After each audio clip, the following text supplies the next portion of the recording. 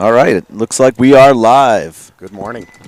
2024 season is about to begin here with Preferred Mob on the red side of the field, Raptors on the blue. Here with my good friend Matt Falby. 10 seconds. We're here for the One Mission NEXL event. This is the D4 bracket today. Today's your day to help out Cam and his fight against leukemia. All right, here we go. Camera looking crisp. Raptors into their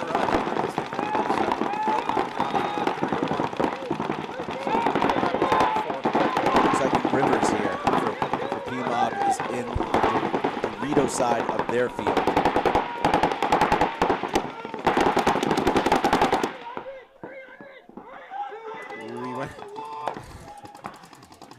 Yeah. All right. Pmob player lives that one.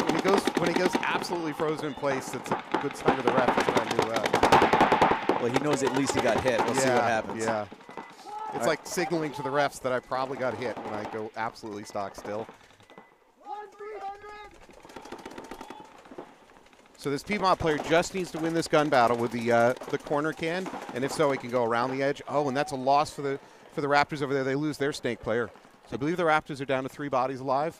I think it's a 3-on-3 right now. So we got a Pmob coming into this Dorito side wedge. We have Pmob in the center tower, and we have Pmob on the far side in what would call the God bunker right before their snake. Okay. Ooh, that's a big loss from the mini temple. That's going to be it for the Raptors. They're going to walk through this. So Pmob looking to take the first point of the 2024 season here. And welcome to it, everybody. Thanks for tuning in. Hope you're playing here tomorrow, if not playing here today. We'd love to have you. Thank you. Again, this is NEXL's event number 1, the One Mission event. We'll be having some cool buzz-offs. We started out the season and started out this charity last weekend at Paintball Wizard at a New England Field Showcase. That was a very big hit. 10 different fields were there from New England, and we started to start this charity. I got to shave Mike Goodman's head. He missed it. Did you really? Oh, yeah. Did he struggle? Did you hold him down? Oh, no, he was happy. Was it a tranquilizer dart situation? And how many did it take? Nope. All of those things were, he was willing. Mike is a very charitable person. Oh, he is, yeah. Very generous. So yes, he was very gracious. I think he paid about $800 to shave some people's eyebrows, and it was spicy. Wow. Well, so if you don't know, the reason that we're doing this is a longtime member of our community, Anthony Montoya, and his father, Butch Montoya, longtime members of the paintball community here in New England. Unfortunately, Anthony's son, Cameron, has been stricken by leukemia. And this community has been great about rallying around and trying to help them wherever we can. So if you get a chance today, and I'll give you the link here in a minute, but if you give a chance today, try to go and donate. It really, really can help. All right, so we have New England Storm on the blue side and Massive Sack on the red side. So you might say to yourself, that is an interesting name.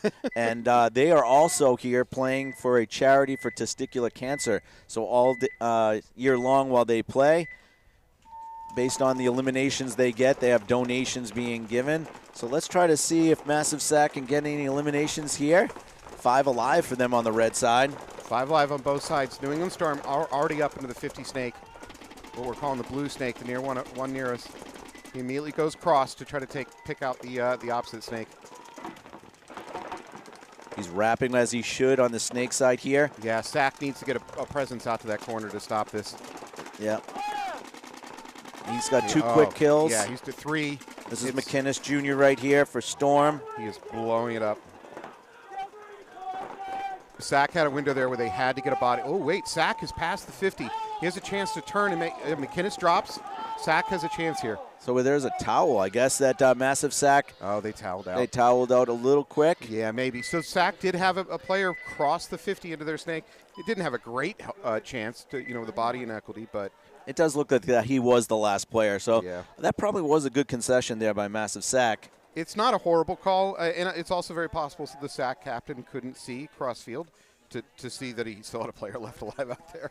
So, by the way, if you get a chance, Massive Sack is working with the Testicular Cancer Society and Dartmouth Hitchcock Health. If you get a chance, you can go to go.rallyup.com /balls. I had to say that on air. Oh, yeah. And, It's awesome. or go.rallyup.com/baby. I don't like saying both of those in quick succession, but it is what it is. And maybe you can donate. You can also text balls or babies. Why are they doing this to me? Yes. Text balls or babies to 33100 to help give per each elimination Massive Stack gives. Oh, my God. All right, so Pmob's up 1-0, and then now on the blue side. And we've got Raptors over here on the red side. They're doing a little dance in the start box. So looks like we have 5 alive for both squads. Pmob a little more conservative, not trying to get into this this snake on this side, but we're calling the blue snake, which is near us. They hold up at that D. Now, I don't see the Raptors putting a stream through that little gap that would stop from jumping into the snake. I think the Pmob player has a chance to move, and he's not doing it. This is a good job right here by the Raptors. What player here is number 23? Is it Hollis? Justin Hollis. He's got a free kill there. Yeah. Does he catch that snake move? Yep, second kill right there. There you go. Nice. So Justin Hollis is making some work here. He's got all 3 guys in front of him now. If he could just get up a little bit higher, he's got the home. He's about to have a very close encounter. Ooh, who sees who first? Justin Sarum. It's going to be a trade-off. It's going to be a trade-off. Still, Hollis did a ton of damage there. At least 4 bodies. I believe that just leaves the home. Prefer Mob with just the home left. No, they have this little wedge, too, so there is 2. Yeah, you are correct. The little mini wall. Yeah, Raptors have at least 2. I think they have a snake presence, too, right? I am not seeing it. I think we may be looking at both teams basically playing up the middle of the field. 2-on-2? Yeah. Yeah, 2-on-2. Wow. We were so focused on what was going on over here in the snake with Hollis. I don't know what happened in the backfield. Raptors must have dropped some bodies. That is unfortunate because they had a great opportunity to win this game easy. So right now it looks like a 2-on-2. Raptor player just moving from center tower to his snake side tower. Pmob home player wisely bouncing off that mini temple, trying to spread the field. Where's their second player? He was in the mini wall. And then I think he's going to either... It's in the God, maybe? He's gone full ninja on us. Snake corner, maybe? I don't know. There's no movement, no shooting. So if you're at home, you're getting a taste of what it's like to be on the field. It is so hard to find your opponents. Even up here in the booth where we have a massive visual advantage, even we have a hard time. That might have been the last Pmob. Yeah, I think the other Pmob player took a walk while we weren't watching. Should we be doing that? Should we be watching the field while we commentate? No, we got to be entertained. Justin Hollis did some damage there. Raptors are going to win that point and tie it up. Well, Hollis's efforts do not go to waste. He had a fantastic game there. Definitely eligible for star points at some point today, whether that's this game or not, I'm not sure. This is a committed star match, so we are starting off. So with everybody playing on this field at least once, these are ripping off committed star points right from get. So good job, Justin Hollis, right there. 2 things. Hi to David Tufts. I know you're down in one of the Carolinas now. Nice, yes. It's awesome that you're still watching. Great dude. Was great for this community. Sorry to lose him to moving down south. But number 2, Patrick Lehane. If he's telling the truth, he's watching from Austria. What time is it? Ask Pat what time it is. It has got to be real late. I would say probably like 7 hours ahead, isn't it? Yeah, something like that. Wow. We got to remember it's pretty early in the morning still. So, well, he's not nighttime. He's afternoon probably. You heard it here first, folks. Patrick Lehane on the run from the law. He's now in Austria. Not sure how he's going to make it. Pat, don't use your credit cards. Okay? Just cash only. All right, so we've got Storm on the red side now in their new red JT jerseys looking fresh. And you've got Massive Sack over on the blue side. Again, playing for testicular cancer. I'm going to mess that up a few times today. Massive Sack being led by Eric Dyke, one of my ex-teammates from Poops. Shout out to him. Good luck. Do I see blue jeans. Yeah, he said he forgot his pants, and I was like, I'll try not to make fun of you. And he's like, you made fun of me last year. And I was like, damn, I don't remember that. Is that Riley? It's Saucy. I think it's right. Yeah, it's Riley. Yeah. I was like, I'll try not to make fun of you. I apologize. Here we go. All right, so Storm is up 1-0. McInnes had a really good point. Massive snack directly into their snake, which is great. Unfortunately, they do lose their player heading left to the mini temple. So they're down a body already, but they're in good position in the snake. I don't think Storm has any snake presence, although, well, they're beginning to. Good move up. Who is this right here? Massive sack, real aggressive. Gets the home Number out on their 22. side of the field. Oh, does he overextend? He doesn't. Yeah, he does. No, he takes a bounce off the head. He's getting a check from a ref. He isn't aware of that mini temple, and he pays for it. Sly Salmon. Or Sly Slammin'. We got some nice battling going over on that side. Storm does take him clean, it looks like. Massive sack, very aggressive this game. Just like aggressive cancer that they're trying to fight. Ooh. Tie-in. Segue. Yeah, segue. What Storm player is that on the D side? I'm sorry, on their snake side. Doing a really good job. Does get eliminated, though. You cursed him right there. Yeah, sometimes you got to do it. And the last massive sack player walking off, it looks like Pluchek is just going to walk it in for Storm. All right, let's see who that player was over there for Storm, though. Kind of broke open the game. There was a player actually for a massive sack on their side of the field, Storm, and he bunkered him clean and took their side of the field. So obviously we got a blue side and a red side, which is actually really cool for visually for you viewers to see. This field is an asymmetrical field, so the bunkers aren't completely mirrored. They're mirrored diagonally, I guess. Yeah, generally fields are mirrored at the 50-yard line. In this case, it's mirrored right down the middle of the field. It's a very unusual layout. I've got to say, I've been talking to players, at least up at AG, and not all of them like it. No? No, they're very confused by it. Just like any layout, once you understand it, it does play a little bit better. And having practice for Vegas with the Heroines, played the event with Heroines, and then watched 2 or 3 rotations at the last several weeks, I don't know if I would like it because it is communicatively hard to play, but I like watching it. I love it. Granted, I'm not playing it, so maybe it's Correct, easier for me to love it. But this harkens back to the old days when fields are a little bit more creative. I feel like, for good reason, field design has been a little bit, I don't know, vanilla the last few years. Right. It's well made these days. The fields are very well made. They're very well balanced. But there's a lot of repeating themes, and this has none of those repeating themes. All right, so Raptors now are on the blue side, Pmob on the red. Pmob got a really good jump. Yeah, great. So Pmob did a good job getting to their snake off the break. Frankly, there's a gap between that mini wall and this first snake beam. If you don't take it off the break and you're playing against a good team, it's very difficult to get through there afterwards. So good work by Seamer. Takes it on the run out. Pmob did lose their other side. Ref going in to check the home over here on the Raptors. Never good when you see a ref running. Calls him clean. Calls it rub. Raptors did a good job to take their Dorito side over there. Shoots out the Dorito side for Pmob. So 4-on-3 for Raptors. Raptors had a body peel off from their Dorito there over on the blue side, and they lose their middle player. Raptors losing too many bodies. They do have good snake presence, but he's kind of out there on an island right now. Where's the third Raptor? So we have a Raptor in the corner over here on the blue side corner. We have one at home, and we have one in their snake. Pmob loses another body, so it's a 3-on-2 for the Raptors right now. Now the Raptor snake takes a walk. Looks like he got clipped on maybe the hopper. 2-on-2. Or shoulder. Corbett got a little aggressive. So now Pmob is a 2-on-1. Yeah, they just got to find him. Raptors now, the only player they have is in the Dorito 2. Pmob player actually does a drop back, so maybe they're not aware of the body situation. At the same time, we go ahead and see that Raptor move up into the Dorito over to the snake side. He's a good, yeah, I can see the Pmob home bunker searching desperately, looking for other bodies. They definitely don't have a great handle in this situation. Again, I can't blame them. It's hard out there in the field. Oh, it's going to be a 1-on-1. Wow. This baby's going to be for a coin. Yeah, definitely. So we got a 1-on-1. Nice. Was a 1-on-2. The Raptor takes that player out. We'll have to find out what Raptor player this is. Number 22 from Pmob is back into center home.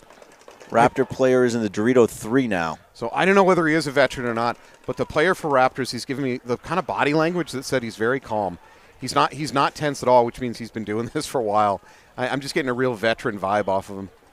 I want to see if the Pmob player picked him up or not. If he shouldn't shoot his gun right now.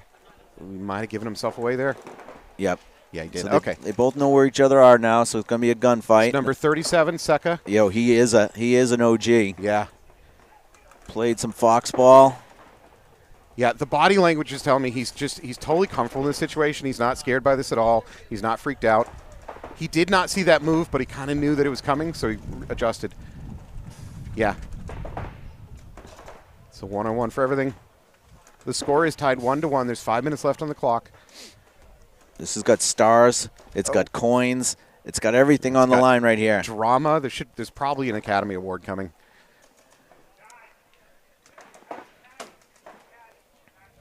And he's changing position. He's going high, going low. So the advantage in this situation goes to whoever can get their gun post up. Because, oh, we just got in the splash zone.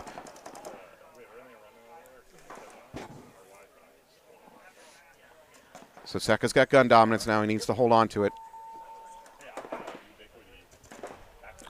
Don't give up gun dominance. If you're in this situation, you get gun dominance, meaning you've got your gun up and the other guy's tucked in. Don't give up that gun dominance if you don't have to. It's much harder for the other guy to fight his way out into your stream. All right, so we got a 4. Oh, maybe. Nope. I think the mob player is reloading. Actually, they're both reloading. Under 4 minutes now in this match. I think the only move here, Seka could maybe get gun dominance and bounce to the left of that tower to come up with a surprise shot. Maybe. No, I think they're committed. Yeah. Wow, great game from Seka. I don't care whether he won or lost. Put him down for a star. That was fantastic. So, is that a mutual, or did someone tell? I think that's a mutual. Is it a mutual? I'm gonna double check right now. Wow, that is a great game. If you're tuning into this, you got one of the better games to watch right off the rip. Yeah, we got a mutual there, so Seka and number 22 from Pmob. We'll have to find out his name. That was a great game. Good work on Seka. That's a no point. Wow. When are we putting this behind a paywall? That was too good to watch. We can't be giving this away for free. It's too early in the morning. Kidding me? Wow. All right. Unfortunately, nobody gets a coin for the one-on-one because no one won the one-on-one. But True. But they both deserve some committed stars to get a no point for their team, especially Seka, who was down on a one-on-two. Oh yeah, and again, I watched his body language. It just screamed to me a player that really was not freaked by this situation at all. He's been here, he's done it.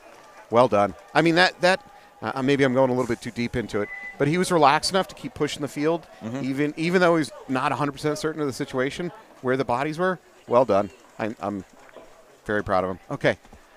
This guy was playing today. I'm coming for Mike Zerp says he's coming for coins. Is Zerp playing today? Not playing today. Okay. Actually, he might be coming up tomorrow. I don't know if he's playing with Enemy of the State, but there's in Straza from Wolfpack's coming tomorrow, so I wouldn't be surprised to see Zerp coming up here tomorrow. Big push by Storm up the center of the field. Storm's also into the snake. Massive Sack has a good breakout as well. 5 alive. Massive Sack a lot more conservative this game than they were the previous game. Previous game, they were sending bodies all over the field. They still have someone on their Storm side of the field right now. They do. You're right. He catches them off guard. Does he get the snapshot? No, he loses the gun battle. No. What Storm player is that in the center? Let's see if we can get number 3. Is that 03 or? I can't tell. He's got his pack covering it. He's wearing his pack high. Must be an old man pulling the pack up high. Good. There you go. Play right there by number 8. Yeah, Storm's going to close this out quick unless Massive Sack can come up with an answer. McInnes has had 2 good points now. Sack does push forward to that Dorito. Does it clean? No, and then he takes a walk from behind him in the mini temple. Massive Sack does have a player in that Dorito. He's going to have to win a gunfight. I say that he dies. Hey, Alex, can we pull the toy out and see who's in the center? Zoom in on the center player. Get me a number. Are we going to the NEXL Skycam? Ooh. There's number 8, McInnes. And number 3. Storm's closing it out. Lines. Yep. Massive Sack was much more conservative that game. It really didn't work for them. The previous game, they were sending bodies into the snake really willy-nilly, and it almost paid off. That's a shame. That's a shame. So Storm's going to go up. Is it 3-0 or 2-0? I think it's 3-0. Should be 3-0 if I'm not mistaken. The big key to there was Lines in that center picking up the Massive Sack player that got all the way down on the snake side for Massive Sack. So good job, Lines, picking up that kill, and that allowed McInnes to come over here and get a couple kills themselves. And so for Lines, that was a great snapshot. He was not aware of the player just off to his left. The Massive Sack player had the first visual and the first chance to shoot, and he unfortunately didn't win that gunfight. All right, we've got Pmob now on the red side. A 1-1 tie. Is that Storm 3-0? Scoreboard check. It's okay.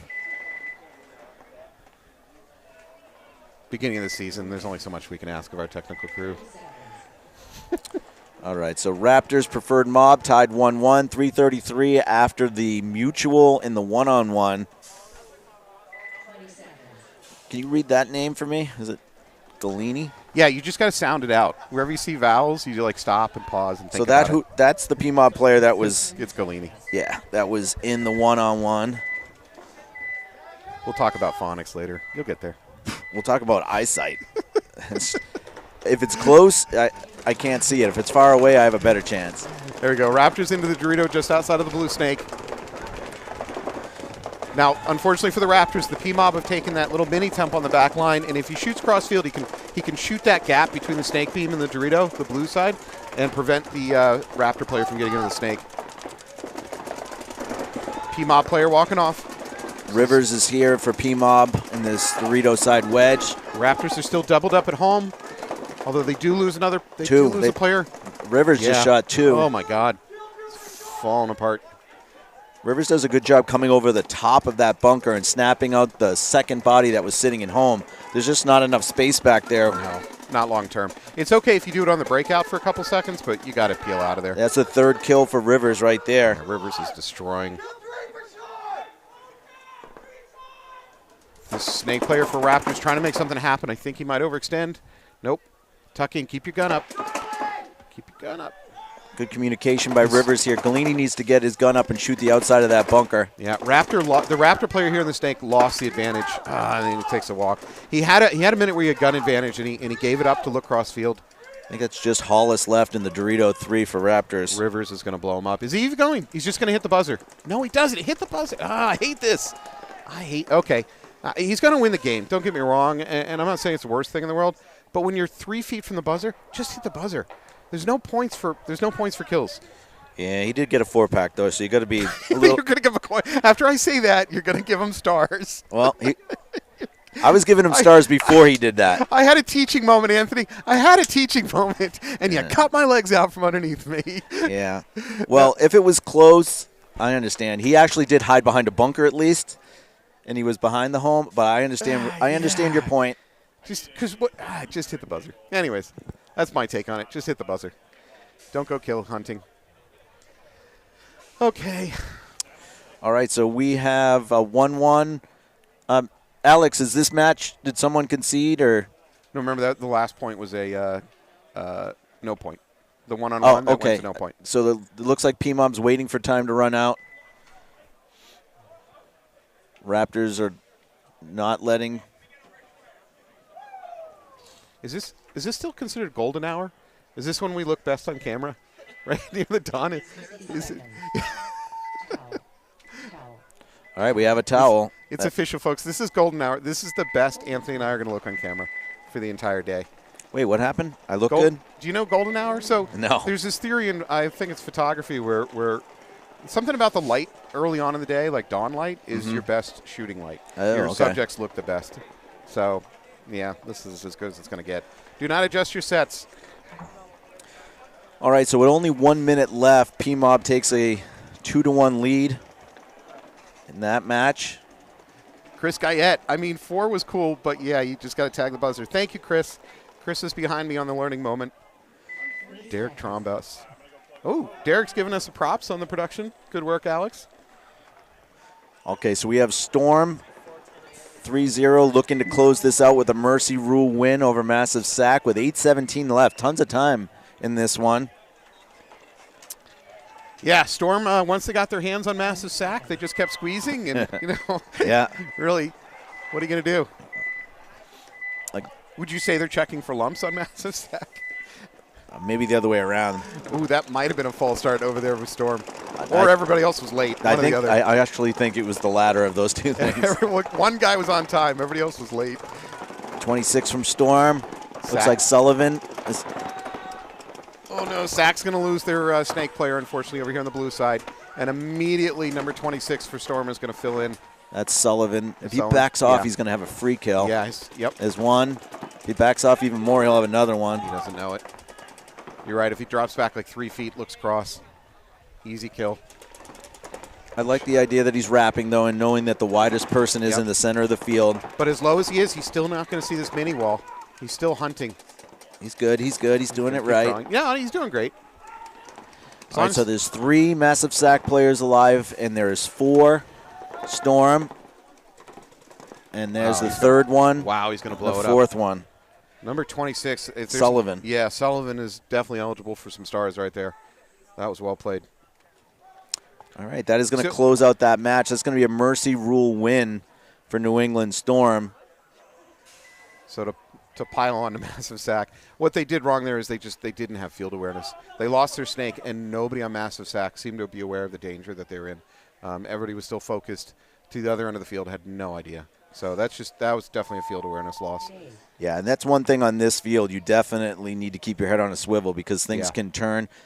The key to this field is turning the field. And when you can do that quickly and the other team can't realize and react, then you can really capitalize. So good job, Storm. The first Mercy Rule of the season. Massive Sack, again, for those that are just tuning in, is a new team. They're a charity team out there for testicular cancer. Yeah, I'll repeat. God, don't make me repeat this. All right.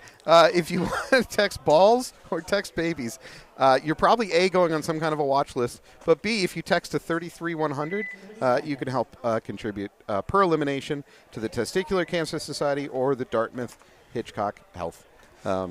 Yeah. Alrighty, before we get back to this point, I do want to wrap up the stars from that last match. Storm going 4-0, so all of them coming from the Storm side. Three stars for McInnes Jr., 2 stars for Sullivan, 1 star for Lyons. So good job, those guys. They really are. You're going to do a lot of damage through these 2 sides of the field. And Sack is a newer team. Absolutely. I think they have less veteran players, so. Hollis looks like he takes this. Wow, great push out by the Raptors. Actually, Pmob matches them up. Both teams are basically the identical parts of their snake. Man, I thought there's a chance that Rivers from Pmob got shot in the back. Number 16 here from Raptors was shooting down on that beam. Rivers is eliminated. He mutual with the Raptor player there. The far snake is now cleaned out. Oh, they fist bumped. Good sportsmanship. Here we go. Hollis is in the best position now to do some damage. Oh, there we go. Pushing up. Oh, too much. So Raptors attempted to push up the middle, number 26? 16, I think. 16? And just too slow, too casual, and he walked right through a stream.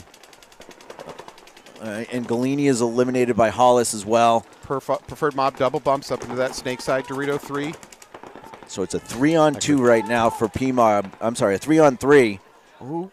Uh-oh. A little too adventurous. He's going to get blown up. That was Siki, another player coming straight through the center. That was an interesting, what do you want to call it, sense of urgency from the Raptors? Oh, that because of the time. Yeah. Okay, that makes sense. Yeah. All right, so Raptors had a sense of urgency. Appropriate. Actually, there was only a minute to start that point. How many times in the last couple of seasons, being up here in the booth, have we watched teams in that kind of time situation just sit and let the clock run out from underneath their feet? So, Raptors, good on you. I'm glad to see teams doing what they're supposed to do. Alrighty, that set is wrapped up. So let's look at committed stars from that side. So, Pmob does win. Mm-hmm. You had Galini that had a great point or 2. He was kind of the center player holding it down and putting it together for Pmob. Rivers had that 4-pack. Yeah, the Raptors had Seka and Hollis doing some work. So we got to narrow that down to 3 people. What do you got? So Emotionally, I want to give Seka a big shout out because of how well he played, and I know that ended in a tie. But I have to give him at least a 2.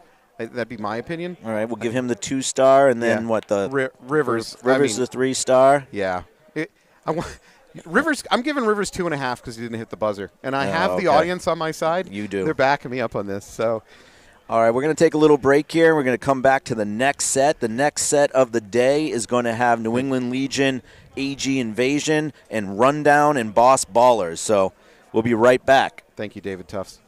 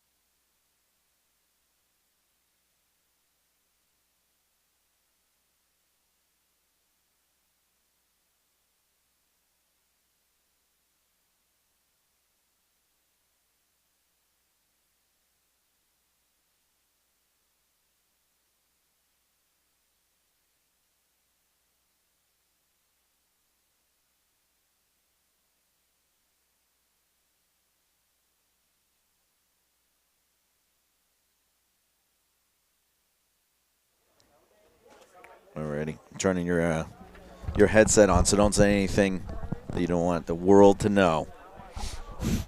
Have you ever known me to have a filter on what I say? No. All right, we got AG Invasion, a newer team over here on the red side. We're in the cool, almost like BC Eagles type. Yeah, definitely BC Eagles. I will not call them a newer team. Now, they might have some newer members, but they definitely have some. They've been around for a while. They're not. Yeah, they've been around for a while. Guys like Kurt Lyons, one of the real veterans, certainly in the AG scene. You got Ashton Provost, great dude. Kyle Menard, another great dude. I don't want to disrespect anybody who I forgot to mention, but those guys I want to shout out. All right, Legion is always a playoff team. Yeah. They're over on the blue side.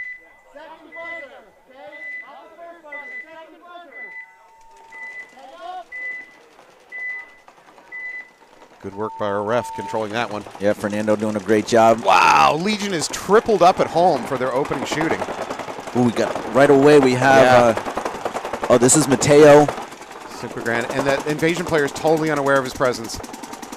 He's about to get stabbed. The Invasion player. There you go. Good patience by Mateo. He just needs to wait for him to reload. Do him now. There you go. Beautiful right there. That's exactly how you do it. Shooting 3 players. That's 3. That's 4. Wow. Dare we say star? All right, Mateo, who's been playing 10-man with Casey's team. Oh, man, I'm drawing a blank on the 10-man team. I apologize, but Mateo's been playing a lot of 10-man, and right there. You speak about Casey Martin? Yeah, well, I forget his 10-man team's name. I don't know. Did you hear that, Casey? Did you hear that we're so emotionally uninvested in your journey as a paintball player? He's in a reggae concert up at Sugarloaf right now, so he doesn't count. Wait. Is he performing at the reggae concert? Yeah, definitely. Casey. All right, great job there by Mateo. Shooting he actually shot the players he needed to shoot in order in which he needed to shoot them. So I love that little moment at the snake here where he knew that the other player was, 3 feet from him, and he really waited till because most players would have just popped up and blown each other up, and which isn't horrible, but it was would have been a squandered opportunity. So he paused, I assume waiting for a reload to happen, and then just went, and he blew it up. Well done. Golf clap. All right, we have Rundown and Boss Ballers right now. Boss is on the right-hand side. Boss Ballers out of New York. They're associated with Boss Paintball Products. They made some good bolts over the years. All right, we got the Rundown, who I think might also be from New York. Rundown into the blue snake off the break. They're also into the red snake. Well, they're the Dorito and the red snake. Uh-oh. He's going to come around at the wrong time. Unfortunately, a penalty being called on that Boss player that's in the center. He got shot in the pack and I guess didn't know it. Just a yellow. This Boss is down to 2 players. You got number 23 here for Boss Ball. He's trying to hold up the snake. Oh, they're going to run through. He's got to get his gun up. There you go. He's got an elimination, but he's lost his back player. It's all him. And he's eliminated as well. And that is a Montalvo. Mr. Montalvo, good game. I know you got overwhelmed there. Wasn't your fault. Go yell at your back players. All right, good aggressive breakout by Boss Ballers. They went right into both snakes pretty much off the break. Paid dividends. I mean, the game changer was got to be that penalty, right? Yeah, and I mean, it definitely didn't help anything. You know, you got not only do you have your back player get pulled from the center, so those are the eyes and your connection for both sides of the field, but another back player gets pulled. So now you have just 2 players left, one who's fighting for his life over here in the Dorito wedge. Chris Townsend says that might have been the play of the tournament. I'm not sure which play he's referring to, but Chris is a smart guy, so I think he's talking about Mateo's play. Okay. The delay and then go. Oh, we got Tyler Coleman coming out. So looks like Mateo's back out. Tyler Coleman. Oh, Jeremy Hersey's out there. Hill. Jeremy Hersey. There's a lot of veterans out on that squad. That's a veteran name. Tyler's still got some wheels, too. So AG Invasion's on the blue side. Legion comes out in the red. Legion 1-0. Good luck, Tyler Coleman. Even though he's a beginner, according to his APPA ranking. AG Invasion spreads out the Oh, back. he just played like a beginner, got shot in the head. Oh, no. Well, you earn your APPA ranking. Just kidding, Tyler. We love you. AG is way up on their side of the field, coming around, shoots him clean. AG player takes a walk from the back, though. So it's a 3-on-3, I think, right now. Yeah, we've got both mini temples for AG Invasion. I believe. Messier right here in the snake doing some work. And AG Invasion's trying to move up on the other side. We've got Hill right here in front of us. So Hill, well, I think the opportunity's lost. I would have sent Hill to try to dig out this snake player, just dig out Messier. Totally worth it for a trade, but yeah, he's going to go, but he had a better window about 10 seconds ago. I think we might have a one-on-one. Now, another player running off a Legion up the middle. Oh, that might be it then. I think that might be it. So 2 Invasion players left. Potentially going to tie this match up. So Ooh, look at this. We got the new camera view. Look at that. That's production value right there. I'm telling you, paywall, boys. We got to get this behind a paywall. What am I getting paid again? Want to thank Preferred Auto. I'm going to just go over that. Act like that didn't happen. Hey, you're here in an extra day right now. I am. This is overtime. You remember what OT This is the famous, those of you listening at home, working for Boston Paintball, working for Anarchy for years, we had a very generous OT plan, which is own time. You are welcome to rack up as much own time as you want coming into work. Oh, what is going on here? Ooh, there might be a hit on the Invasion player. Major penalty. Oh, no. Did you see a red fly? Yeah. Oh, no. Oh, he threw the wrong flag. We're being told by Corey. Corey is our assistant to Alex. She's angling for Alex's job, but I believe they live together, so that's going to be awkward in the future. But, these things will sort themselves out. So I think that's going to be a no-point minor penalty, pulling the last 2 players off the field. Oof. All right, but not a reverse. I don't think it's going to be a reverse because it was a missed color representation flag. What a missed opportunity for Invasion. They had that. All right, I'm going to go back to another moment in that game, just a little critique. And again, we have God's eye view up here. It's easier for us to complain. But Hill, who was playing for, I'm sorry, I've already lost Legion. track. For Legion, was up here in this Snake Dorito. He really had an opportunity to go bunker out Mercier before Mercier did a bunch of damage. Mm-hmm. And he waited probably an extra 5 or 10 seconds too late. But that time, Mercier got his gun up, pointed down the sideline, and at best it was a trade. Again, it's really easy for me to critique that. When I have way better vision of what's going on. Okay, so Rundown won the first point. They're on the red side now. Boss Ballers on the blue side. Boss Baller, a false start retag, which is totally legal, but unfortunate. And Boss Ballers lose their snake player going into the red snake. They do get into the blue snake alive, though, for the Boss Ballers. Starting to filter up on that far side. All right, Boss Ballers here. I think this might be one of the rum rails in the snake right here for Boss Ballers, but Rundown's he's got a 1-on-2. So he's going to have to win a couple gunfights while still staying tight from that center wedge that's trying to pinch him out. Yeah, I love the location of the center wedge player. He's locked on. Oh, now he switched off. As soon as I say that, he was locked onto the snake to try to prevent the Boss Baller from doing more damage. Oh, there he goes. He does it. He gets aggressive, moves up, pulls out Bradley from the Boss Ballers. I think it leaves 1 Boss Baller left alive. And he's eliminated. Yeah, that's it. So 4 rundown players still alive.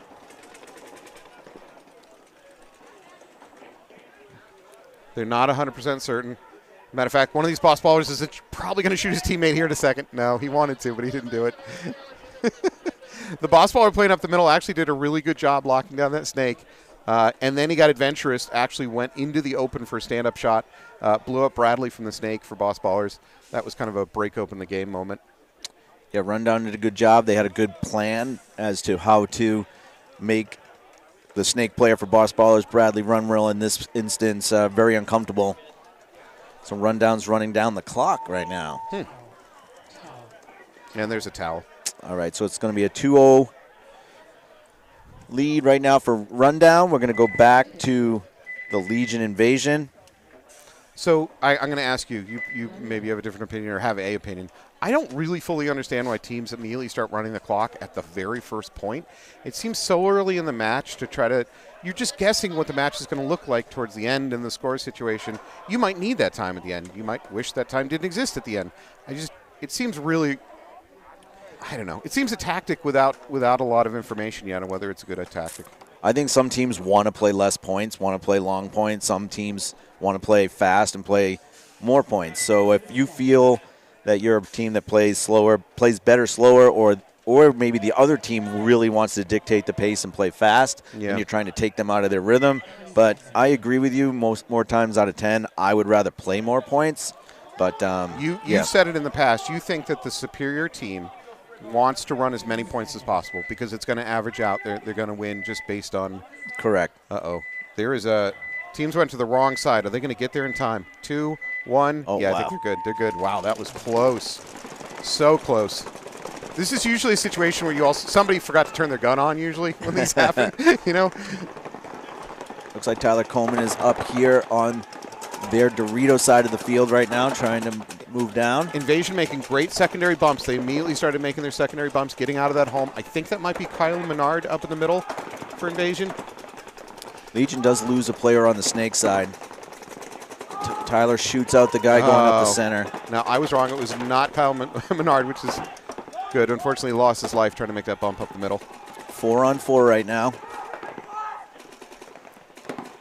Mateo's walking off the field. So what do we want to call this cluster of bunkers in the middle running at a diagonal?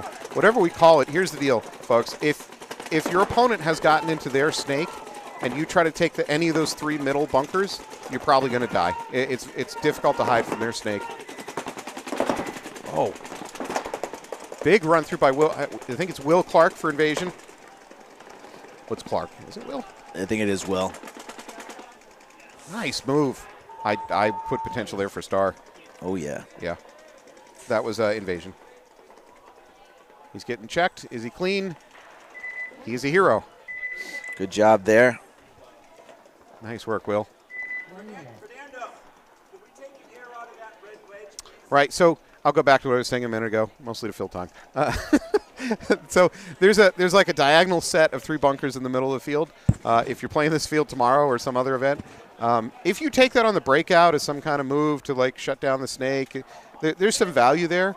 But after the other team has gotten into their snake, you've now put yourself in any one of those 3 bunkers, either the 2 wedges or the middle box, you're in an awful position to try to live from it. The snake has every advantage on you. So get there early, I guess. But, yeah. All right, so we got Rundown versus Boss Ballers. Rundown's going to be on our left, Boss Ballers on our right. We might need a technical stop, but maybe not. Nah, we're good. All right, so Boss Ballers down 2 really needs this point. Going down 3 and a mercy 4 is very difficult to come back from. Rundown going for the Snake Dorito off the break on the blue side. Rundown's also doubled up at home. They didn't push very far off to their left, to the red side Snake. Kind of conservative on that. Looks like they're trying to overwhelm this side of the field. Rundown playing the score a little bit, up 2-0. Yeah, that makes sense.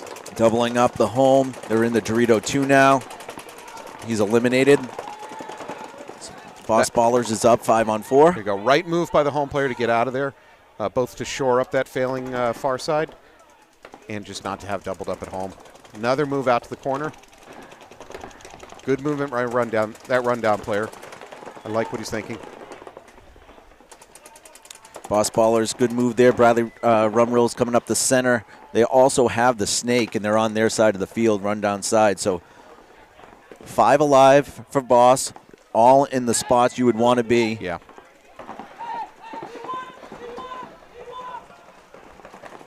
So if you're Boss Ballers, if I could coach you right now, calm down, slow down.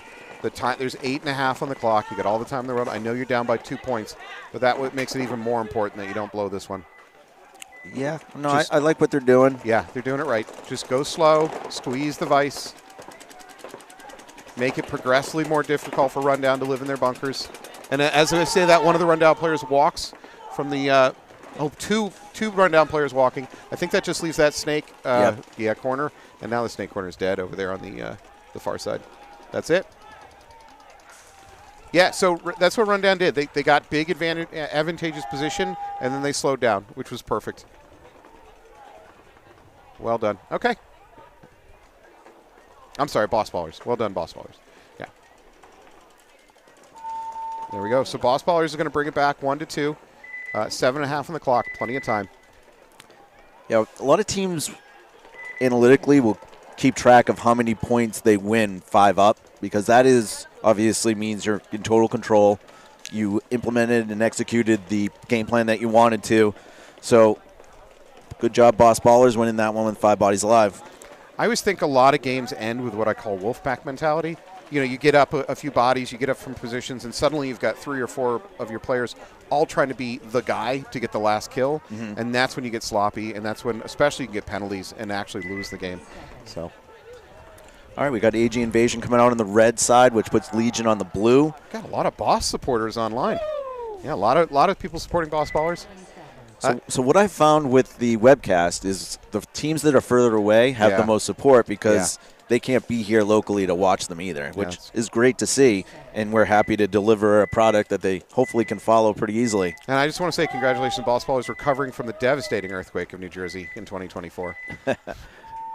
All right, AG Invasion coming up the center pretty hard. Wow, that was a weird run. New England Legion tries to take the snake off the break, gets picked, so they're going to go down to 4 bodies. AG Invasion has 5 alive on the red side here. Ref going in and checking that their snake corner. Legion has a good spread. Now they're starting to make their secondaries. Wow, that's a big run from home into the snake, and he does it clean. That was Hill from Legion. Well done, sir.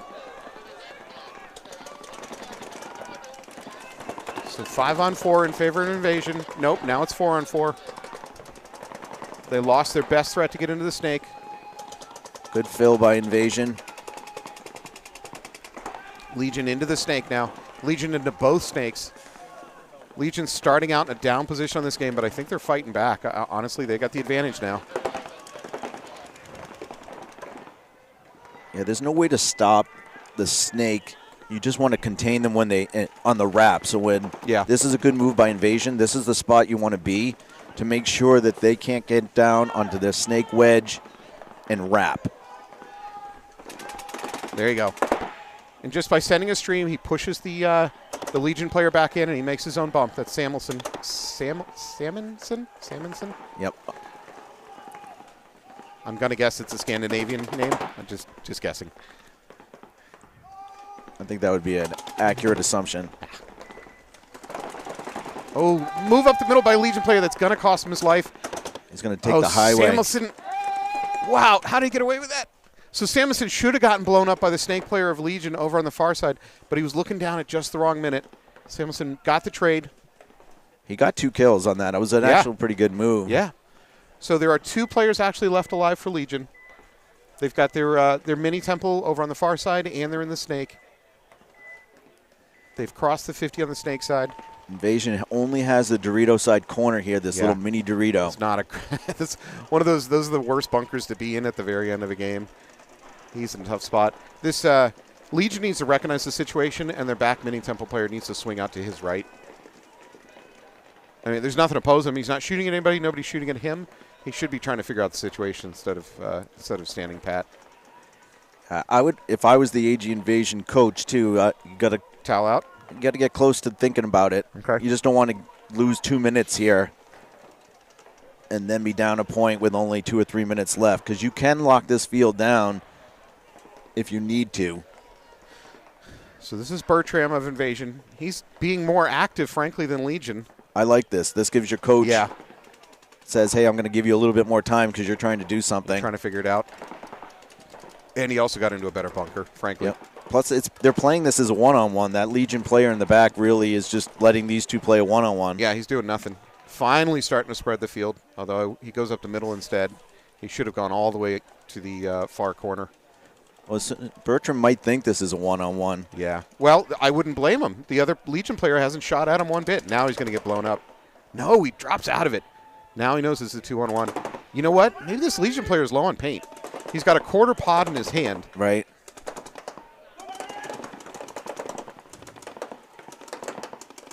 Bertram was playing this pretty well. Yeah.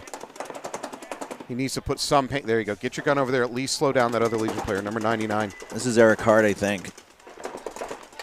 There you go. That's it. All right. Well, number 99. You said that you believe his name is Hart. Yeah, he just started playing again, so he's probably just getting the swing of things, getting the rust off. Yeah. He waited very long. I mean, frankly, didn't penalize his team much. They're going to be up 2-1. They milked some clock out. There's no awful thing to it, but he was real slow to react and to spread the field and finish it off. He did. Oh no, he has a hit. Are the refs calling that a hit on his hopper, or is it rub? Okay. Oh no. That looked like rub though. All right. It didn't look like a spray pattern. Yeah. So Invasion toweled out when, frankly, that was probably going to be a dirty hang. Yeah, I don't think so, but maybe. No. Okay. I mean, there definitely was a lot of paint there, but it didn't look like a blast pattern. Yeah. No. You've argued with a lot of refs in your time, haven't you? To be honest, he was so far out of play. The only time he would have got shot was at the very end. Yeah, well, I thought it was a trade there at the very end. Yeah, and if he'd gotten shot on his hopper, he wouldn't have known it. He would have gone in to hang the flag. I mean, he could have known it, but it. All right, here we go. Boss Ballers on my left, Rundown on my right. Rundown's up by a point. Lots of time on the clock. Ballers into both snakes. No, I'm sorry. They lose their snake runner. Over on their far side, their left side. Good fill over there by, I think that's Rumrell that's over on that Dorito side corner. So I think we may have Bryce. I think we may have Bradley again here in the snake for Boss Ballers, number 20. Rundown is set up in a similar position the last time he was in here. No, and they lose that wedge in the middle that really would have locked down the snake. That's actually a big loss for Rundown. So now it's a 4-on-4. Oh, there you go. Good snap battle win there by number 19 on Rundown, taking Bradley out. That's a big kill. Boss Ballers do try to fill in the Dorito, and he pays for it. And he gets another kill, too. This might be a third one out of the home. Yeah. So this is Hernandez for Rundown. Boss Ballers, you're down by one. And, the Boss Baller play. You got to towel. Towel quick. Boss Ballers save the clock. Someone is maybe asleep at the switch for Boss Ballers. You got to towel out right now. Is there still one in the corner? There is, but he's done. Gotcha. He's in so much trouble. Yeah. Maybe he's the superstar. Maybe the Boss Baller coach is like, nah, that guy can take a 3-on-1. Was it a 3 or a 4? It was bad, whatever it was. It might have been a 4. Yeah. Good job, Rundown. So it's going to make that a 3. It's 3-1, right? Yep, 3-1. Yep. Going back to Legion and Invasion. These are both tight matches. With 20 teams here today, you're going to see some good talent. You might see some newer teams that are out here getting their feet wet. So either way, it's great to see 20 teams showing up for this. Oh, we're getting some Jennifer Montresor. Yeah, it's Tim's mom. Is it really? Chris Covey, come on, boss. I know you can come back from this, and you have plenty of time. Badass run, okay. Yeah. Matt Engels. Thank you, Matt. Yeah, definitely miss Matt on the scene. Yeah. Hope you're doing well, Matt. Good dude. So we've got Legion on the red side, AG Invasion on the blue side here. AG Invasion down a point. 4.5 on the clock. AG Invasion, big aggressive run out to that red side Dorito to their left, and they're going into both snakes. So 5 alive for both squads. Legion has 3 across the back, 1 on their snake side, and 1 up the center in the tower. Percy's going to get, I think he's got eliminated. I don't love those middle towers. I don't think they're good bunkers. Having walked the field ahead of time, once the teams get into the snakes, you are in so much trouble in those towers. Yeah, it's really just a bump play, or if you're trying to delay and shoot off the break, and you have to go forward to get protected. Yeah, but even then, where do you go forward? Where you go forward is in this cluster of 3 middle bunkers, and those are, again, awful to live in if the snakes are hot. And the snakes are going to be hot on this field. So, I don't like middle play on this field. Once you get in there, you just got to get sneaky. You can't post up on somebody. Yeah. Once they know you're there, you need to just move around. And that's going to be a trade. Those little towers allow you to I'm sorry, those little beams in between those allow you to get sneaky. Yeah. Good move by Hill. So Invasion's doing a really good job, not just of pushing, but, oh. That's going to be a trade. Even after they lose their front players, their back players are filling in and keeping the matter pushing forward. That's going to be another trade. Wow, there's 3 trades in this game. 1-on-1 now, maybe? Yeah, we got the blue snake over there hot for Invasion. I think we got Legion in the corner in there. Oh, no, and the Legion player takes a walk. I think Invasion's going to tie this up, 2-2. Going to see who that is, who wins that last little snap battle over there. Get this number off of this Invasion player. Let's go to the patented NEXL Skycam. Is it patented yet? We need to patent it. It might be just as good to get this view, yeah, as he's coming in to get the buzzer. Number 55. I believe they towed out of that one. So I didn't see a buzzer hit. So, all right, good work for Invasion. They're tying it up 2-2. It's a brand new ball game. All right, we're going to have Rundown Boss Ballers next. Rundown is in a great position, 3-1. There is 6 minutes on the clock. That's certainly enough time for a comeback by Boss Ballers. No, it definitely is. For those just joining us, we are here at the NEXL Event 1, the One Mission event, to support Cam.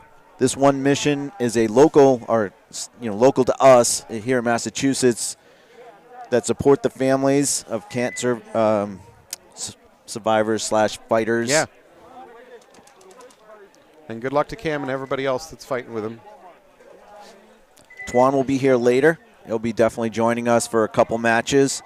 And we have a barber coming up. She's going to be cutting some hair today for charity. We're going to hit our goal, or double our goal, actually. Our goal was 5,000. We're going to hit 10,000 today. Yeah, I donated the other day. I think we were already at like 9,000. Nice. Oh, no. All right, so we just had some confusion. So we have 2 fields running here, and the other field's buzzer went off at about the 5-second mark, and Boss Ballers unfortunately jumped. I can't really blame them. It's unfortunate, but I can understand how that happens. Fernando's doing a real good job. No, there's a minor on Boss Ballers. They're going to go down to, I think, 2 bodies left. Oy, not what they needed. They're down 3-1. There's 3 bodies for Boss still alive. One in the snake, one in the snake side temple, and then one in the home. And Rundown's down to 4. So there's a chance. If that snake player for Boss can get down there undetected, there's nobody on the Doritos side for Rundown. True.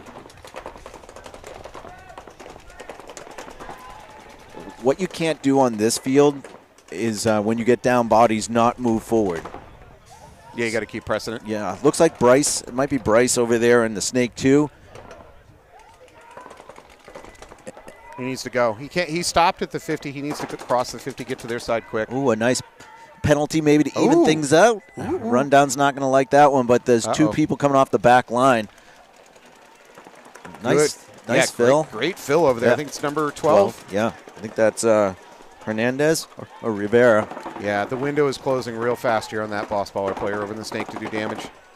Well, he's going to look over here. If you can get a quick one, but 35 might shoot him instead. Yeah, he's going to blow him up. Yep, he does. There it is.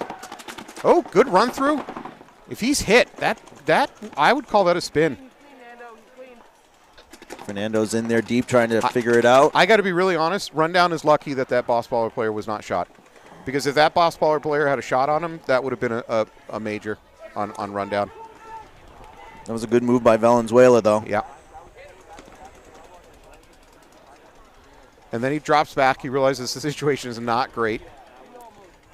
He might be able to get lost, too. But Bradley Rumrill just needs to kind of hold the fort there and not get shot.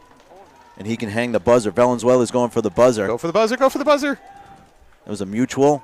And Valenzuela, good job. Yeah, there's some star potential there. So very actively thinking, because after he bunkered and moved forward into the snake, he realizes that the situation was not great for his team. He actually backed off, kind of let things stabilize for a second, reassessed, figure out what's going on. And then he said, yeah, okay, I'm safe. I'm going to move ahead. Closes out the field. I don't know, did he shoot the last player? No. That was a trade over there? Yeah. Okay. Yeah, well played. Yeah, that was a definite high IQ play, so good job. Justice. We're going to say freak, yeah. Eric Venezuela, Romero. Now, it was a good move. Kept them in the match. So was that bring it 3-2? Yeah, it'll be 2-3. Still the advantage to run down. To run down. Yeah, to run down. Saw a peek in by Jimmy Fan. Hello, man. Saw Ben Twitchell just comment. Haven't seen you in a while. Miss you. An old-time boss baller. Man, looking around, it's just packed in here. Wow, look at the crowd out there. Yeah, it's crazy. Wow. Are we charging for parking yet? Man, parking is definitely always. How long have you been doing this and you haven't figured out how to monetize every last bit of it, Anthony? No, I don't care about the parking as far as monetizing. I wish I had a little bit more parking. Yeah. But we just got to pave those wetlands. Yeah. 200 cars is not enough. All right, Legion in the snake. Nice counter move by Invasion. Gets into their own snake on the far side. Again, not good when a ref is running in for a check. Mateo's in here doing work again. They'll see if he got a bounce. Nope, that's a hit. Good shot right there by Invasion, getting Mateo out of that spot. I believe that came from the other snake. It did. Yeah. Oh, another player walking off. Looks like Tyler Coleman's walking off for Legion. That's a good towel there by Legion. Yeah. Giving themselves a chance with 156. Good work, Invasion. So that puts Invasion up 3-2. Did they start down 2-1 at one point? I think they've won a couple games straight here. Correct. Yeah, they were definitely down at one point. All right. So Rundown put themselves in a situation where they have to fight for it. They were up 3-1, and they actually had a body up, if I believe, at one point in that last game. Unfortunately, they lost it, and now they have to. I don't know. What do you do? If you're Rundown, do you sit? Do you spread wide and sit and force them to come at you with 4 minutes on the clock, or do you attack? I mean, I would attack at least on one side of the field. Choose which side of the field you like, because one, that's going to put the pressure on boss ballers to react to that. Excuse me. And this whole field, to me, is about turning the field and reading and reacting to what the other team does. So you either slow them down by being aggressive on that one side, or if they don't even see you go in there, sometimes it's just, game over. All right, here we go. Boss ballers have 5 alive. Boss ballers spread. They don't really push up. They just spread. Rundown has that move that they like to do, which is get up into this wedge, the center wedge, and post up on the snake. So, again, like you always say, we have the eyes in the sky up here to see more. What I'd like to see is, so if boss ballers can push their Dorito side, which they're doing right now, there you go. It should turn this guy's gun right here that's pointed at the snake. Because in a second, he's going to get shot in the back if that boss baller makes one more bump. I agree. He just needs to get up in that next wedge, look inside. He's going to blow up this gentleman in the middle for Rundown. But I don't know if that's Valenzuela, but he needs to make that move prior to them trying to get in the snake. So if he sits in that Dorito 3 right now, that's a mistake for them. So now there's a snake from Rundown. Yep. The gentleman for boss ballers over there in that D3 he was real aggressive getting up to the D3, and now he's gone passive. Now he's just kind of sitting behind his gun, shooting at bunkers that aren't shooting at him. Maybe he was given a mission by his coach, said do this. If he was, he missed the opportunity to shoot the player for Rundown, making that bump into his own D3. He at least communicated that he did get in there. And now he's getting checked, and now he's pulled. I'm sure. Don't get me wrong. I'm sure he's still a better player than I am, but I don't like what he did out there. He had an opportunity to win the point for his team. Yeah. Again, maybe a coach said, go to D3, turn your gun to the right, and just sit on it. I don't know.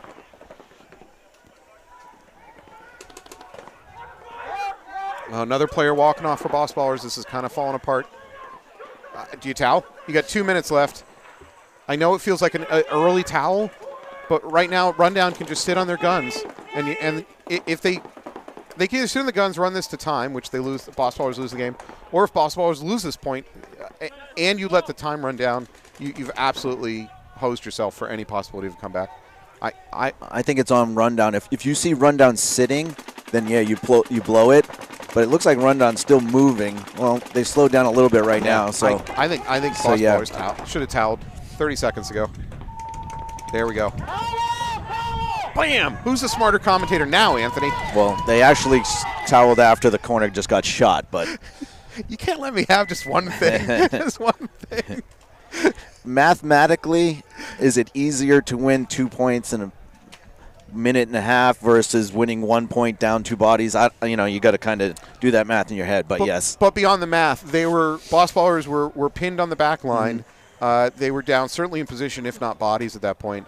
I love having faith in your guys, but I also have some faith in the reality of the situation. Yeah, absolutely. So it would have don't get me wrong, it would have felt very aggressive to his own team if the coach flagged that one at that point. His teammates would have come off going, "Why did you flag it? I was just about to make a big move, bro." Right. But nah.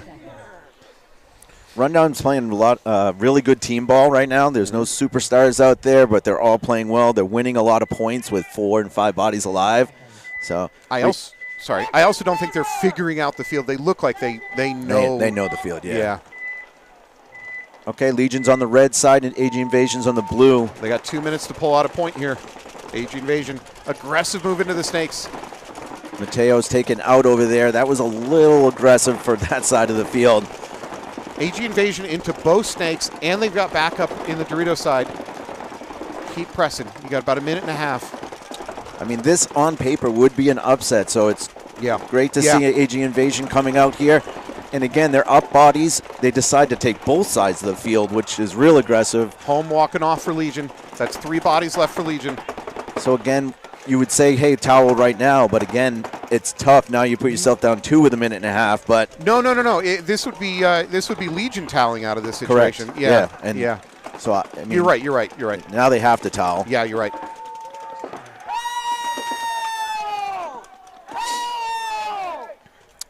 Great job by Invasion there. Now you're up 2 with a minute 10, and you're just going to definitely sit on these points. So there was no wasted time there by the Legion coach. No. He saw the situation. He gave it an extra second or 2 to see, well, maybe they'll pull it out. And when a body walked off, he went, nope, towel. Yep. He saved the time.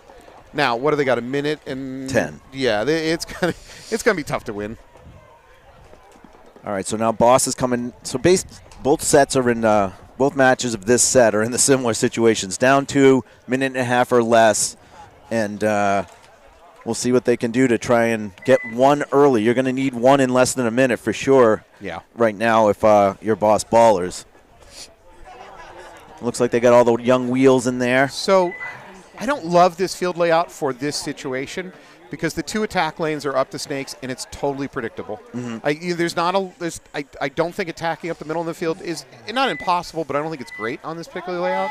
So I think if you run right at that tower and dive into this 3-bunker structure, you can do it. You can. You just need to quickly get up on your feet and start doing pressure. But if they get into the snake and you're in those middle 3 bunkers, you're going to die. Right. Well, let's find out. If the rundown player looks over, he's going to get a free kill. So number 80 now has to come right around, and you should hear the gun. Go. There you go. Go around. There you go. You got the free one. Oh, and he doesn't look at the snake, and he's going to get blown up by the snake. He would have had, if he had just looked to his right, he would have had a free kill there. Snake player was looking the wrong way for rundown. Unfortunately, I don't see Boss Ballers winning this now. No. I think they just toweled out. So let's look right now at what we have for stars here. All right. So this is what we have for stars in this match. So this match, unfortunately, is probably over with, realistically up 3. So we have Boss Ballers. I really like Valenzuela. Yep. Hernandez and Rivera. So let's out of these 2, I think Hernandez should get the 3-star. I tend to agree. We'll go 2-star with Valenzuela and 1-star for Rivera. And that is that match. We're back to the Legion Invasion. And remember, folks, if you win a star, that means you're better than your teammates. You need to make sure that you tell them that constantly out at dinner and on the ride home. It's really important. So number 55 is Salmonson. He did really well earlier. I had his number down, but not his name. Yep. Let's see what we have here. So a minute 10. Invasion's taking a timeout. They're probably going to spread wide. Sit. Yeah. Yeah, spread wide and sit on it. I mean, with a minute on the clock. That's and a 2-point lead. You know what I'm telling my guys if I'm coaching? Which nobody should have me coaching. But if I'm AG Invasion's coach, just don't get a penalty. That is it. That's all. You just, with 1 minute on the clock, just don't get a penalty. And we got 10 seconds until we pass into the 60 seconds. And if you're watching this, maybe you're a friend or a family and you don't know all the rules. The deal is if it's under 60 seconds and there's what's called a major penalty, there's minors and there's majors. If you get a major, the game ends instantly, even if your team still had bodies to fill in the penalty, and the point goes to the other team. So under 60 seconds, it's really important if you're going to get a penalty, make it a minor, because if you get a major, you instantly lose that point. Very similar to basketball when you're up 5-7 points towards the end of the game and the coach is telling you don't foul. It's so you want the time to run down. You want them to fight for the points that they're going to get. Don't stop the clock and let them get free points. All right, here we go. Legion on our left, Invasion on our right. Legion make nice moves up into bow snakes. They appear to do it clean. Man, Invasion does not want to sit. They're just playing. Yeah, Yell sits is going to blow up that middle player for Legion. That's what I was talking about earlier, where those middle bunkers are death if the snakes are hot. All right, we're under a minute. We're at 50 seconds. Legion needs to be more aggressive than this. It's kind of too late. Invasion loses one in the back. He comes into a gun. They trade. That's a good trade. Oh, no. I say it's a good trade, but there was just a flag thrown on Legion. And it's a major. That's going to – what did we just talk about? I don't know if the refs realize this is the game that point is over. Yeah. Yeah, okay. So that's exactly what we talked about, folks. You cannot get a major under 60 seconds. Now, maybe if you're Legion, you go, well, what do we care? We're losing this game anyway, so just go for it and, penalties be damned. Maybe that's what I don't know. All right, well let's talk stars on this match because again it's a 5-2 league now with 30 seconds left. We got Samuelson, Clark, Mateo from Legion.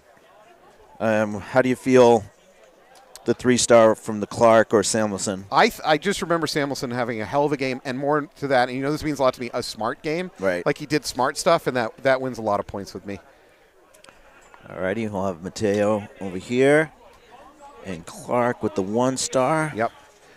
All right, for those of you watching at home, which obviously we're talking to you, we got another committed star match coming up, which is Alpha Gang Positive Impact and AG Knights Boston Ravens. So that'll be a committed star match. By the way, I'm going to disagree with you slightly. I now know that teams are watching these live streams on their phones in the pits. Oh, okay. They're watching it to see the breakouts of the other team. Which also means when I have conversations with the team and I'm like, how are you going to attack this field? I've now learned that I cannot go on air and be like, yeah, you know what? Invasions are going to really push down the left. I can't do that anymore because teams are watching these streams. All right, we're running a little bit behind, but we're catching up. So this our next match is probably going to start about 15 minutes behind. Caleb Samuelson deserves a star. Well, you are correct, Tyler. He got a star. Covey's backing your candidacy, Samuelson. All right, so we have Boss on the left-hand side, Rundown on the right, 20 seconds to the point. What was that first comment? I just saw Falby. Seriously? Oh, Pelkey. Seriously, Falby, spread wide and sit on it. FCC is going to flag this stream. Well, it won't be the first time that we say something stupid or derogatory unnecessarily. All right, rum reels are coming up. That was an ugly overslide by Boss Baller. He rolled out of the Dorito, got blown up. I mean, Boss Baller was just throwing their bodies at the wall. I don't blame them. It's the right thing to do. They've doubled up over there on that snake on the far side. They keep pushing, but it's 40 seconds left on the clock. They're down by 3 points. I would call this a training point. You're just trying to see what happens, but there's Hernandez from Rundown does a rundown. Does he do it? Yeah, gets the trade. Honestly, not tactically the right thing to do when you're up by this point. The clock is low, but it doesn't matter if you run down. You've got this. You've got the match locked up, unless you're worried about points. There's a run through by Boss Ballers. I think Boss Ballers attacked. Give him credit. If you're run down, the only reason that you would do anything aggressive is if you think that you can get a bigger point differential, which could affect in a tie situation when you're trying to get into the playoffs. So, All right, well, that will conclude that match. And now we've got Alpha Gang, Positive Impact, followed by Knights, Ravens. So we're going to take a little break right here. We are at the One Mission NEXL D4 event. We'll be right back.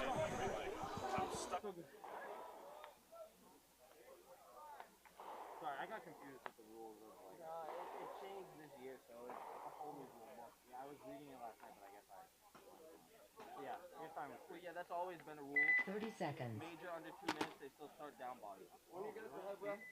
Yeah. You want? Hey, man. We can't touch talk and the buzzer.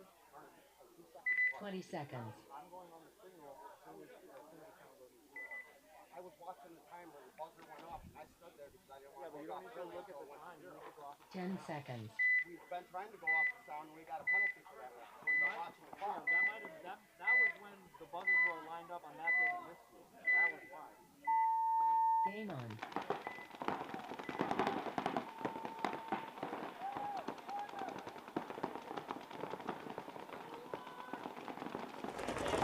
I apologize. I forgot this. There was 20-something seconds left in this set.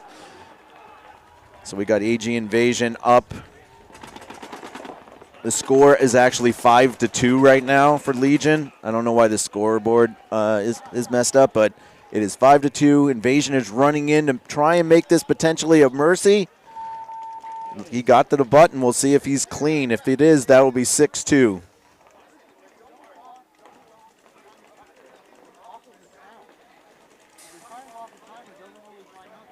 And that is a clean hang, so it's going to go 6-2. Invasion will be the final score there. Now we will be starting the next set. I apologize for jumping the gun there, but we'll have Alpha Gang, Positive Impact, AG Knights, Boston Ravens.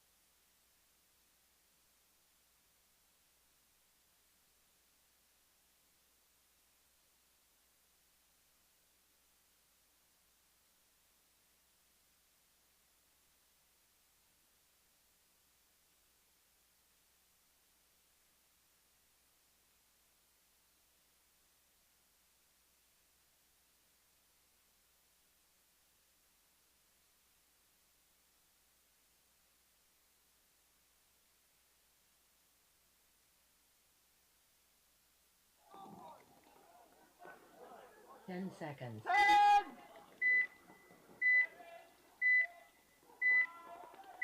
Alrighty, guys, we're back. Alpha Gang Positive Impact. Positive Impact, formerly Paint the World, led by Mike Barney. Ooh, aggressive breakout by Positive Impact and a ref running in Never good. on Alpha Gang. If he finds a hit, it's going to be a penalty. No, he's calling it rub. That's Andy Supple. Positive Impact is getting a shot out of that center. Yeah. What did I say? And you know me. You know I love going up the middle. I really do enjoy that as a player, but I don't think this is a good field to do it on. Occasionally as a surprise sneaky play to try to do some quick damage, but like you said, Positive Impact is a formerly Paint the World. They do a lot of really cool stuff for the paintball community here in New England.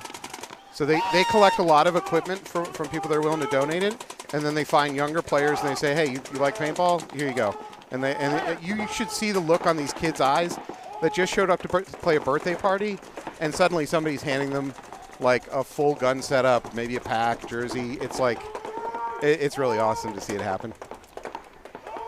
And they have a 1v1 U19 tournament every year, and the first prize is an entrance to the BKI summer camp. So they do some really great things. Again, can't say enough about Mike and his organization. And they're playing an aggressive game too.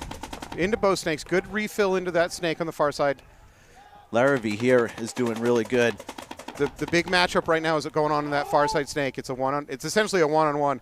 Whoever can win this snake battle, it would be a huge come up for their team. I would actually say Alpha Gang has more to lose here.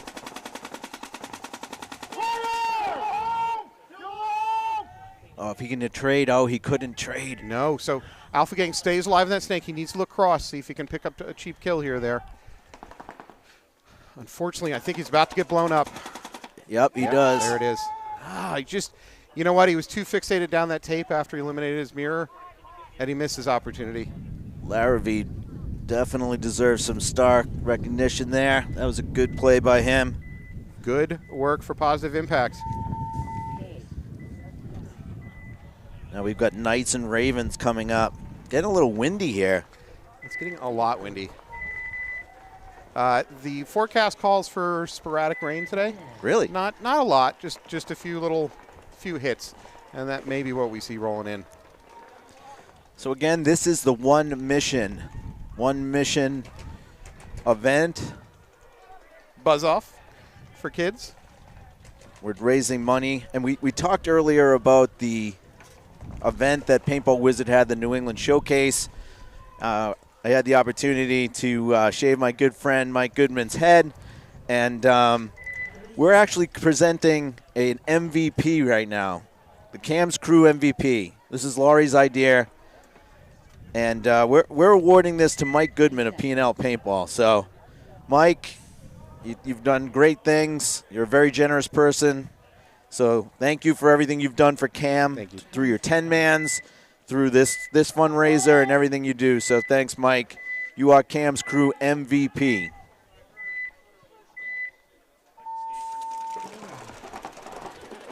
All right, we got the Ravens. Nice into both snakes. To be fair, the D3 over on the far snake side. And they're past the 50. Is this Ravens are going to get a penalty. This is Nolan Karen, number 6 for the AG Knights over here in this blue side snake, the close snake. The Ravens have matched them, though, and he's over on their snake side 50 as well. Yep. So, oh, unfortunately, he takes a walk over there for the Ravens. just took one. We just took one up here. Nolan Karen takes the walk. That's a big loss for the Knights. He really was in position to do the most damage. We got 2 Ravens left. One's in the snake and one's in this little snake side little W. Yeah, there is some confusion. There might have been a towel. I thought it was from the other field, but now they're saying No. There's no towel. There's no towel. I don't know.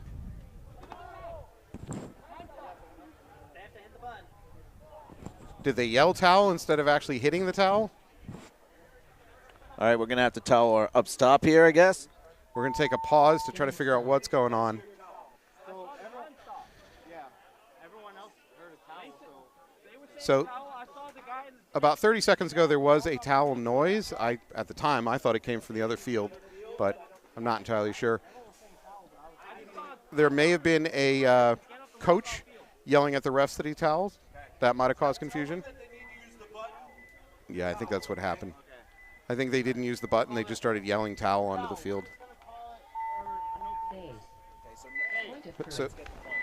all right, so Knights are going to get that point. The Ravens, I guess, verbally toweled out of it. Yeah.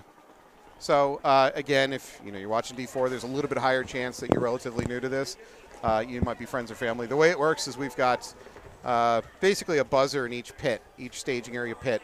And the teams, usually the coach, has a chance to towel out, meaning he sees that things are heading downhill for his team on the field in that point, and he wants to try to save the clock or save one of his guys from getting just destroyed. And he can hit that buzzer and throw in the towel. So we think what just happened is a coach yelled towel onto the field instead of using the buzzer, and that caused a bit of confusion. Yeah, like you said, this is the Ravens' first NEXL for sure. Might be even their first X-Ball event. Yeah. So I believe the Ravens, a lot of their players are from the horn section guys from 10-man. Oh, sure. So, Horn section. Yep. again, they've played a lot of 10-man, but not as much X-Ball, so no problem. Do you know what their home field is? Do they have a buzzer? They have an electronic buzzer at their home field. No, it's P&L. Yeah, so they might have they're used to yelling towel. All right, so we got Alpha Gang on the red side, positive impact, up 1-0 on the blue side. Positive impact into both snakes, if not mistaken. Yep, although their far snake is getting checked. Billy Mulready's in the spot you don't like. And he is out. Well, I mean, it's going to work out for him because the far side snake player died off on the run out. So he is safe right now. But I'm not sure he ever looked over his shoulder to see whether he's safe. Alpha Gang loses one body off the snake side. How many Alpha Gang players from last year's D3 squad do you think are on this squad? They have one or two guests? Just one, just Billy right here Yeah. in front of us. Mulready. So it's a 4-on-2 right now for Alpha Gang. 4-on-1. Yeah, another player walking out for positive impact. I think that's it. So Alpha Gang's going to tie it up. Yeah, they swarmed through this one. They got 4 alive, maybe even 5 alive? 5 alive? Wow. All right. Clean sweep for Alpha Gang on that one. Okay, let's go back to arguing in the middle. So I believe the middle player for Alpha Gang, that was Mulready. Mm-hmm. He never looked over his shoulder back at the other snake. Not that I saw. Correct. And frankly, he was extremely exposed to the other snake. I think he was a little bit lucky, whether he knew it or not, that the other snake player died on the run out. So. No, I agree. You have to have your head on a swivel with this particular layout. So if you're going to play that center, it's even more imperative to do that. Yeah. So we have AG Knights coming out on the red side.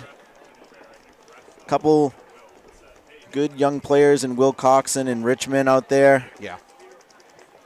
Nathan Wheatley, also number 44, walking out there. I think Wheatley's a pretty underrated player. I watched him the last few years in the night system, and he's sneaky good. I don't think he gets the kind of attention that some of the other players do, but yep. I'm just telling you, he's sneaky good.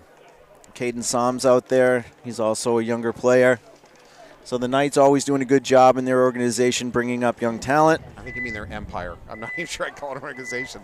I feel like they've absorbed every player in the AG community at one point or another. Caden Som coming out. Big run out. Yep. Oh, and at the same time, the Ravens lose their player trying to get into the snake. Advantage Knights. They're up by 2 bodies at this point. We'll see if the young players typically they can overgun battle. I'd like to see Caden get on his belly here. Drop and crawl. Actually, if he does, the best thing is to call for his back player to come a little closer to him and then for him to get on his belly. Unfortunately, I think that Dorito corner is going to take a walk. Well, he is now. Yeah. Yeah, Ravens lose their Dorito corner player. They're down to 2 bodies alive. They got the home, and they've got the mini temple over here on this close side. I guess we're going to call it the snake side, even though there's 2 snakes. James Wilcoxon moving up the middle. He's got something on his left knee. I hope that's rubbed. We are using the new 5-star that they used in Vegas so that pink shell breaks yellow.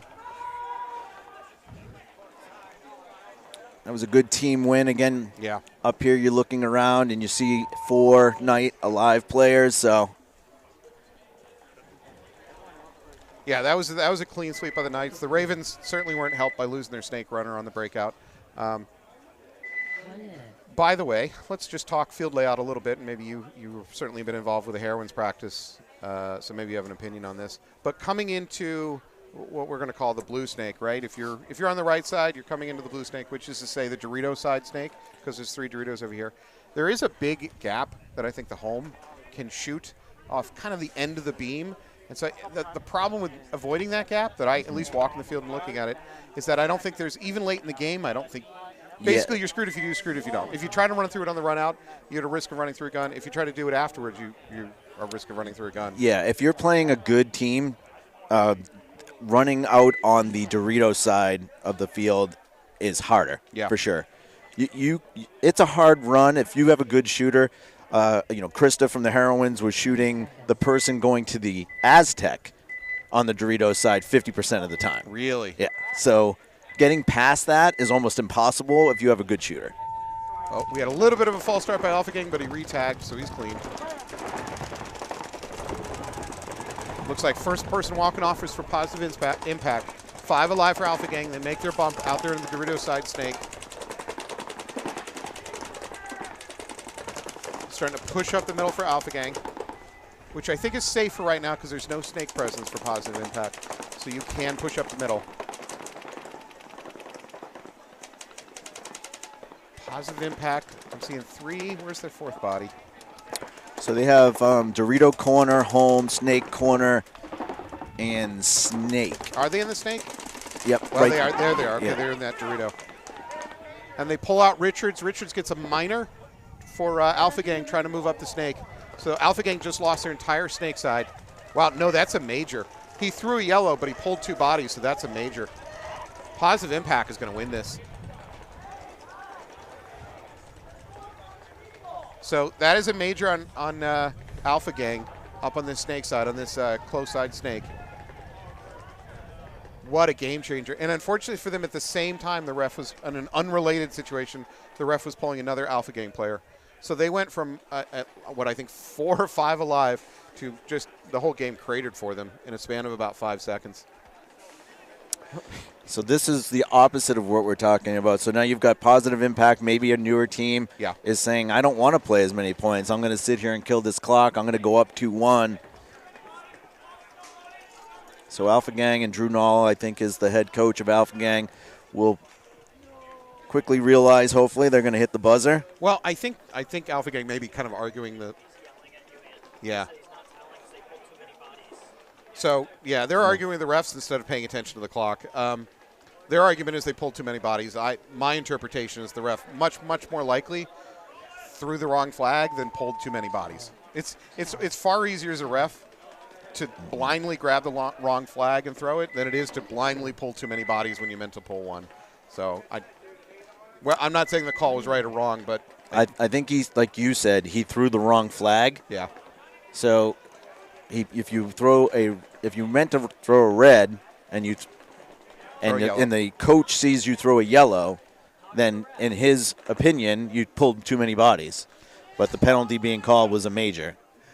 When are teams going to wise up and start hiring from the Harvard School of debate society? I mean, I think there's a position there for arguing with the refs that you got to get better debaters. That's what I'm saying. Maybe have a special assignment for somebody whose whole job it is to figure out how to argue with the refs. So the other thing that I don't know if Drew knows is, like you said in your comment, the ref was already pulling someone else. So that body is not included in the penalty. Not relevant to the situation. Correct. Yeah, the ref that threw the flag pulled both the bodies. It just so happened there was another Alpha Gang being pulled for a hit, unrelated. All right, Knights on my left, doubled up at home. They're into the close side snake, not quite into the far side snake. They do start making their secondaries. Boston Ravens have a player walking off, 2 players walking off for the Ravens. The Ravens are in danger of going down 3-0 here. Oh, Ravens are past the 50, though, over there on their far snake. Unfortunately, as I say that, he dies, number 12 for the Ravens. He was their best hope to pull this out. So I believe that leaves 2 Ravens left alive on the back row. 5 alive for the Knights. I do like that the Ravens at least are trying to push it a little bit. Oh, no, they lose their home. That is it. Yeah, there's one Raven left, and he's in the snake one. Awful place to be. When you are on your belly in like a 5-on-1, you have no chance of winning gunfights. Although the Knights have lost track of him. They don't know he's there in the snake. The Knights are shooting at, I think, everything but. Now he knows. No, he doesn't. He still doesn't know. Pop up. Get the kill, Raven. Oh, yes, he does. He waits there like a trapdoor spider. Blows up the Knights player who just was going to walk past him. It's still 4-1. You're still going to die horribly. But You got 2. good for you. Number 5 for the Ravens. Good for you. That allows you to come back to your pit and go, it's not my fault. I did my job. Yeah, Will Coxon doing a good job picking up that last kill and just going slowly and making sure. Yeah. So, All right. They're just walking. And Ravens are not toweling. What's our mercy? Is it 3 or 4 point? 4 point. Yeah. So. Yeah, and there's a single finger button push by James Wilcoxon. He's still in training on how to push the button. He's a little scared of it. He's going to be gentle. Don't blame him. Well, he knows that, they break. He's Yeah, that's true. Yeah, those buzzers are like the most fragile thing on these fields. Man, they break. Is it they break or the batteries just pop out when the players slam them? usually the batteries. You got to put a little glue or put an extra piece of foam to keep them in there. But Yeah. Well, that was a clean win by the Knights. yeah, up 3-0 over the Ravens. Karen had that good point. Caden Somm looks good. Will Coxon. Again, those are all team win points. Yeah. All right, we're back to Alpha Gang Positive Impact. Alpha Gang's down 2-1. Big penalty pulled. Looks like they got just Kerrigan, Derek Lambert. If you were commenting on Facebook, I'm not touching this one. You guys keep discussing amongst yourself. I'm not getting in on that one. All right, Alpha Gang here. Looks like is Richards out there, number 92. Yep, he's going to be going on the snake. Look for a big game from him right now. Positive Impact won the first point, but since then they've really struggled. Wow, that was an interesting dogleg run out from Positive Impact. Their snake player ran up the middle of the field to the tower and then cut 90 degrees left into the snake. Did it clean, both also risking running through his own teammates' stream of fire. Interesting. 5 alive for both squads. Yep. Lambert's here on the Dorito side wedge, but Positive Impact does have someone in their Dorito wedge. Yep. Richards gets shot out. That's a big loss for them. Alpha Gang's just playing sloppy. Positive Impact up into both snakes now. So 4-on-4. Drop back by Positive Impact to home. I can't believe he did it alive, but he did it alive. Now he's starting to move over here to this close side snake. I mean, Positive Impact getting no pressure. He's allowed to stand over the top of the snake here. Is crazy. He shoots Kerrigan in the back. Well, now he's going to run the highway. Here it is. Does it clean? Can he get the next player? I think he can. Yes. Number 2, 1290 for Positive Impact. Third kill. Yeah, it's just. That is star. Well done. Number 1290. I'm not sure who that is. Very undisciplined Alpha Gang team, just not picking up the lanes. And so why? What Positive Impact? Yeah, okay, they're milking the clock. That makes sense. They're about to go up 3-1. Well, okay. I was about to say, is this going to be an upset? I would have thought Positive Impact, one of the younger teams. But I don't know the constitution of Alpha Gang. This is not the Alpha Gang from D3. No, they have a couple of the Bush Wookiees from last year on this squad. A couple of the South Shore Reapers are on this squad. So it is a completely new squad. We got to get the name of number 1290, though, because that was a great move. Yes, Danielle, this is the Vegas layout.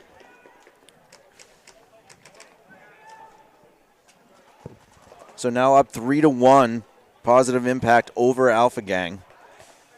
So Danielle, we save a lot of money using used layouts, right? Yeah. We don't have to trademark our own layouts. So we just pull ones from a couple weeks ago. We haven't gotten a cease and desist yet from the NXL, so no. We're just going to keep doing it. Well, a lot of teams are playing other events, and if you have to practice every single layout, it's good that us, the OPS, and are using old layouts, so hopefully people, they practice anyway, but now hopefully if you play the OPS or you play here, that you can get equal opportunity on the layouts. Yeah, I'm being sarcastic. Most regional leagues like us are using the layouts from the national organization. It's what's expected by the players. All right, so the Knights here. Ravens breaking out. They need this. And not a real aggressive breakout for the Ravens, although they do have 5 alive, so that's a positive start. Knights are relatively conservative. They're not flying upfield. They don't need to. Knights lose a player, so they're down 1. At the beginning of the year when we have our captain's meeting, we always ask the same questions every year and see if anybody's opinions have changed, going to blind layouts, using existing layouts, and for the most part, because we have the NEPL and the NEXL, the NEPL is a blind layout and the NEXL is a non-blind layout. So it's kind of the best of both worlds here in New England. So the game is now tied up 3-3. Well, the bodies are tied up 3-3. Let me be succinct. All right, you got T. Wood for the Ravens here in the snake side corner. Oh, they just lost a Raven player from that Dorito corner. 3-on-2 for the Knights, looking to close this match out with a Mercy 4-0 win.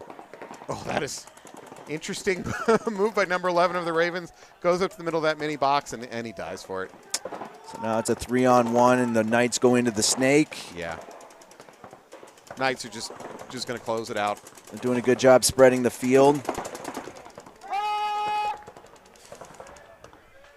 And that's it for the last Raven player taking a walk. Knight's just going to walk it in. Oh, there's a foot race to see who gets the buzzer.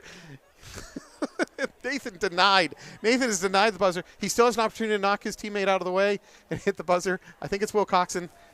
So let's talk about the Knights here. You know, all 3 stars are going to come off the Knights side. You've got Wheatley, Will Coxon, Karen, Caden Somm. I would at least throw one at Caden. I saw good stuff out of him on the snake side. Will Coxon had a cleanup there. Up the middle in one game. That's maybe I don't know, well, at least 1 star. I don't know if we have a better candidate other than that. So here's the thing, you know what won this match for the Knights is they just seem to outshoot the Ravens. Ravens just dropped a lot of bodies kind of in the backfield. Right. So playing tight. Yeah, so I would give the 3 stars to practice. Yeah. No, I don't know. So you want to give it to Will McLean, and I see. I got you. Yeah, give it to Will McLean. I mean, the Knights just shot Ravens. Yeah. That's the theme of this match. The Ravens they lost too many bodies early on in the match to just losing gunfights at range. So, all right, we'll give the flash of Caden Somm, the 3-star, and the middle play and the communication, 2-star to Will Coxon and 1-star to Karen. So that's going to wrap up that match. 4-0 Mercy Rule, Knights over the Ravens. Now we're coming back to Positive Impact. Ross Jones of Boss Ballers mentioned that they also use this layout, the NXL layouts. Ross Jones, owner of Boss Baller Products, one of the last people to keep the torch alive for the Vanquish, those few of us that still use Vanquishes. Good shot there, shooting one of the Positive Impact players, taking the Dorito corner. So Alpha Gang's up 5-4. Alpha Gang needs this point and kind of needs it in a relatively quick fashion to give themselves enough, which they do. Yeah. 2 more coming off. They're coming off in droves. It's a 4-on-2. Alpha Gang loses 1 player. He's peeling out. Positive Impact should cross it up and just try to milk the clock, right? They're up 3-1. There's 4.5. Ooh, he's going to get blown up making that move. That was not great. Yeah. There it is, hitting the elbow over there in the back corner for Positive Impact. So this is Richards here, finally getting some kills. I saw him in the rotation. He was doing some way more work than he's doing right now. So okay, that started off as an insult. Finally getting some kills, but you salvaged it. No, last year I told you in one of the events he played better than anybody D4 or D3. How he played the snake. So I expected a lot from him, and I'm sure he expects a lot from himself. And in that point, he delivered. Our love is never equal. No. You have to fight for our affection up here. Yep. What have you done for me lately? Yeah, exactly. You're a bum. Get off the field. Oh, wait, you got a couple kills? Best player in the league. Right there, folks. All right, so we are in X-Ball now, so we got a little extra time. We're going to talk a little bit again about this event, the One Mission event. So we're here to raise money for One Mission, a local cancer fighting organization. We have a local player, Anthony Montoya, who probably will be joining us shortly. And in this One Mission, that's what you see behind us. We're going to have a barber here, and she's going to be cutting hair for charity, the Buzz Off, so it's something that One Mission does. So we want to bring awareness to that situation. So if you go to the NEXL page, you can see all of the donations that you can make there. There's a GoFundMe page. Or I believe it's a Fundly. A Fundly page, I'll say. Fundly.com. So it's through One Mission. Our goal is to hit over $10,000 today. We started it last week. We're really close to doing that. The winner of this event is going to have $500 donated in their name by the NEXL on top of their prize money. So every event, in lieu of doing season prizes, we've just been bulking up individual events and trying to attach them to a cause. Our next event is going to be the Double Down event. For those that are going to Atlantic City and playing in NXL, you have an opportunity, if you don't want to take the normal prize package, to get a free entrance fee to Atlantic City and some paint. So there's opportunities at the next event to double down on the prize package if that's something that you're interested in. You know, AC is going to be our local event this year. So, and KFC, if you're listening, please bring back the Double Down. that was cheese sauce sandwich between looks two like a fried timeout. chicken patties. A timeout was called, so it added the minute on. So we've got 4 minutes, plenty of time here. Alpha Gang only down 1.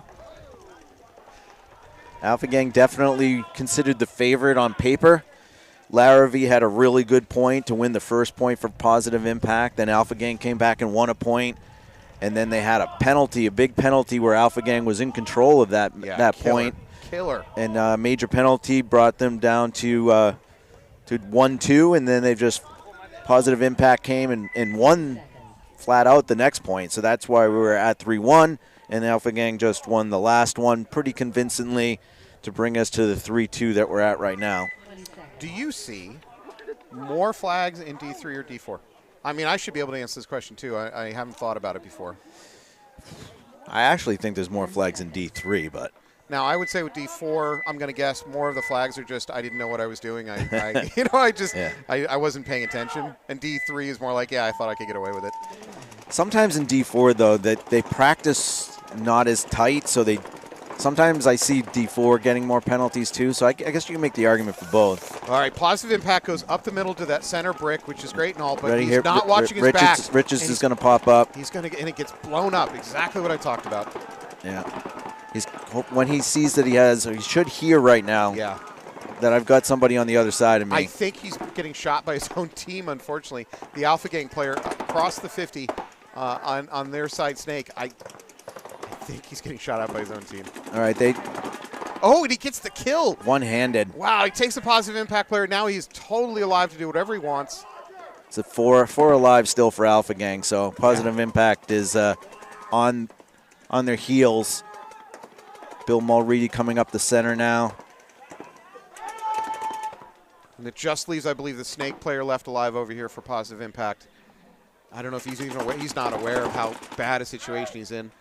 There's a trade out there, which is a great trade out for Alpha Gang. They're going to walk in, hit the buzzer. They're going to tie this up with 3 minutes on the clock. Well, the momentum's really shifted. I mean, at the beginning of this match, Positive Impact was kind of running away with it, but lately it just feels like Alpha Gang has figured out the field or figured out Positive Impact's play style. I'm not sure which. I don't want to put all of the weight on to Richards, number 92 from Alpha Gang, but he got shot early in 2 points, and the 2 points that he didn't get shot, he's turned the field, and that's what this field is about. Who can turn the field? Yeah. So he's been getting down to this wedge on the other opponent's side of the field, wrapping it, looking inside, getting easy kills. Like you said, he got the one on the center there.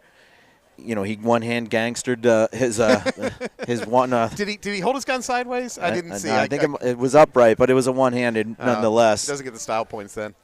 So yeah, he's been the difference of turning the game back around, and we'll see if Alpha Gang can kind of finish it off here. They got plenty of time. Positive Impact definitely is playing well.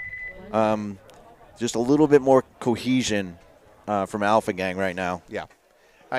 Is it coaching? Is Alpha Gang, do they have better coaching and they're able to – Drew Nall, I'm assuming, is their coach over yeah. there. I don't know who's actually coaching Positive Impact, but Drew is a very good coach.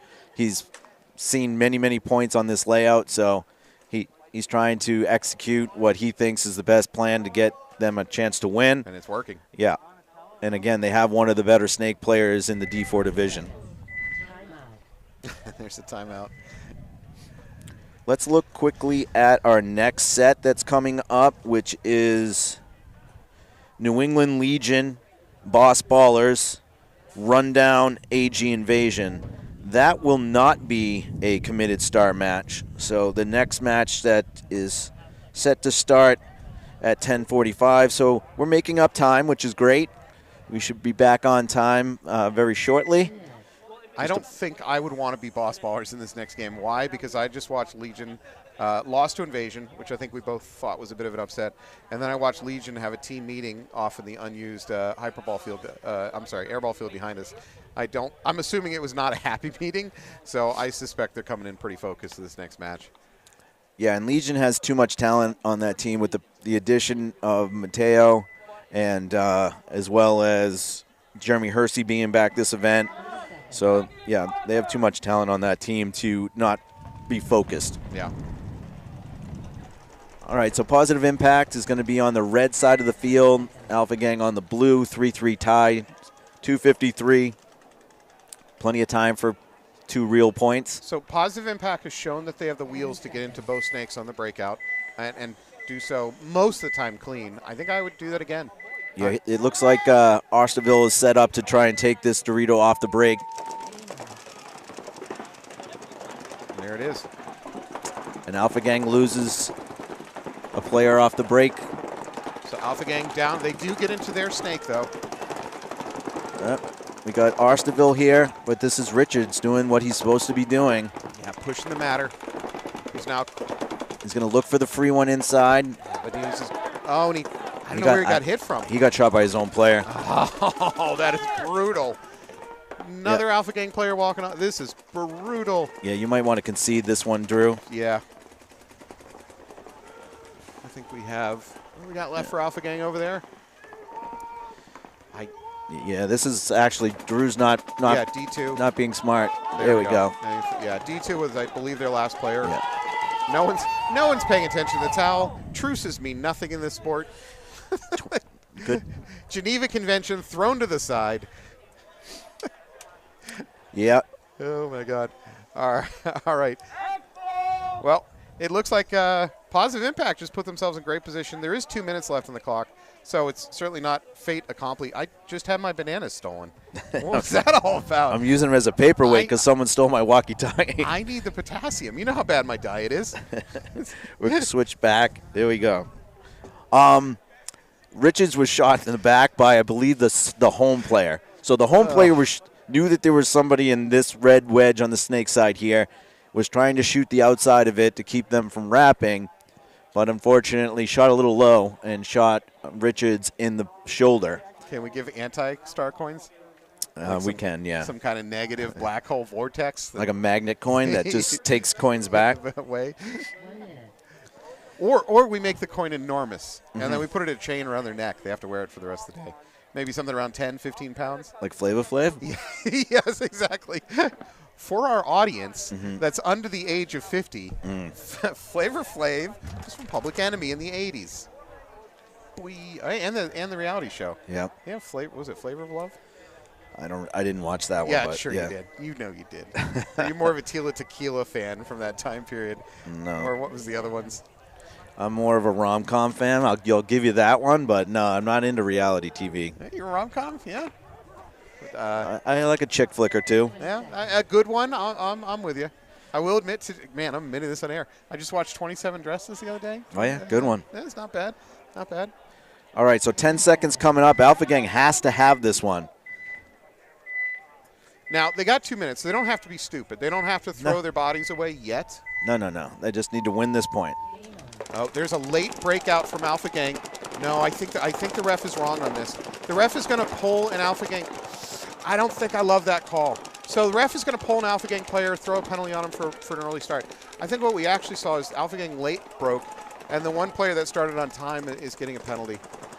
This is going to be the ball game over here on the snake side, though. They're going to trade. Paint the World's running out. Like, there's one Paint the World maybe in that little W?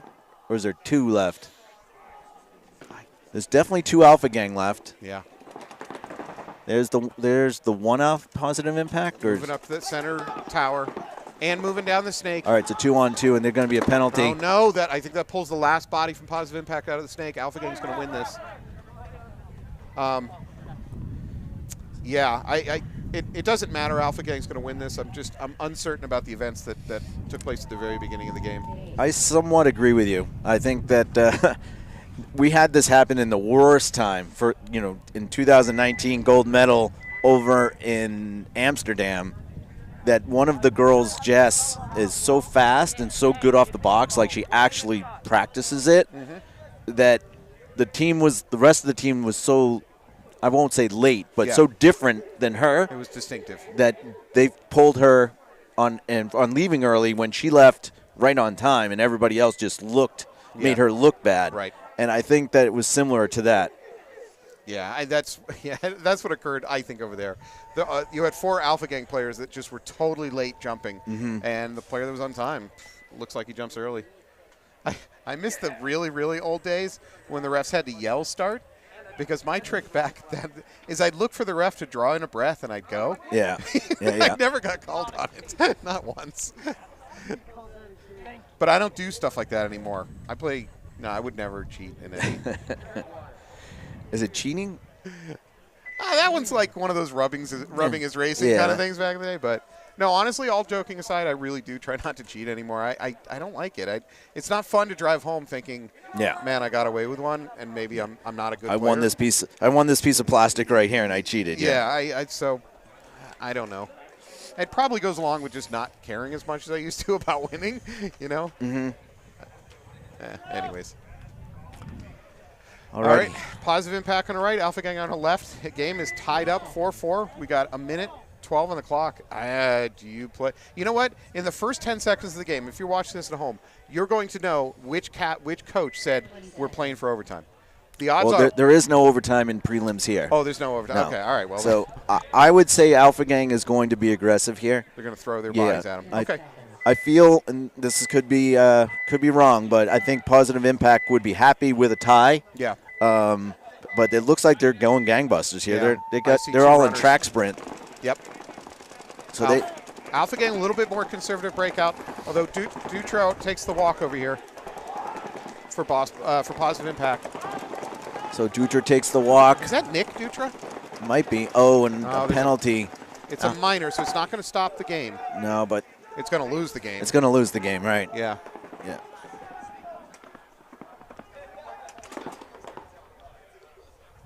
Nice shot right there. I think that's Arstaville. Yeah.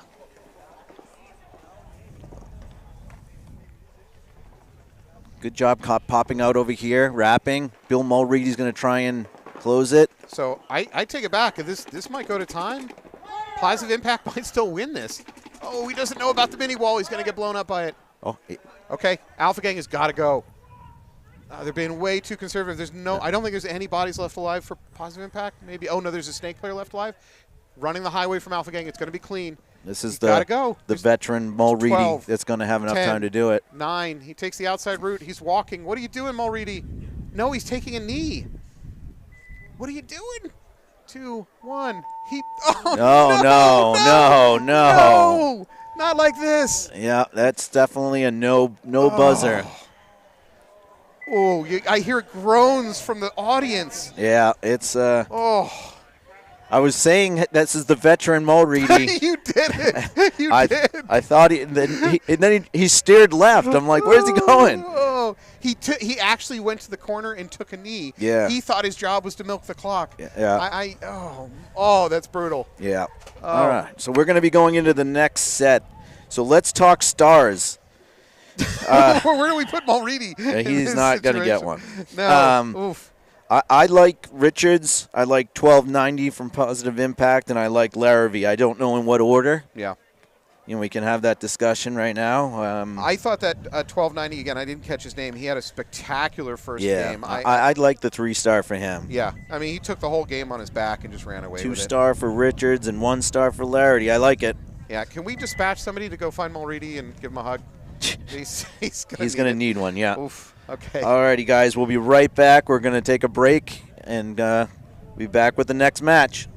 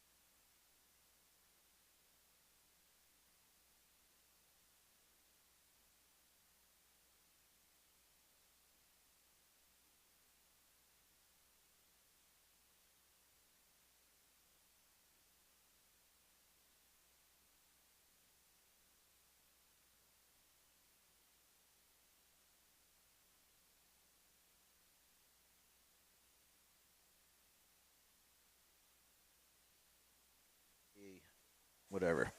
No committed star match coming up, but we've got... So don't try. If you're Yeah. playing this match, don't try to be a hero. No. Save it. I- New England Legion, Boss Ballers, Rundown, and AG Invasion. So we've all seen these teams before. This is going to be their second matches. Like Matt was saying earlier, that Legion has lost their first match to AG Invasion, so they're going to be looking to come out. So both of these teams, Boss Ballers and Legion, lost their first match. So it should be interesting to see if they can bounce back. About 20 seconds to the point. Looks like we got a timeout or something. Technical timeout. All right, I just heard a chant from the pits before the game started saying, forget the first game even happened. So obviously it's weighing. I believe that was Legion. So when you keep telling your team to stop to forget about the first game, it's kind of hard to forget about the first game. All right, here we go. Legion on our left. We got Boss Ballers on our right. Oh, immediately Boss Ballers pick out a Legion player heading for the snake, close side snake. So they're down to 4 bodies. I think they might be down enough. Nope, calls them clean. Boss Ballers lose the center guy. Did they run up the middle? They did. No one listens to me. You can live there. You just got to know where everybody else is. So it's possible to get in there and play so small that you can live against the snake, but you won't be effectively doing anything. And if you play, unless you play like the tiniest package of human, you're going to die out of it real fast. Legion shoots another Boss Baller, so they're 4 on 3. Legion's starting to make their secondary moves. Ooh, we got the preferred auto cam on right now. You'll see different views that are zoomed in on that Dorito side so we can get different shots. That's a new toy that we purchased this year. And thank you again to our sponsors, Preferred Auto. Legion snake player on the far side just living behind his gun. Well, not that, yeah, well, he lost the gun dominance. Man, he had his gun dominance for so long, he paused to reload and he lost it. He's going to go back to hunting down the outside. We got both rum rills on their snake side of the field, and the God Dorito is Bradley, I believe, and then Bryce is behind. Number 7 for Legion has backup over there in that snake. He can be more adventurous trying to move up, because even if he gets picked, his player right behind him can fill in. Venezuela with a good bump right here. I kind of like where the Boss Ballers are stationed right now. There you go. He makes the bump. He's going to wrap for the Boss Ballers. Look cross field. He doesn't have good shots where he is, though. That's okay. He's just going to go there without being seen. There he blow goes. Up that Dorito. Wow, blows him up. Tyler Coleman, and then Hill turns. It's okay. He got 2. Yep. Is Venezuela? Yeah, he's eliminated. So we got both rum rails now trying to spread the field. So this Legion player over there in the snake is going to have to pretty much fight it on his own. He does have a teammate, but they may have toweled out of it. Yeah, Legion toweled out of it. Did they? Yeah. Oh, wow. It would have been a one-on-one. Bad timing on that one. So, and I'm just going to use this as an example. I'm not picking on you, number 7 of Legion. Here's my thought when it comes to front players. If you're a front player and you make all this effort to make a big run, right? You run out to the snake, you run out, and you get up to the 50. To go too passive at that point, I always feel like there's a clock running in the background. You need to win the game in about a minute, because if you don't, there's a good chance your team's dying behind you. I mean, how often do you see a front player with his whole team just cratered behind him? So yeah, it comes down to communication, right? If the front player knows what is happening in the overall scheme of the game, then hopefully they can make good decisions on what they need to do.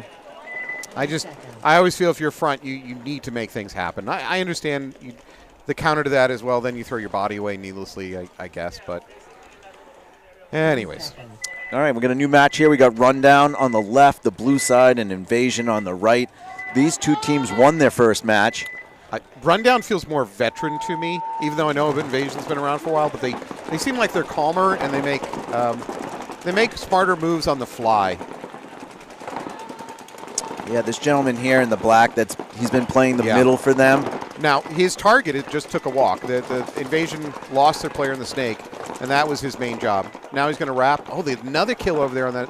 So Invasion loses 2 players, both on their far side, their snake side. Well, there's 2 snakes. I know that's confusing. They turn in the field. See, that's third walk off. Yeah, that's what's happening. Is that snake player's wrapped on that wedge? 4th walk off. That just leaves Yelsitz. I mean, I wouldn't blame them for flagging just to save him the pain. Agreed. He's going to get bunkered. Yeah.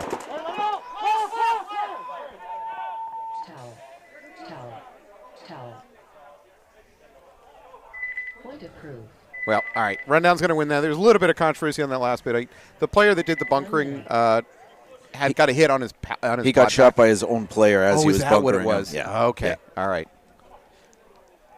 I mean, I didn't see the sequence of events, so, there could have been a penalty there, but Maybe not. Technically, it should have probably been a penalty on rundown, just because. Did it occur before he got to the bunker Yeltsits? As he was bunkering Yeltsits. Okay. So if it happened roughly at the same time. So I occasionally we talk about this with reffing. I believe in a time gap theory, which is to say for the ref to make a call, right, you essentially need enough of a time gap between two events to throw a penalty. Yes, someone shot someone first. When there's a bunkering and two players go, barrel to barrel, yes, the theory of time and physics says someone shot somebody first. Right. But without a clear time gap, you're never going to get that flag. Don't complain to the ref. Right. It doesn't matter that you shot the other guy 0.2 of a second earlier. It's not relevant. All right, Legion on the right, Boss Ballers on the left. Ballers up 1. Tons of time on the clock. All right, number 7 over there for Legion. Again, either got a jump or a tiniest early. I don't know. I don't think he's early. I just think he's team's late. He's reading the buzzer. Yeah, fair enough. 5 alive. Looks like Mateo for Legion is in the snake side corner. Hill is right in front of us here on the Dorito wedge.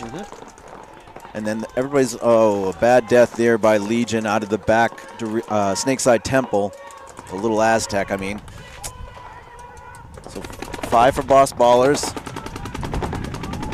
Boss Ballers already up by 1 point. A drop back by Boss Ballers to home. Not entirely sure why. Hopefully to stop this gap right here. There you go. Number 7, Hill from Legion, much more aggressive this game. He goes ahead and bounces up. He's stopping to, I guess, listen to the ref or look for, I'm not sure what he's looking at. He's looking off to the sidelines. That's weird. I don't like that.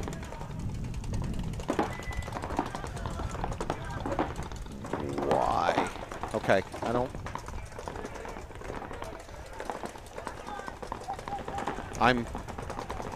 I'll talk about it later. I'm confused by something going on out there.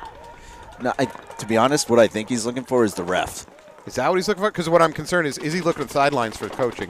I hope that's not what I just saw occur. Sometimes the referees will give away where the player is. Absolutely. Oh, and he gets, number 7 Hill gets clipped. Not sure where from. Another 2 players, Mateo, everybody's coming off. There's only 1 in the corner. Jeremy Hersey's in the corner right now by himself. Boss Ballers, number 44, going to try to push this, blow up that corner. He's going to get his back. It's a walk-in buzzer hit. No, are they already going to try to milk the clock? I just think they're trying to clear the field. Wait, why is that player walking off? Did he get shot by his teammate? I think he ran out of bounds. Oh, okay. For Boss Ballers, yeah. All right, there you go. You get the towel from Legion. Boss Ballers are going to go up by 2. 7.5 on the clock. Okay, so maybe what I wasn't giving number 7 Hill enough credit for is being smart enough to watch the refs and try to see what they're doing. So maybe that's what I was seeing. That's what I saw him doing, but I agree with you that it concerns me when I see a player looking off field intently. Yeah. It's a troubling sign, but he might, I couldn't see what he was looking at. You're right. Maybe he was just looking at a ref, trying to see what a ref was doing. Do you think most refs are smart enough to cover their what they're looking at by intentionally aiming their goggles in a different direction? I do that when I would ref. I would look intentionally the wrong way. If someone doesn't know where they are, then yeah.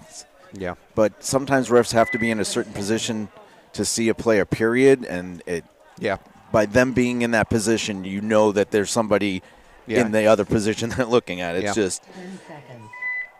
the people that are really bad at it, to be honest, are the media people. And sometimes, with a camera. The girls watch the people with the camera all the time when the heroines are playing. Yeah, this foot-long telephoto lens pointing right at the other guy. Yeah. All right, there we go. So Invasion versus Rundown. Invasion on the left, Rundown on the right. Rundown doing what they do, which is go up the middle to that wedge. Man, I don't know how he got in there with the Invasion guy sitting there. He should have got that cross shot. Yeah, he does. All right, good job by the Invasion player there. Yep. And to your comment, they've been pretty predictable doing that move. Yeah, so hopefully your coach is watching that. And at the same time, AG tries to go up the middle, gets blown up trying to get to one of those towers. Rundown very disciplined. They have the lanes. They're not giving anybody anything easy. Yeah, they just feel like a more veteran team. Some of the stuff that Rundown's been doing on the field just tells me these are guys that are pretty smart, and smart usually comes with veteran. It's newer players generally don't make smart. I'm pretty sure they played our event last year under a different name. Okay. I'm I'm going to ask Laurie. She knows. 1 second. All right, so Rundown's up by a body. I would argue that Invasion is a little bit better position due to that snake over there. Oh, and now he makes the bump up to past the 50, quite frankly. Now he's got to go a little passive. He's got to get his hopper down and just chill. Let the other team shoot at him. Oh, and he didn't. All right, Invasion's going to lose their snake player. So I know a couple minutes ago I talked about being aggressive as a front player and there's a clock in your head. But when you get into a bunker and suddenly you have Earth open up on you in terms of there's 4 guns pouring your position, you just need to chill and let your teammates go try to win the game at that point. If you're drawing a bunch of guns, that's great. It should mean that your teammates are free to make their moves. Oh, good catch by Hernandez, number 19 for Rundown. He catches the Invasion player trying to fill in that snake. Invasion's going to towel out of this one. Good snap shoot by Hernandez. Yeah, Rundown looks real good. Like you said, they look sharp, poised. They're winning a lot of points with 4 bodies alive. So yeah. So you're saying they have one really bad player? Yeah. We'll let them watch this webcast later at home and then start arguing. Well, who's he talking about? All right, so we're going to have Legion, Boss Ballers take field. Boss Ballers up by 2 points. What do we know about Boss Ballers? I mean, they're from New Jersey. I don't know much about their players. They're from Rochester, New York. Rochester, New York. I'm sorry. They have a couple guests. The Rumrill brothers, I don't think usually play with them, but Boss has a series over in Rochester that they run out of their field. And NYPL, I think? Yes, NYPL. Mm-hmm. But, yeah, we had 19 teams, and I was like, ooh, that's rough. I called Ross and asked them if they'd be interested. They said sure, and they came out, so appreciate them making the journey. How much threat did you have to do? No. Ross is one of those people that I judge other people upon. If you don't like Ross, then I probably don't like you. You're probably the problem. Yeah. All right, so Ballers and Legion both into this snake near us, although we do see a player running off for Boss Ballers, so they're down 1 body. Yep, that's Bradley Rumrill. Yep. Boss is in a good spot right here. Mateo here for Legion is going to try to win this snap battle. Ref checks one of the back line for the Boss, calls him clean. There's a real important battle going on right here at the snake just near us, what we're calling the blue snake. Looks like Montalvo for Boss. Mateo here for Legion.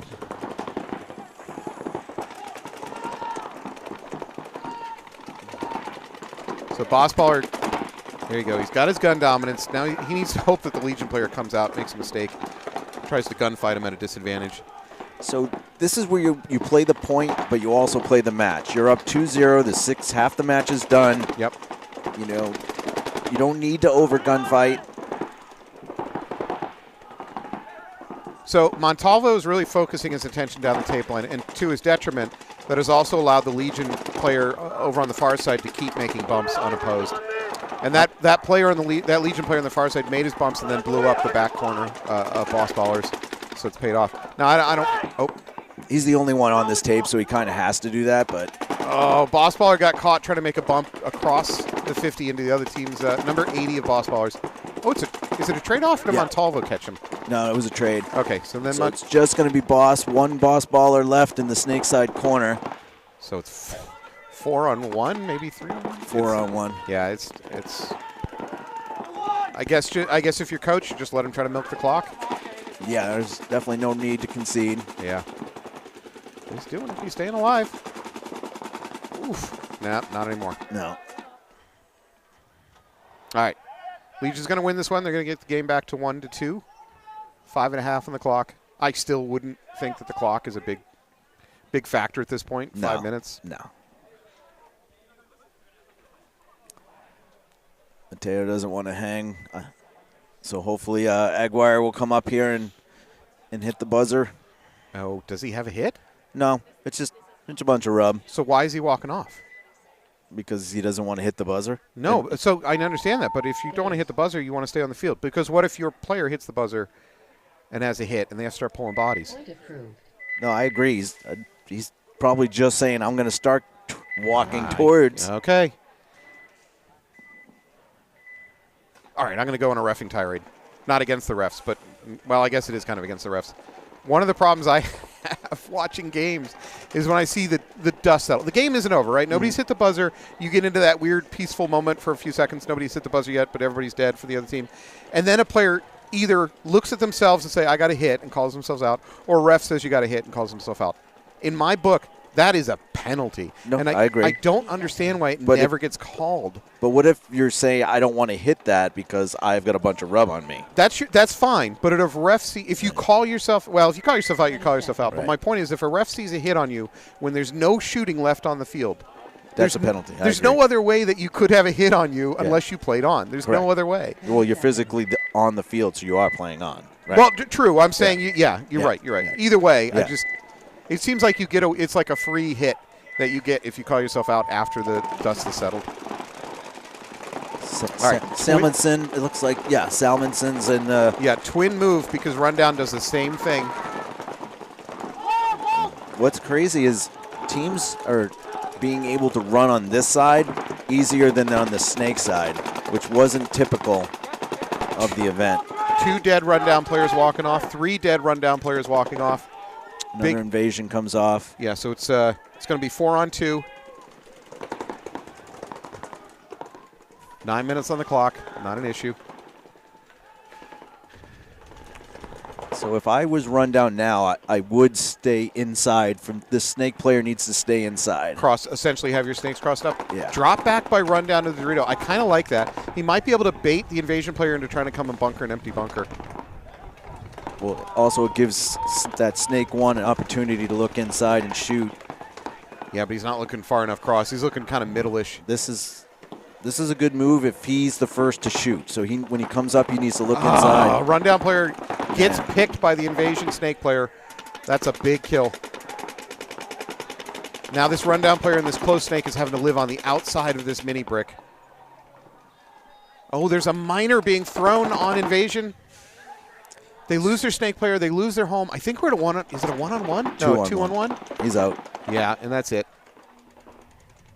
Ooh, invasion. You're making what should have been a boring walk-off win to closer than it should have been. You know, that was the snake player over there for invasion with a hit. It must have been during the trade. I mean, it must have been a trade with that rundown player in the Dorito. And, yeah. All right. Well, invasion's going to bring it to 1-2. And definitely stay tuned. The next 2 sets of matches after this will be back to Committed Stars. And we'll start seeing some of the teams we haven't seen yet that have been playing over on Field 2. We do have 20 teams today, so we have 2 fields rocking. The top 10 teams will move on. We'll have like a say top 10? Yeah, it's a Wow. So what? No one's going home, folks. So with playoff with playing 3 matches instead of 4, you have to have an deeper, even a deeper playoff bracket. So you had we had a choice to make basically. We could have taken the top 8 out of 20, which you normally would, but that would have left potentially some teams that went 2-1, not making the playoffs. Yeah.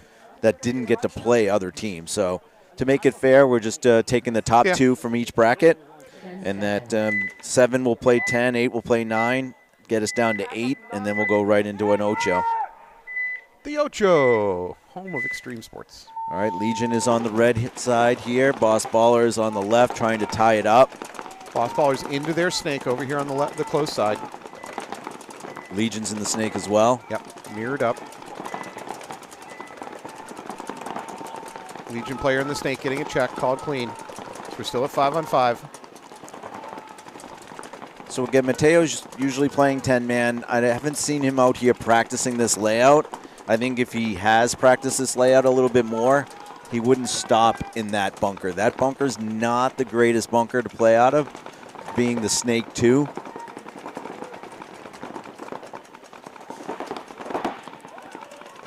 One thing I have found today that is almost universal is that getting to this Dorito side wedge it's a little too easy.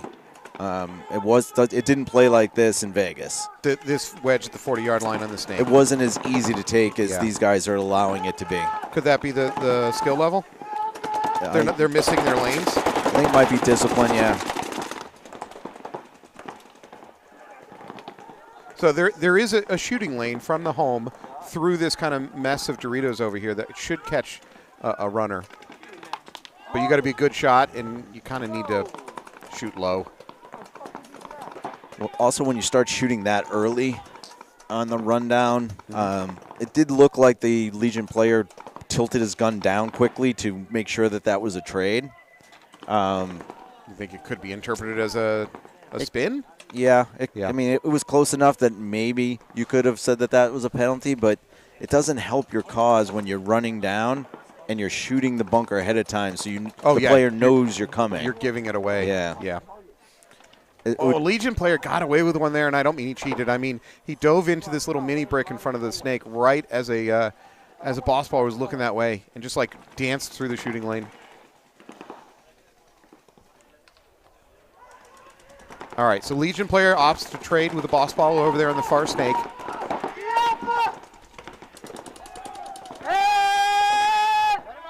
Another boss baller going to drop from the back line. That leaves, is it Taylor? I'm sorry. Tyler. Tyler, yeah, Tyler Coleman, ranked beginner. I just want to keep repeating that. Tyler, you are ranked as a beginner. Yeah, it looks like Hersey and Aguirre are alive as well. Ranked as a beginner, does that make him eligible to like play in birthday parties here during the week? That's the 10-year-old birthday party division. We're giving Tyler a hard time because even though he's an absolute veteran of this sport, he's somehow gotten his APPA ranking to beginner. It's amazing. Alrighty, that ties it up for Legion over Boss Ballers. With 2 minutes left, this could be the point that's going to actually decide that match. 1 minute. Looking ahead, we have Anarchy and Humble versus Armada Jackals. I'd love to see Armada back out here at it. They're one of the old, when I say old school teams in New England, yeah. I mean, not quite Wild Geese old, but they go back there. Oh, speaking of Wild Geese, Rich Carr, I doubt he's listening to this broadcast, but Rich Carr's been stopping into AG lately. Nice. He had another run of Wild Geese T-shirts made. He was nice enough to give me one of them, so very cool. It's good to see. Yeah, it's good to see some of the old school. Rich Carr is one of the old school players with Wild Geese. Wild Geese is an organization that played out of Canopy Paintball, yep. going back all the way to the mid '80s, up until probably the mid to late '90s when they kind of finally folded shop. So probably after them. Tyler Coleman played with the Geese. Did he really? Mm-hmm. Wow. I would say after them, maybe New England Express kind of took over as like the dominant, like top tier New England team for about 10 years. Probably not 10 years, but yeah. All right, something like that. Wow. AG Invasion going up the middle. Yep, run down. The Invasion player up the middle. Invasion player up the middle got lucky. He nearly got his foot taken off, and he tucked it in at the very last second. Yeah, rundown looks very, very clean. Invasion walking out of the snake on the far side.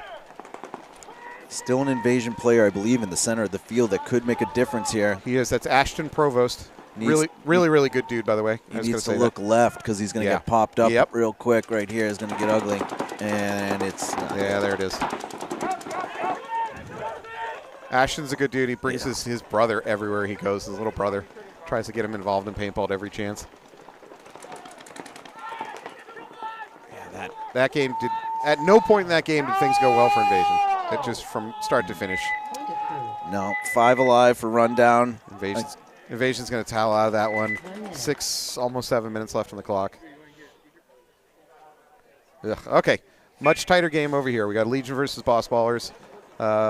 Legion is out of where? Where are they from?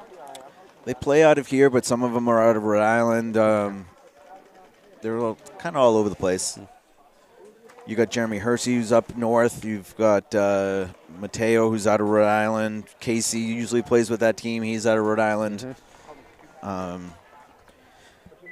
But again, for those just joining us, this is the first NEXL of the year. This is the D4 division. This is the one mission event. We're going to have Twan up here later on today. They're going to start buzzing heads around noontime today for charity. Again, we gave out an award. 10 seconds. Little plaque here. This is solid. This is going to Mike Goodman for his charitable donations and all his work to help raise money for Cam. Thank you, Mike. Through his 10-man events as well as this charity that we're hosting right now. Mike was a big contributor. Clean breakout for both teams, 5-on-5. Legion is into the snake on the near side, and he's got backup in the Dorito behind him. Looks like Boss Baller is kind of held up at maybe the 30-yard line, a little bit more conservative. Yeah, I kind of like what they're doing now. You got Bradley moving over to that God bunker. They're kind of spread out pretty nice. Montalvo just came over here to the Dorito 3. All 5 alive. Legion seems to be further back, but now they're up in the snake too. Yeah, they do have the snake too. He's working the outside of it, trying to get up. There you go. There you go. Roy Sansis. Sansis. Yep. Number 21. Okay.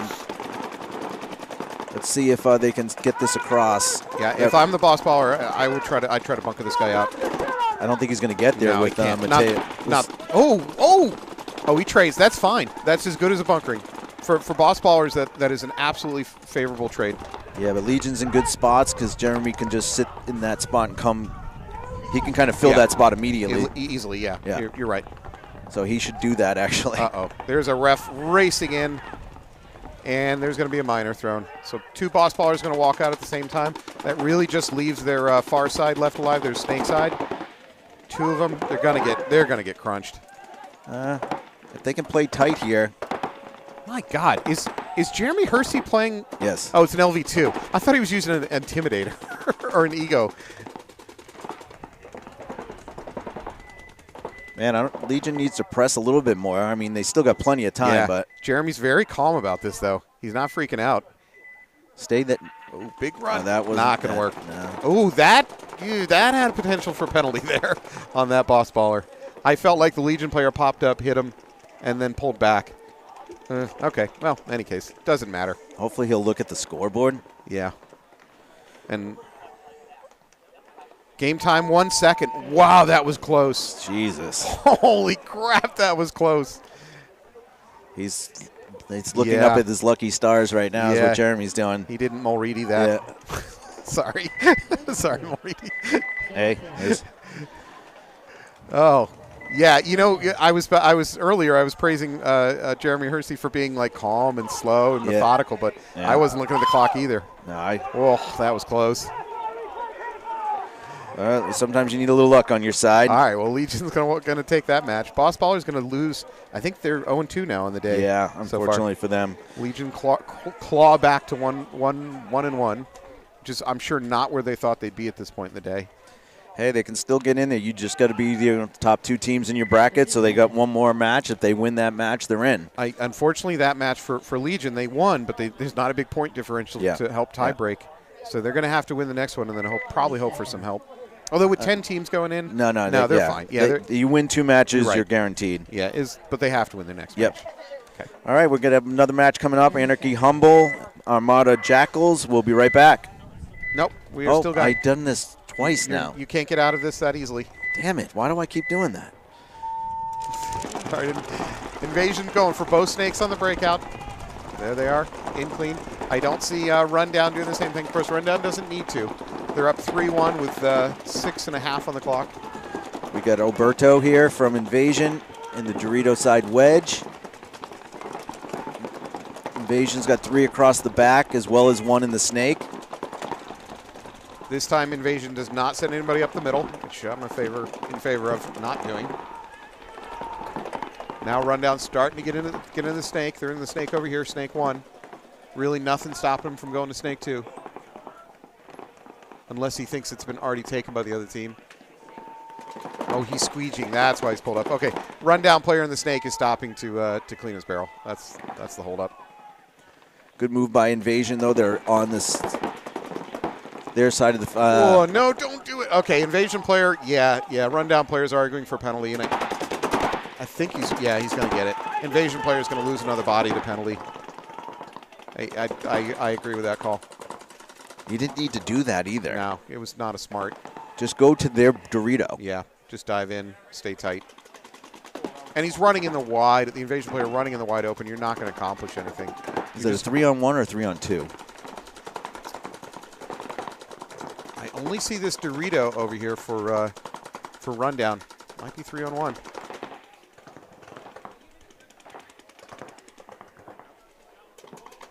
Still plenty of time in this match. We're going to go into X-Ball here, so. Alberto's being very patient. Honestly, Alberto's shooting as if the rundown player is going to move forward into his gun, but I can't see the rundown player doing that.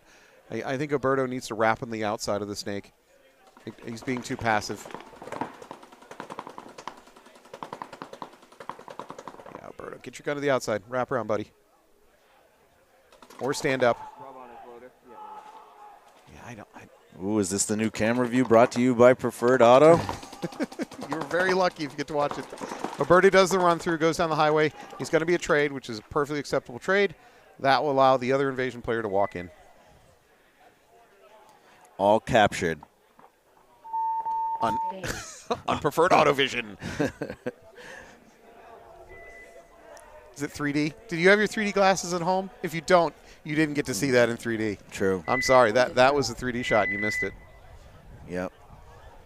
For those that don't know, Alex, I won't say suckered me, because it was easy suckering. That he was like, hey, this camera I think could be really cool, and we decided to grab this PTZ camera that you're getting some angles from, which stands for Pan Tilt Zoom.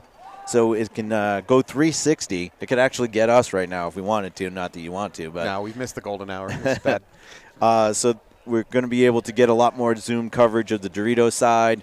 And what happens when you put cameras on the other side of the field? It gets very confusing, disorientating for the viewer because it's coming from the opposite side. Yeah. So having everything on one side of the field, so we've got 7 cameras set up right now. You've got the 2 start box cameras, the 2 corner cameras, the fisheye 50 that gets you the whole field, then the camera on us, and the new camera, the PTZ. So that allows Alex to zoom in and get all those Dorito shots when we need them, still giving you the same angle so you kind of lose where you are. So if you're rooting for the team on the left, every camera angle is the team on the left. All of a sudden you're like, oh, cool, we're winning. And then be like, nah, that's the camera from the other angle. Well, hopefully you recognize jerseys. Unless you're the 10% of the population that's colorblind. That doesn't help. No, that would not help. Yeah. And the red and blue bunkers wouldn't help you either. Do you remember Vinny Testaverde, NFL quarterback? Oh, yeah. Right? So he also had one of the highest interception rates for any NFL quarterback in that era. And he was colorblind. Oh, boy. So that was always a running joke. When he played for Tampa Bay Buccaneers, somebody had paid for a billboard by one of the major highways that said, Vinny thinks this billboard is gray. Oh. It was brutal. That is mean. That's mean. Yeah. He was still a talented guy. Oh, yeah, absolutely. Oh. All right, we got a timeout by Rundown. They're up 1, 4:30 left. This is X-Ball, as well as adding the minute with the timeout. So we are getting slightly behind here. Let's see, 11:38. Yeah, we're still about 15 minutes behind. We started a little bit late, so we haven't lost any time. We've probably gained a little bit, but we'll be fine catching it up during the playoffs. Again, this is the one mission event, NEXL. This is the D4 division, 20 teams today. We'll have the D3 division tomorrow. There'll be 9 teams fighting it out tomorrow. Shout out to Kurt Lyons over on Invasion. Great dude. He's been running that. I think he runs the Invasion organization. I think he's their captain. In any case, if I'm Invasion, if I'm giving him advice right now, send it to the Snakes. I don't think that they've played as well when they've tried to go conservative. I think they're better off attacking. Yeah, Rundown has good lanes out, but still does not take one off the break. Yep. Invasion is into their Dorito side Snake, but no presence over here on this close side Snake. Rundown is in that center tower that we don't really like to stay in there. We'll see if he launches into the center, but maybe it was an audible where he was like, I'm not going to go in the center if they take that Dorito side wedge. Right. And they did, so he bailed out smartly of it. He held up. I think he can live the way he is right now because this close side Snake is empty, so he can just move his body to the left side of that tower and protect himself from the Dorito side Snake. And where he is, where Hernandez is with him, Hernandez has got the cross. Invasion being a little bit too passive over here on this close side. They're finally pushed into the Dorito right in front of the snake. You might call it the snake insert bunker. But I don't see anybody stopping him from just going ahead and making that little bump. You've got a tiny gap. He could drop and just jump that tiny gap into the snake. There he goes. Yeah, now there's nothing stopping him from going all the way to this red wedge on rundown side of the field. Invasion loses their snake, though. That's a big loss for them. Will Clark moves up the middle to the tower. And rundown is in there, snake 2 right now. Frankly, if I'm Will Clark, I got to get out of okay. Oh, he gets eliminated. Will's going to be okay. So a 4-on-4 right now. Invasion needs this point. They can't go down 2 with this little time left. 3 minutes left. Oh, the Invasion loses their close side snake, so Invasion's lost all their snake players. They've got home, they've got this tower up the middle, and they've got the Dorito on the D1 out on the Dorito side. Will's got to get out of there. Yeah, Will's got to get out of there. Frankly, Invasion's field positioning just went from good to bad. They're not in great positions. Will doesn't even have good options for moves from here. He could try to run and jump the snake beam into the snake. He could go up the middle, but the middle's a dangerous place to be. Yeah.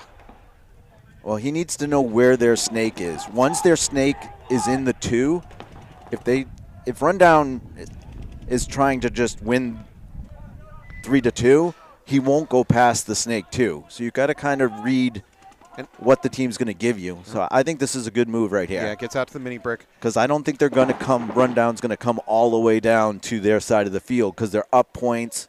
They don't need to risk the body. Agreed. So now he's in snake 1. So this is what Will's doing. He's taking what the team gave him. He's in a dangerous gunfight position right there. He's going to get blown He got up. him. Yeah. Oh, it's a trade. Will takes the middle tower. Rundown makes a drop back to the D2. Invasion's doubled up over there on that snake side. Although nice play that. But rundown. Hernandez, I believe, in number 19. Good shot. It might be a. Man, he's got the beat on that side. Another Invasion player walking off. Are there any Invasion player left? That's it. Rundown's going to win this one. They can just sit on it and run it to clock. Yeah, it was a good game plan, I think, by Rundown, as well as some real good shooting by Hernandez here. Yeah. Invasion, to their credit, kept attacking. Even after they lost players, the players kept pushing, which is what they needed to do in that situation. So give them credit for that. No, for sure. I think, again, they were playing what was being given to them. Yeah. And, Rundown was going to make them earn it, and Invasion tried to do so. So but it was good. A lot of credit to Hernandez there, number 19 for Rundown. He absolutely got 2 crucial kills there towards the end of the game. So that middle player for Rundown who went to that tower, he did live, which kind of surprised us both. But honestly, his gun did almost nothing that entire game because he was locked in over the snake here that really didn't get hot. That's one of those things where, a coach tells you to do the thing and maybe at some point you just abandon that mission and go do something else. But again, they were playing the match, so they were up 3-2. You're right. That he did a good job. He was disciplined. He stayed there. He did what he needed to do. Because he's gone up to that center a lot. It's predictable. Pretty effectively early on, and then it started to be less productive. So he mixed it up and still did the same job he was doing one bunker ahead. Let's see what we have here. So we got. So Invasion's got to come up with 2 points in about a minute. I think it's unlikely. Very unlikely. No. Rundown is a veteran team. I think they're going to know how to play this. I don't. As long as there's no penalties, that's always the wild card. Yeah, I think with Invasion having won their first match, if they have an opportunity to win this point, they try to win the 1 point, lose the match with only a differential 1. 30 seconds. What they don't want to do is run down the field aimlessly. Yeah. Throwing their bodies away. Yeah, and let Rundown get another point on them and lose with a -3. That's 100% what you don't want to do. Yeah. Do we know who AG Invasion plays for their last prelim game? They go over on the other field and play Boss Ballers. Okay, that'll be a good matchup. Yeah. We won't see that one, but no. But yeah, AG Invasion's in good shape.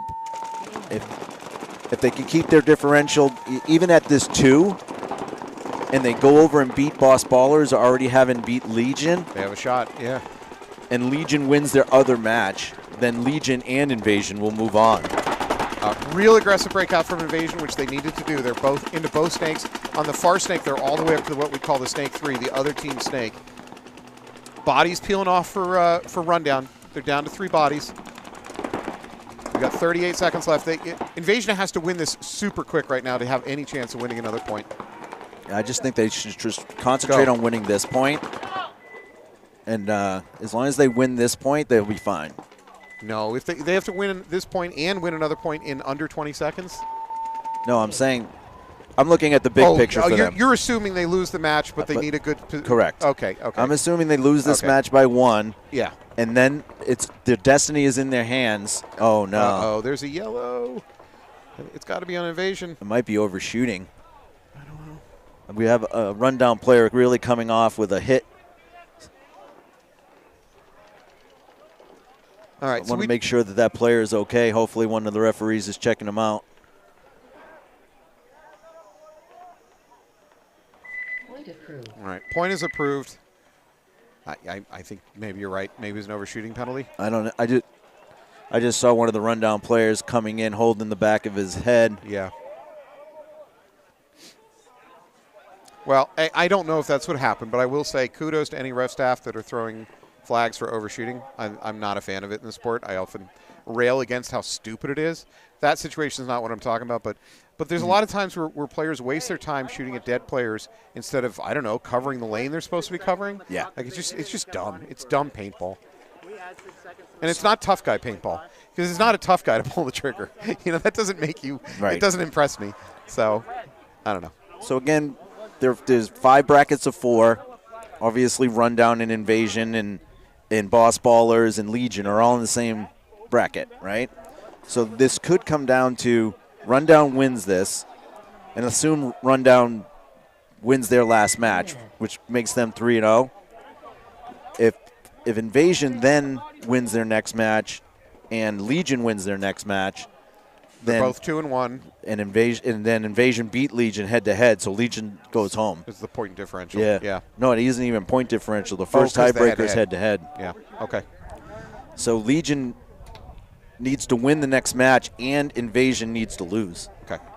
For Legion to move on. I believe so. Yeah. I don't know if this is fair. I'm speaking to the audience. I'm not sure if this is fair because I really don't know the Legion roster and what occurred in the offseason. But coming into this event, they're one of the teams that I'd say, yeah I could see them winning the whole thing. Mm-hmm. Like they've been consistently a very, very good team in this region. They're a top 4 D4 team, yeah. Yeah, so to see them struggling so far is a little bit surprising. But you know what? First event doesn't set the course of the whole year. No, absolutely not. Which team got a little more practice time in over the winter? Which team is lucky enough to live near an indoor play facility or who knows? All right, so Invasion is on the blue side. Rundown is on the red side. 25 seconds.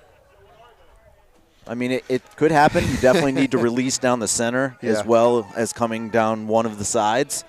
But Anthony's advocating for full release. To be honest, they just can't get a penalty.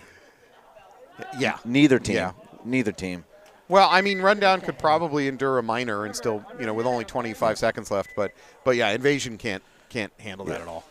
I'm pretty sure differential's not going to come into play now that I've kind of thought it through. It's going to come down to just Invasion needs to win their next match against Boss Ballers, and I think they're in no matter what. Yeah. 10 seconds. All right. If I'm Invasion, I'm sending players through the middle, but I'm probably telling them not even to shoot their gun. Just draw a bunch of fire and hope your other guys do the cleanup. Some good speed on Invasion. Yeah. You can't stop Invasion. You got to keep going. You can't stop at bunkers.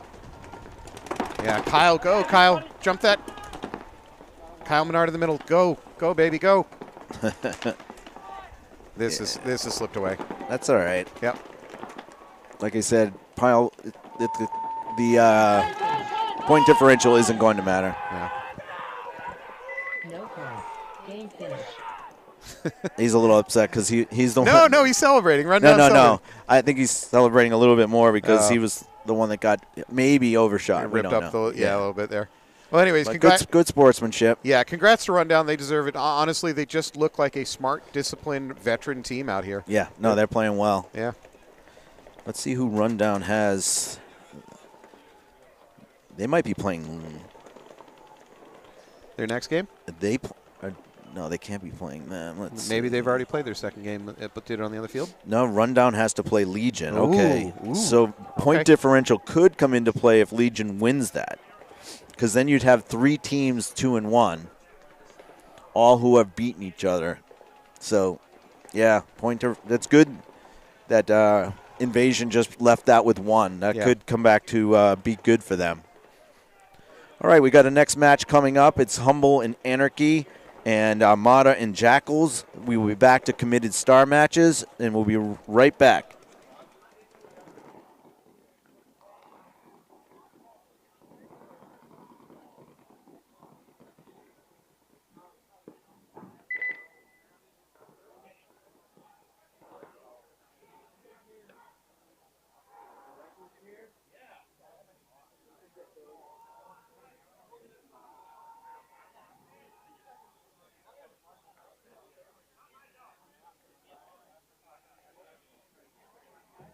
Look so creepy.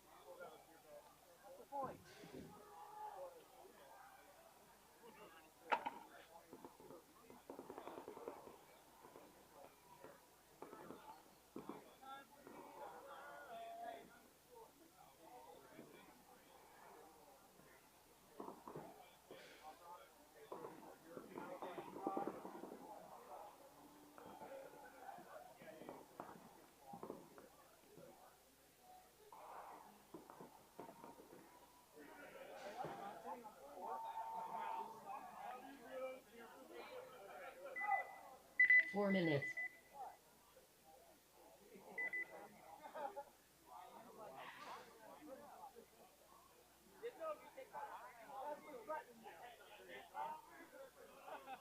Exactly, I'm not allowed to lie to you.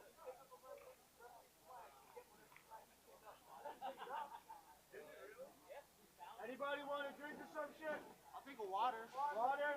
Water, water, water, water. What's up? Stop it right now.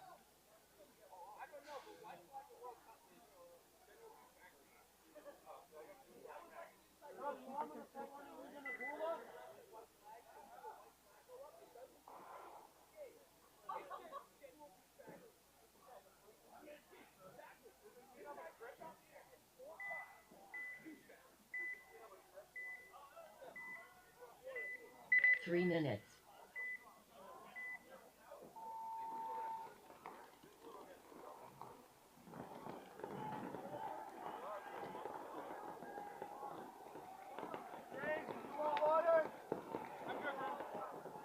Ask if anybody else wants one.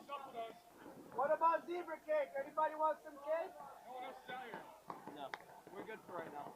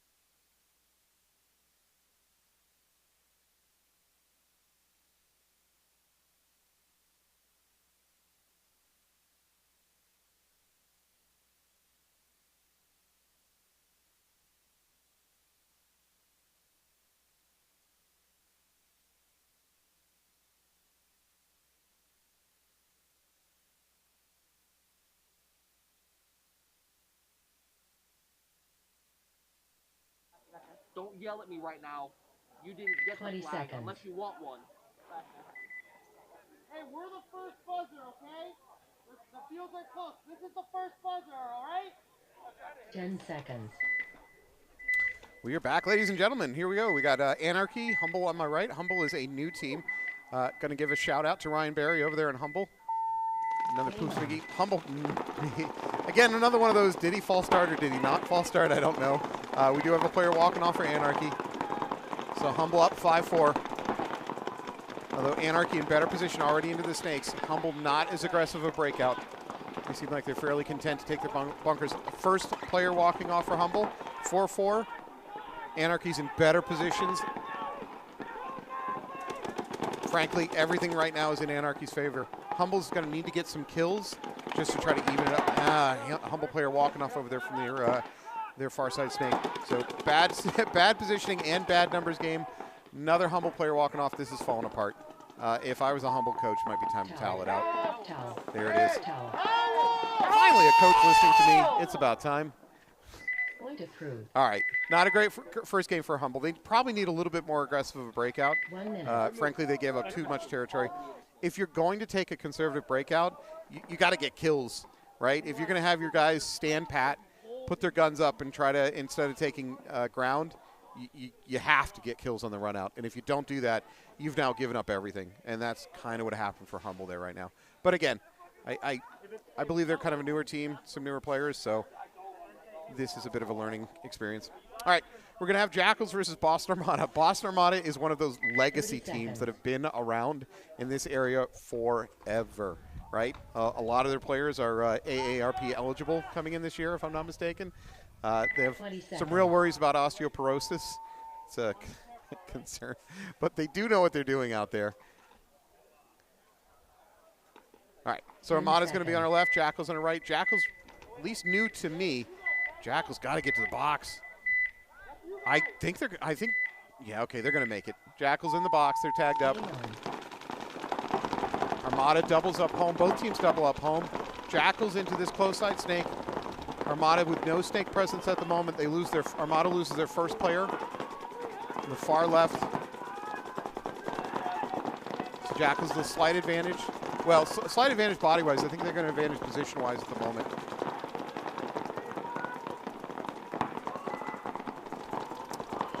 Ref going in to check one of the Armada players. Nope, calling him clean. Armada needs to do something to fix this this positional situation.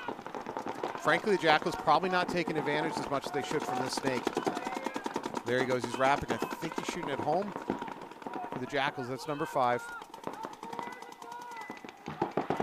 Carbonson? I could be wrong. No presence on the far side snake for either team. I believe. No, the game is really slowed down at the moment. Neither team is trying to make any big moves, which I wouldn't mind seeing that mini wall for Jackals go ahead. There he goes. He makes the bump out to the Dorito. It was like I was inside his head. I knew exactly what he was going to do before he knew he was going to do it.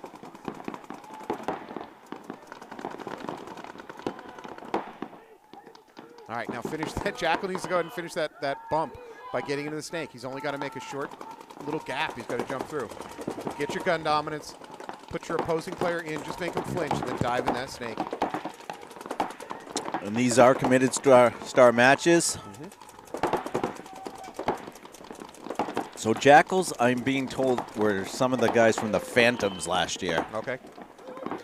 Out of New York. Another New York team. They got a lot of traveling teams. Armada player walking off from that far side Dorito corner. The situation's gone from bad to a little bit worse. It's Derek Arsenal. Derek's another veteran.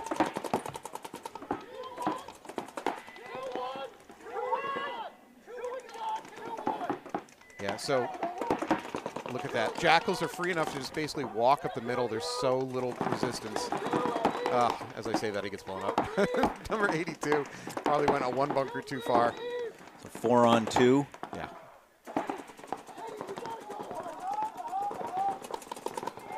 Another Armada player walking off, so I believe it's just this Dorito, this snake side Dorito. Now he's up to the D. Yeah, he's taking a walk. That will be it, folks.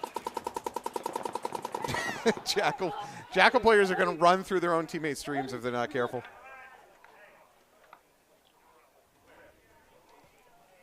That was. Didn't seem like the Jackals had any superstar moves. It was just very good teamwork. Yeah.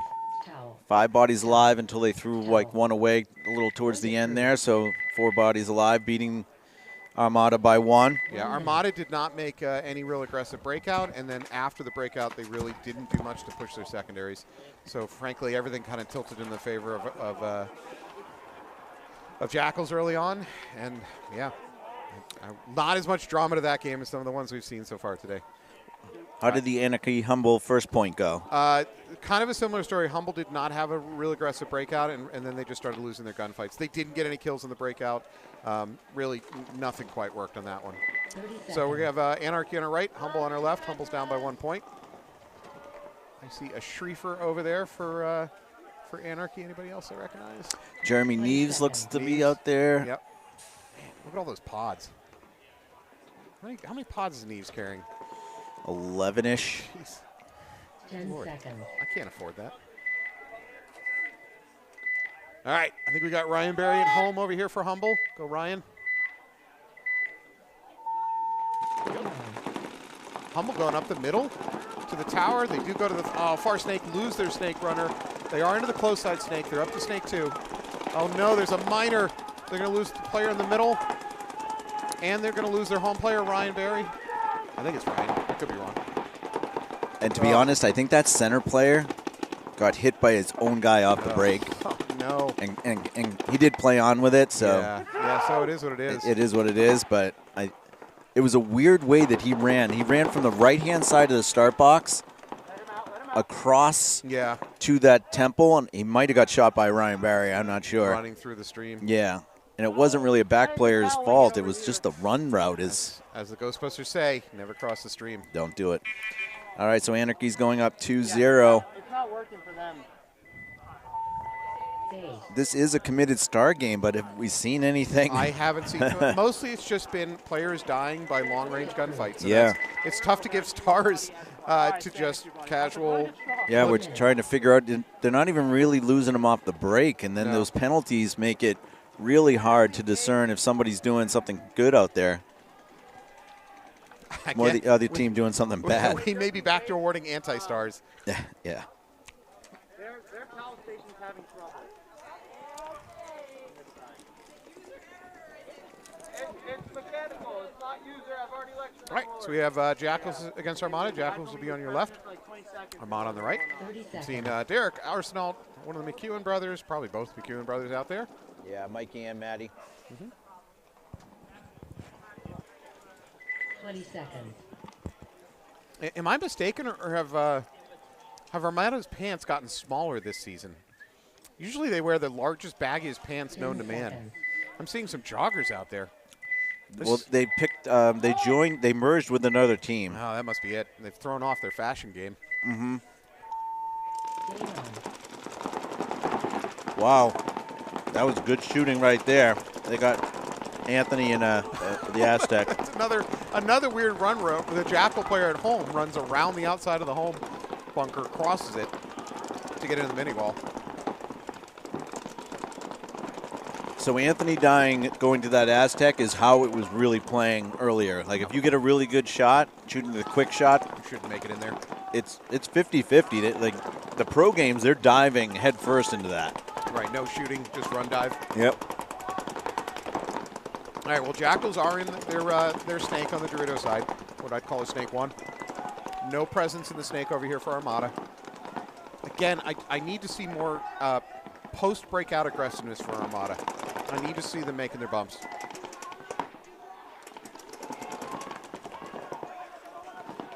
Jackals into the close snake now.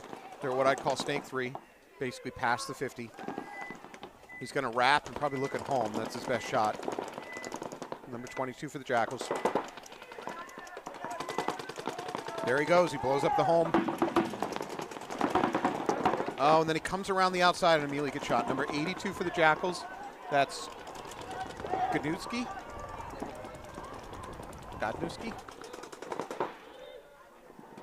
Another Armada. Yeah, Armada players walking off now, so we're down to 3. We've got 1 Armada and Snake 2. We've got Derek Arsenault here in the Dorito corner for Armada. I don't see a third one. Good. Armada's up in that Snake. That's a good move. He has a chance here. Can he take? Well, he can't come around that outside because there's a gun waiting for him.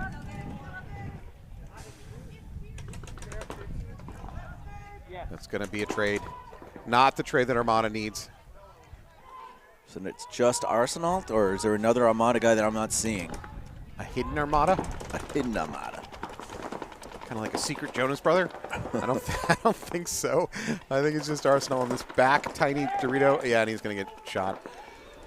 Oh, Armada. Armada needs something. They need to do some different game plan. So far, their game plan has been a little bit too conservative, and they're not being aggressive on taking their secondaries, pushing after the breakout. So, got to change the game plan.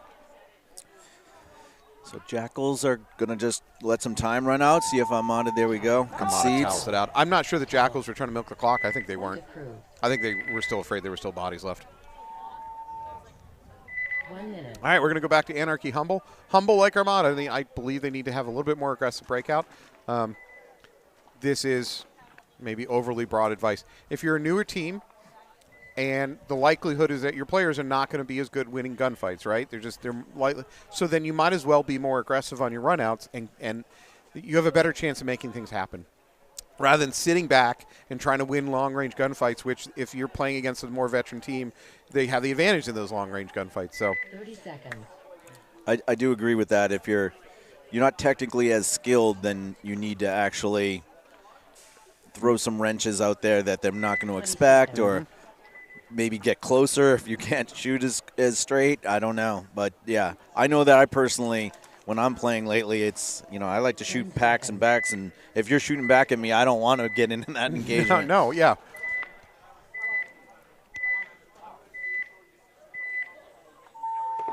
Game on. Anarchy on the left. Mix goes into the D2 and into the Snake on this side. Good shot there.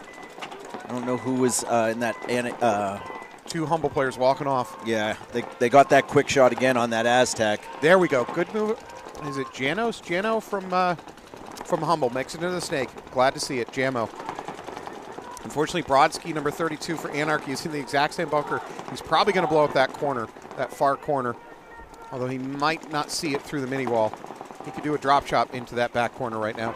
He's got it. Yeah. That back corner walks off for Humble. Brodsky's now aware that he's got a player just on the other side of the bunker from him, just from the audio. Oh, it's probably going to trade out 1-for-1. Oh, there we go. They both know. He's alive. Jamo's alive. clean. He's clean. He's going to go to their side of the Snake. Okay, Jamo's going to just chill for a quick second and realize. Catch your breath. Realize what's going on. Yeah, he's got this bunker, Look the for Doritos. They don't know it. Yeah, Anarchy has no idea. Anarchy's tripled up over there on that far Snake side. Oh, he sees now him. they know. Good move there. Jamo's to that corner. Who's number 9? Oh, Jamo gets pulled. One of the refs says it's a hit. Another ref says it's a rub. Put him down for a star. That was a very good game from him. I know, Humble is not going to win this point, and I don't think they're going to win the match, but he should walk away happy about that. The player right here with this hat on, he got the first kill, and he was the one that recognized that Jamo was behind him. Yes, So, salvaged what could have been a yeah. So I want to see who that one is right there.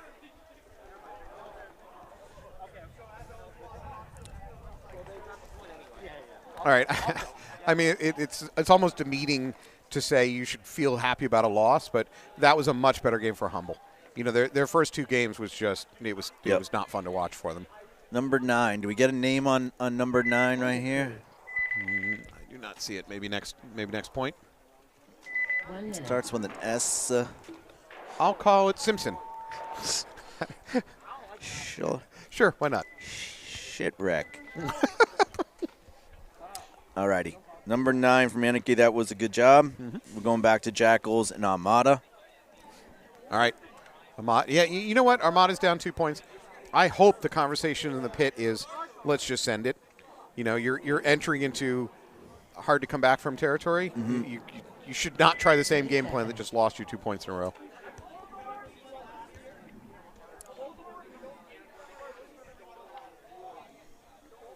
Mixing it up a little bit. I don't see Arsenal out there. All right, do you watch Letterkenny, the TV show? No. Well, I watch a little bit, not enough to be an expert. But 10 seconds. the gentleman in the red jersey for Sausage? Jackals, yeah, Sausage. There must be a character in Letterkenny called Sausage.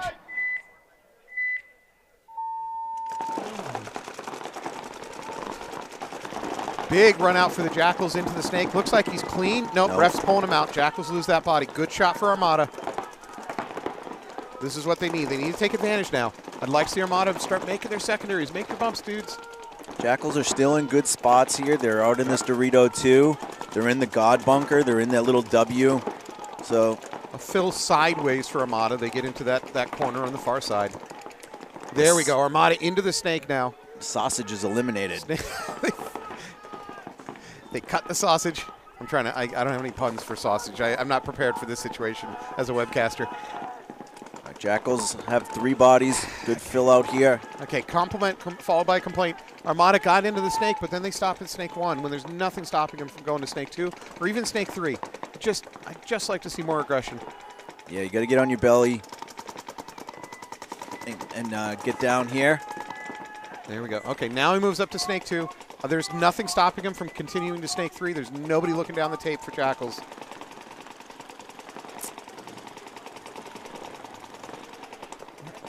Where are they? A bad death. No. Bad death by Armada right here coming out of the back center. No, he's calling it rub. Oh, I'm sorry. You're talking about Brodka. Chris Brodka, number 7, is alive in the snake. Actually, now Armada's filled in both snakes. Brodka. Is it Brodka? No, it's Brown maybe? Brown, I'm sorry. Number 7, Brown. Blows up the snake for the Jackals. Jackals refill it. Here we go. Brown's playing good here. He's coming, wrapping around. Oh, nice shot right there by the Jackal player. Oh, wow. Good. That's definitely going to be a star. He shoots the guy in front of him, shoots the cross shot. Armada had this match in the bag. Definitely had this point. I'm sorry, I said the match. You're right. They had the point in the bag. Is that number 22 over there? Does look like that. If only we had a better camera angle, Alex. I don't care. I'm blaming you. Oh, last Armada player takes a walk from that D1. Oh, man. That is – no, I'm sorry, not last. There's still an Armada player in the back corner over there. But tough situation, 2-on-1. Jackal player starting to move up this side of the snake. He needs to keep going. Number 24 here. Will he pick him up? He has a chance. He has a chance right there. He gets him. It's down to a 1-on-1. This is a game again, folks. Oh, he did it.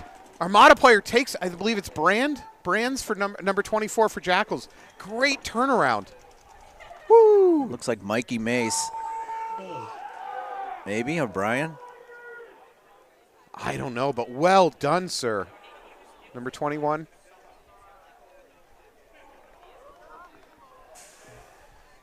Point approved. Well done. Wow, what a that was a real roller coaster of a game. Armada was up, they were down, they were back up again. Well done. What happened for the Jackals there? They just they had that match. This looks like Mikey Mace, but so I can say the Jackal player in that far snake, he just looked away at the wrong couple seconds. He looked inside, I think so he could throw his voice to his teammate on the other side of the field, and when he did that, I don't know whether the Armada player knew or just got lucky and he launched at that point. Clean, blew him up in the back. All right. All right, so we got Humble versus Anarchy. Humble down in a 3-0 hole, and his time is not an issue, but obviously they can't lose another one or they get mercied. Do we know how Humble did in their first match? We don't know. Okay. Alex looks like he might have some fingers going on. Alex looking it up. He has some fingers going on. All right, so Anarchy's on the red side. Humble's on the blue. Humble Humble gets a good. They lost their first match. All right. So Humble has lost their first match. They're on the verge of losing their second one, which realistically would put them out for the day, out of the playoffs.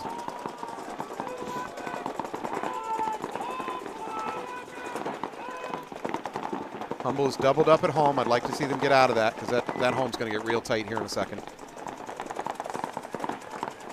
Anarchy into the D3, just short of the snake. There we go. Humble does break out. They bump out from that home to the mini temple. So far, 5 alive for Humble. Again, I don't want to sound like demeaning compliments, but for them, that's an improvement. Well, they do lose a player, but Humble was having difficulty getting successfully out to the bunkers and living for very long. So a little bit of a step forward, although they did just lose a player. It is. The temp has dropped like 5 degrees. The sun has gone in. You can see some of the bunkers are now a little deflated. Yeah. Anarchy now up into both snakes. Humble loses their snake player. Yeah. Number 94 for Anarchy. This is falling apart. Ooh, okay, good shot by a Humble player. He takes one of the Anarchies, trying to come a little bit too aggressive down the snake. I think that might be it, though. Yeah, it's going to be a walk-in. Okay. Well, based on their name, I'm sure Humble didn't come in here thinking they were going to win everything. I think they were pretty, one would say, humble about their odds. But so this is a new team. Yeah, learning situation. Absolutely. So that match is going to wrap up. This is a committed star match. I've got number 9 from Anarchy who picked up that play on the point earlier. I got number 94 from Anarchy who was the push down that snake side as well. And then we have Jamo. So we just kind of got to put. I would go 3, and then you can split between Jamo and number 9. Jamo, I thought, had a very good individual game. Yeah. In a losing effort. In a losing effort of the point even. So. Yeah. So how do you value stars if it's a losing effort but a heroic attempt? Well, if he had won that point, I would probably give it a little bit more value than what he did. But it was still a good move, not taking anything away from him. So you value what whether you win or lose the match for as far as their actions? For a star, usually you have to do something that wins at least a point. We're giving him a 1 star on a move that he made that didn't even win him the point. True. So I'm not arguing. I'm just kind of curious your thought process. My thought process is the 3-star has to have won multiple points for his team. Okay. Oh yeah. No, I'm fine with that definition. Yeah. But you could be a loser. I've given the 3-star. I've given the 3-star out to a player that was on the losing team before. Yeah. But if they won 3 points and he was in on all 3 of their point wins. Yeah, that's kind of how. Right. So congratulations, Anarchy, number 94 and number 9. Don't wear black jerseys with black names. Yeah, we can't call your names. There we go. Armada, much more aggressive breakout. Unfortunately, as I say that, they lose. I don't know. He called himself out on a shoulder hit. I'm not sure it was a hit. I think he might have just called himself out on a bounce. One of the Armada players. That was Matty Mace. Mikey Mace was the one that won the 1-on-2. It looks like Brian just getting eliminated as well. So you got Derek Arsenal up the middle. Yep. Pissant is in that little W. You know what? If I'm Derek, keep going. Don't stop at that middle brick. Go to their wedge. Why not? He's just checking to see where they are first. Close your eyes and just go. That's my advice. It's gotten me this far in my paintball career. All right, based on noise, Derek is switching off to the this close sight snake. He's battling it out with the Dorito over here. Yeah, Dorito knows he's there now. Derek switching back to the other side. Frankly, there's a window here. The Dorito could just jump into the snake, crawl up two spots, and then blow up Derek's back. Yeah, that's why if I was Derek, now that they know where you are, you can move. You can go backwards. You can go forwards. So I like that move by Armada, spreading it out. That really needed to happen because they had no presence over here. Yeah, and if Anthony can actually come up in even the D2 or D3 over on this side, now he can control the snake. So, all right. So it's now going to be 5-on-3. Derek Arsenal's going to take a walk. 5-on-2. 5-on-2, Yeah. excuse me. 5-on-2. Derek's going to take a walk. They had a chance. With Derek's positioning, they had a chance of winning that. Armada's going to towel out of that one. Yeah, that's It's a smart towel, but it Yeah. still gives you rough. a minute 43 to win 2. Godeski looked good for the Jackals again. Number 22 looks good for the Jackals. Mikey Mace had that really good point for Armada. Great point for Armada. So we're in X-Ball right now. Let's just look at the next match real quickly, which is also, it's the last of the committed stars. So Rebellion, DOA, Suicide Squad, New England Blur.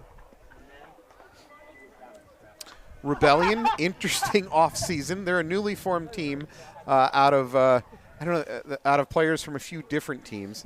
Interesting. I know some of the UGK players, some of the Underground King players jumped over. I don't know. Maybe some Knights jumped over. Yep, definitely some Knights. Yeah, it's led, if I'm not mistaken, by Fabio. Yep. So interesting kind of amalgam of a few different teams. And they're going to have a D3 and a D4 team. The D3 team's playing Dallas, but playing the rest of the NEXLs. So we'll see 2 Rebellion teams in the future. Okay. The Rebellion is spreading. Would you say that? I would. Man, is it getting windy? Yeah. You want to call it? You want to just pull the trigger on the tournament? Yeah. Deflate. Yeah. We can't webcast in these conditions. Heated pods. That's what I'm demanding. All right, we're going to have Jackals on the right, Armada on the left. You know what I'm going to say about Armada? They need to push. They need to push. I mean, the score says they need to push, and then beyond that, just their game plans. I mean, their closest chance to winning so far was that Derek going up the middle, which I'll say going up the middle is not a great play, but honestly, it came close to working for them. So, Alrighty, we got the Jackals on the red side, Armada's on the blue. The other set, Anarchy mercied Humble 4-0. All right, minute 43. If I'm Armada, despite what my coach is telling me, I'm not trying to win this match with a minute 43 left on the clock, get 3 straight points. I'm just trying to see what I can make of it. Get some good games, walk away feeling good.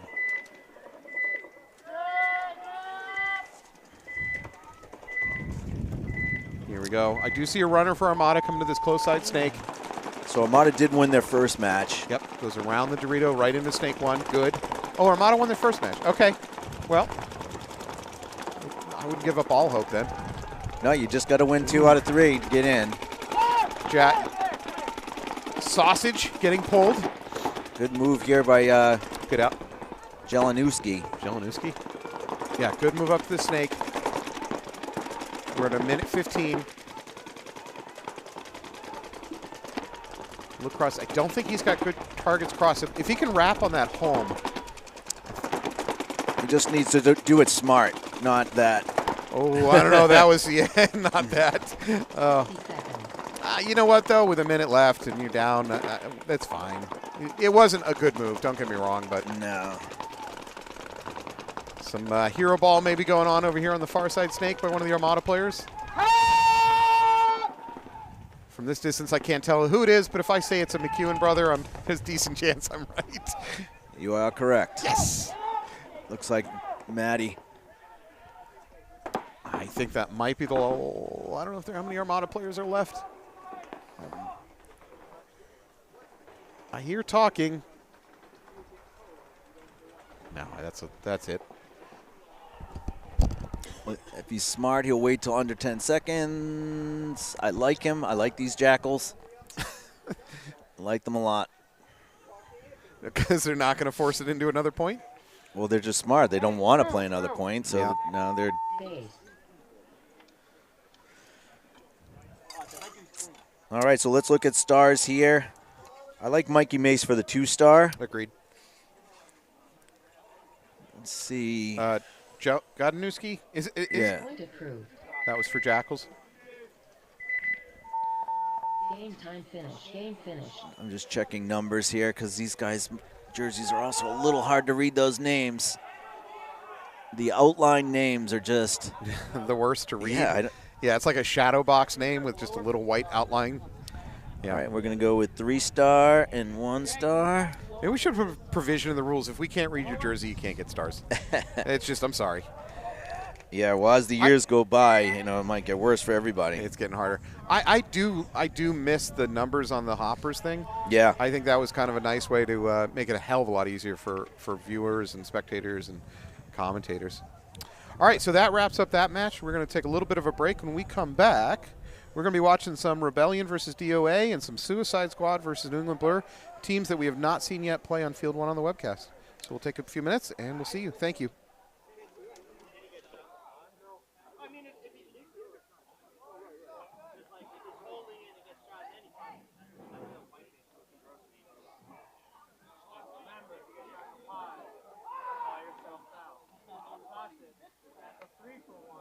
Guys, we're going to go right into the next one quick.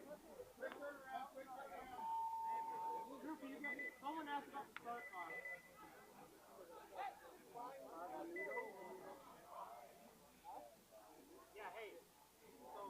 4 minutes.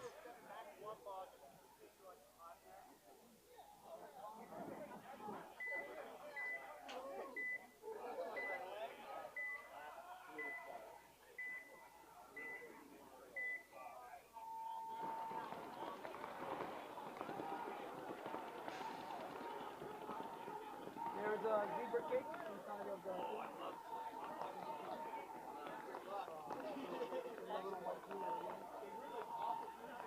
It might be a little bit cold, but that's good.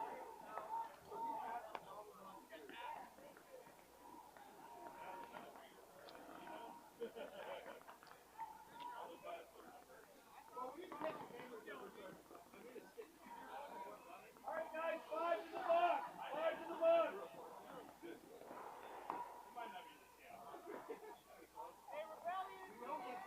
Rebellion DOA.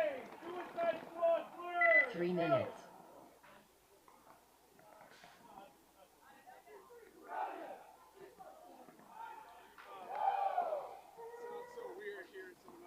Hey, Rebellion DOA, if you can get 5 to the box, let's go!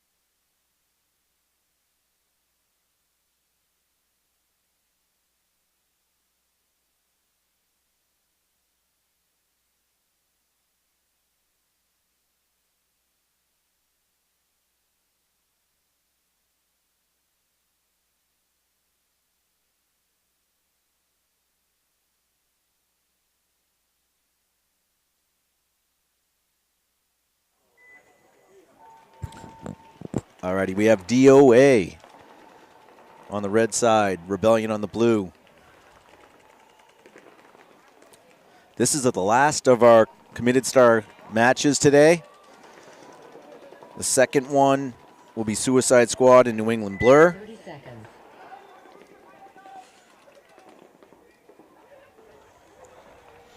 I've lost my chapstick. Stop the webcast. Stop it all. We're about 15 minutes still behind, which is still fine from where we started. will catch up at the playoff turn. Field 2 only has 2 more matches. If you're watching this at home, just run it at 1.25 speed and you'll catch up. Isn't that how time works? Something like that. All right, Rebellion on the left. Wow, big move up the middle for DOA. Matt Jones. Gets in there clean. That's not our Matt Jones. It's the real Matt Jones, if you ask him. Okay. It's not the clone Jones? No. Looks like Cole. That might be Cole String that is taking the walk over on the Snake side for DOA, so they're down 1 body. Another Rebellion player getting a check. Ref calls him clean. Matt Jones is locked in on that Snake. Yep. They also have a player right over here on the Dorito wedge already. So I like this positioning by Matt Jones more than I like playing that wedge further back, because he can drop down and live if the Snake gets hot. He can also live from this Snake.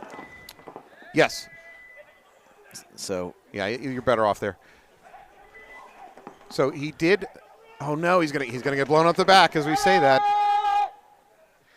Yeah, his back players just died all around him. Yeah.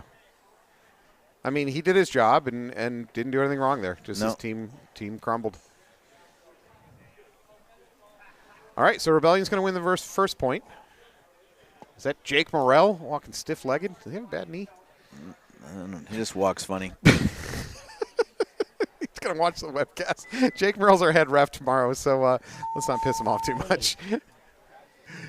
All right, so first point goes to Rebellion. Number 31 played well on that point. Let's see. Panetti? There's 2 Parenti brothers. Oh, so. Kyle or... yeah, I don't know which Parenti that was that played particularly well, but we're going to just put that down. Was it 33? 31. 37? I don't think it's 31. I think you were seeing a 37. Okay. Put that down. That's Lori's problem to figure out who it is. Always. Suicide Squad is up next against New England Blur.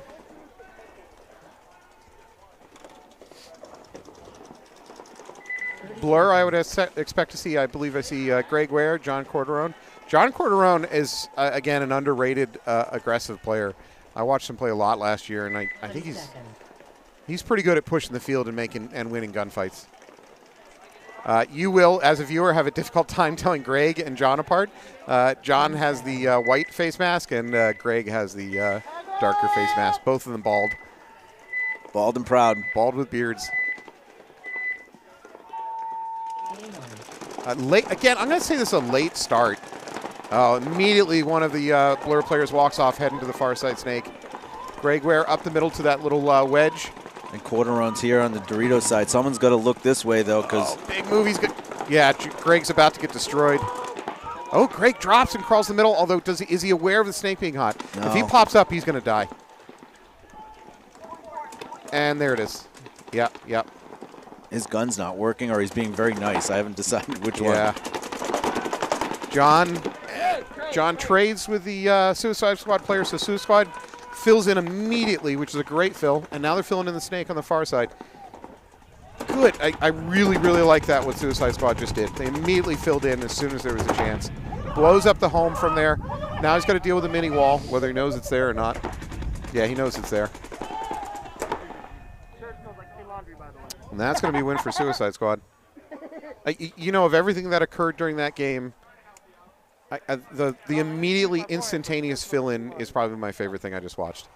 I mean, if you watched any of the pro matches on the Vegas layout, you'll see that once you have command of this Snake, they just kept on filling it. Conveyor belt. And when they had this bunker here, this wedge, which is the Snake 3 or the first bunker on the opponent's side of the field, they typically would have someone right behind them to do exactly what you just said. So if the first person comes in, either trades or shoots 1 or 2, and then the second person, before the other team can even react, is already having to deal with that again. Yeah. So I got both number 21 and Campbell from Suicide Squad as working in tandem there. Who was the lead on that? 21. 21, okay. I mean, obviously, he's the one that blew up Greg and then traded with John Corderone, yeah, which really, really crippled Blur's chances of trying to pull that match out. Yep. And then Campbell came in and shot 2 people too. So they did both, 30 seconds. like you said, a little harder work maybe for 21, and then but working really well together. Campbell cleaning it up. Again, this is the one mission event, NEXL number 1 of the season, the D4 division. All right, on the field for Rebellion, I'm seeing Matt Clark, Jake Morrell. I'm not sure who else. Is that a... Which Clark was on AG Invasion then? So I believe is Will Clark on Okay. Age Invasion. This is Matt Clark, a former Knight. Yep. Good dude, really good dude. Oh, late start by both teams because I think they got confused. Identical. Yeah, both teams got confused by the other field.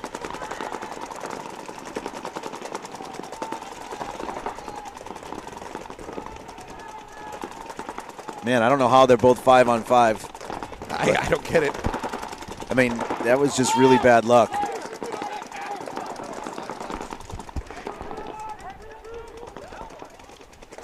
All right. The double beer hat? Yeah, I don't. There's some sideline Viking double beer hat going on, and it's kind of amazing. Way more important than what's going on in the field. All right. All right, player walking off for DOA. Yeah, you're shot in the middle of your chest, sir. Another player walking off for DOA. There's your shot of your Viking double beer helmet. This is important. Wait, this is brought to you by Preferred Auto. By Preferred Auto. This is a revolution in sideline drinking. You're watching history, folks, if you're at home. Big move by Meanwhile, meanwhile, Rebellion is winning. Yeah, taking the far snake. They're going to win this thing, if you even care. I mean, that was like one small step for man kind of moment right there. That was. We're going to give a star to the bear. Real man of genius. Wow. Oh. All right, that's a win for Rebellion. See if DOA is going to concede. Yeah, Rebellion's going to milk the clock here. While we have a moment, I'm calling out Fabio. Our good friend, Fabio Tricano. He and I sat on a stage very similar to this about a year ago and made a bet on I think, the outcome of a game. Mm-hmm. And it was part of my heritage, Polish pierogies against what I'm assuming was prosciutto. I don't know. Or gabagool for Fabio, proud Italian. Fabio lost that bet and has never paid up. So he's never had pierogies? No, he owes me pierogies. Okay. And on at least one occasion, he's mentioned he intends to make good on that bet, and yet he still hasn't. Ooh. So he has brought a stain upon his family, upon his country, upon the flag of Italy itself. I'm giving you a chance, Anthony, to disown him as a fellow Italian. You can think about it. You don't have to give me an answer immediately. You got to pay your debts. Yeah, right? Yeah. So, Fabio, if you're listening to this, I mean, shame on you. Shame on you. All right, we got Suicide Squad on the red side. All right, I see Quarterone, walking out there for... Johnson's out there. Yep. 20 seconds. For Blur. I don't know if Blur has Sheffrey today. 10 seconds. I don't see it. I also don't see... I don't see Greg Ware. I think John Corderon's going to go to the left side snake, what we're calling the far side snake or Dorito side snake. Man, the wind No, he's going up the middle. The double up the middle. Yeah, double up the middle. That's interesting. That's reasonable if you're losing your snake runners and you want to try something different, but they haven't lost their snake runners yet.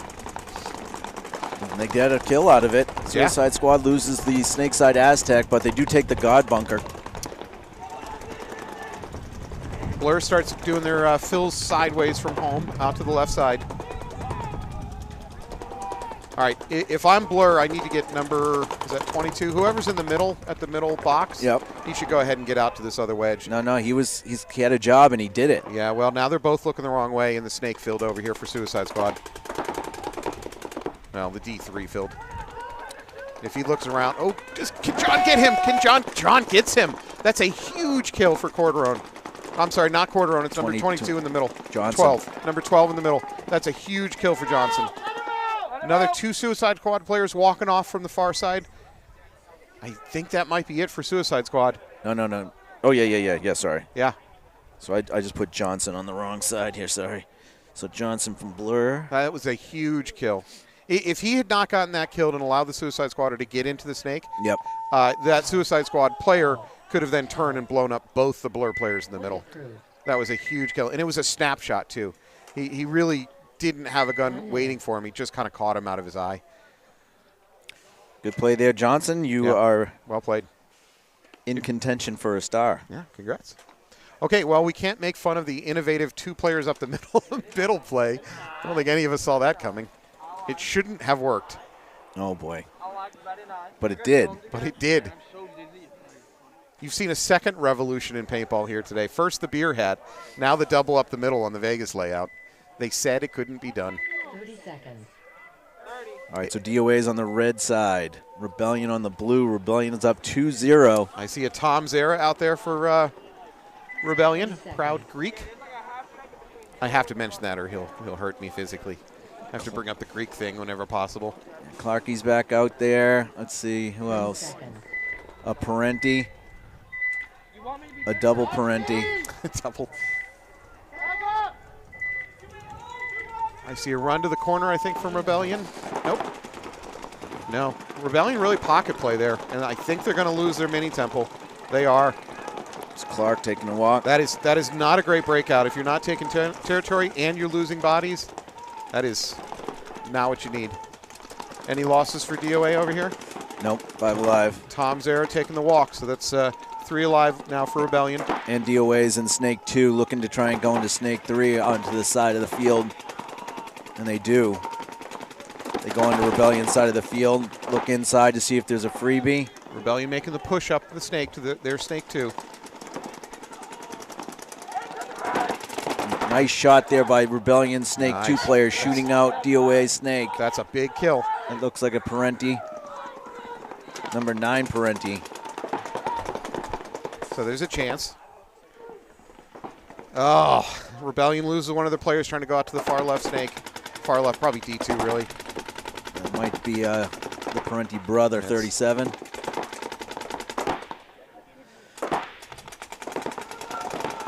Uh-oh. So Rebellion has the home. They have their Snake 2. I believe that's it at the moment. DOA loses another as well, though, so it's a 3-on-2. Okay. DOA. Here you go. Spread. Spread out to that left corner by Rebellion. That's a good move. I like that. I don't love the bunker he's in, but I love the move. DOA fills into their Snake, I'm going to say 3, over on the far side. Yeah, Parenti's Parenti's need to getting go checked. forward. He needs to go forward. Yep. No, go forward, No. not backwards. Oh, okay. Okay. Well, sometimes I you got to get- go. I Sometimes guess- you got to go backwards to go forward. Yeah. Sir. Plus, they're up 2-0, so I don't hate this move. This is all right. Drag the time. He's just got to be very careful he doesn't get picked cross field.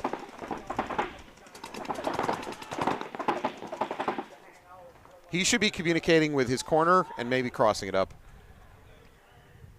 Oh, no. No. I take it back. He's going to get blown up. He's going to get blown up clean by the DOA player who's going to finish it off. That was a big move by the DOA I player. think that's Sean D'Onofrio. Is that 76? I can't see. That is number 76. You are correct, sir. Well, if Rebellion at least pulled some time off the clock on that one, that's, I guess that's the small consolation prize for that point. Okay, I couldn't hear what they're saying, but when I see a DOA player turn around to the Rebellion player and like, where's the hit, bro? Very clearly the Rebellion player thought that DOA was playing on with a hit. This view, again, is coming to you from Preferred Auto. Not this view. This view nobody wants. The other one of the field, that's what you folks at home want. This is the $200 camera, not the $2,500 camera. This is a Motorola flip phone duct taped to a pole. All right, who do we got coming up next? We got Suicide and Blur in a tie game. Yeah. Plenty of time, 9:27. Let's see, we see Delgado coming out. Johnson's back out after a good point. Real good point. Now, if my memory is correct, Blur kind of had the first point and let it slip through their fingers. Am I remembering correctly? 30 seconds. No, okay. Suicide Squad did a good They job. controlled the first one. Yeah. Okay. All right. So then what we're seeing so far is 2 pretty evenly matched teams. Blur had a very weird breakout the last time, but it made it work with some great shooting from Johnson. Let's see, Blur's missing their 5th player. Yeah, you don't need 5 players. 10 seconds. Oh, Now there he is. Yeah. There he is. Okay, they got 5. DOA on our left. I'm sorry, Suicide Squad on our left. Suicide Squad's going to go to that Dorito. They're going to pull up the Doritos. Moderately aggressive breakout. Corderone up the middle. Oh, they do get a kill. Over on Suicide Squad drops a player from their left side. That was Johnson shooting from that tower, so good job by him. Big wide run there. Yeah, Blur takes a big wide run out to the D2. Frank was kind of slow. I didn't think he was going to get there, but he made it work. I like that now later in the day it's getting harder and harder to make that Dorito Aztec. Yeah, teams are getting good at shooting it. Yep.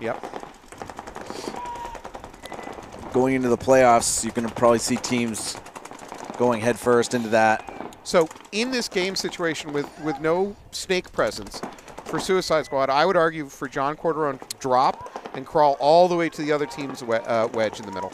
There's nothing stopping him, and he could then turn to the left and try to pick up kills on this side. Yeah, bad death. Johnson is eliminated from Blur there. Blur's in good shape, though. They're in Snake 2. They're in God. Now D3 in the Snake side. Yep. And they're in the D3, and they're in the S3 on the far side. Yeah, they're in great position. Eliminates them. Suicide Squad makes a counter move, though. He's going to catch Corderone unaware.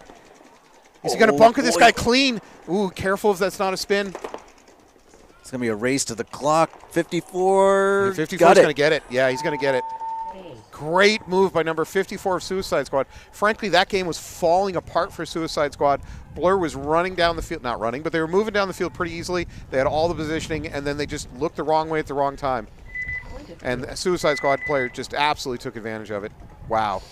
That was number 54. Anthony's going to try to catch his name.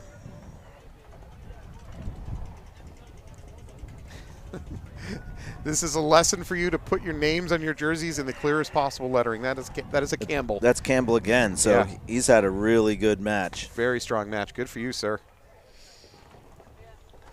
Oh, Blur has got to be kicking themselves right now. That match was in their hand, that point. All right, Rebellion taking the field. 30 seconds. I'm seeing one Perenni. I've seen a Matt Clark.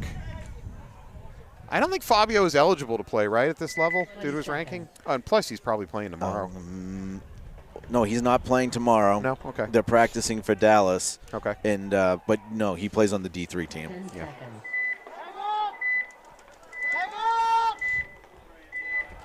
So here we go. We're going to have DOA on your left, Rebellion on your right. Rebellion up by 1 point. Game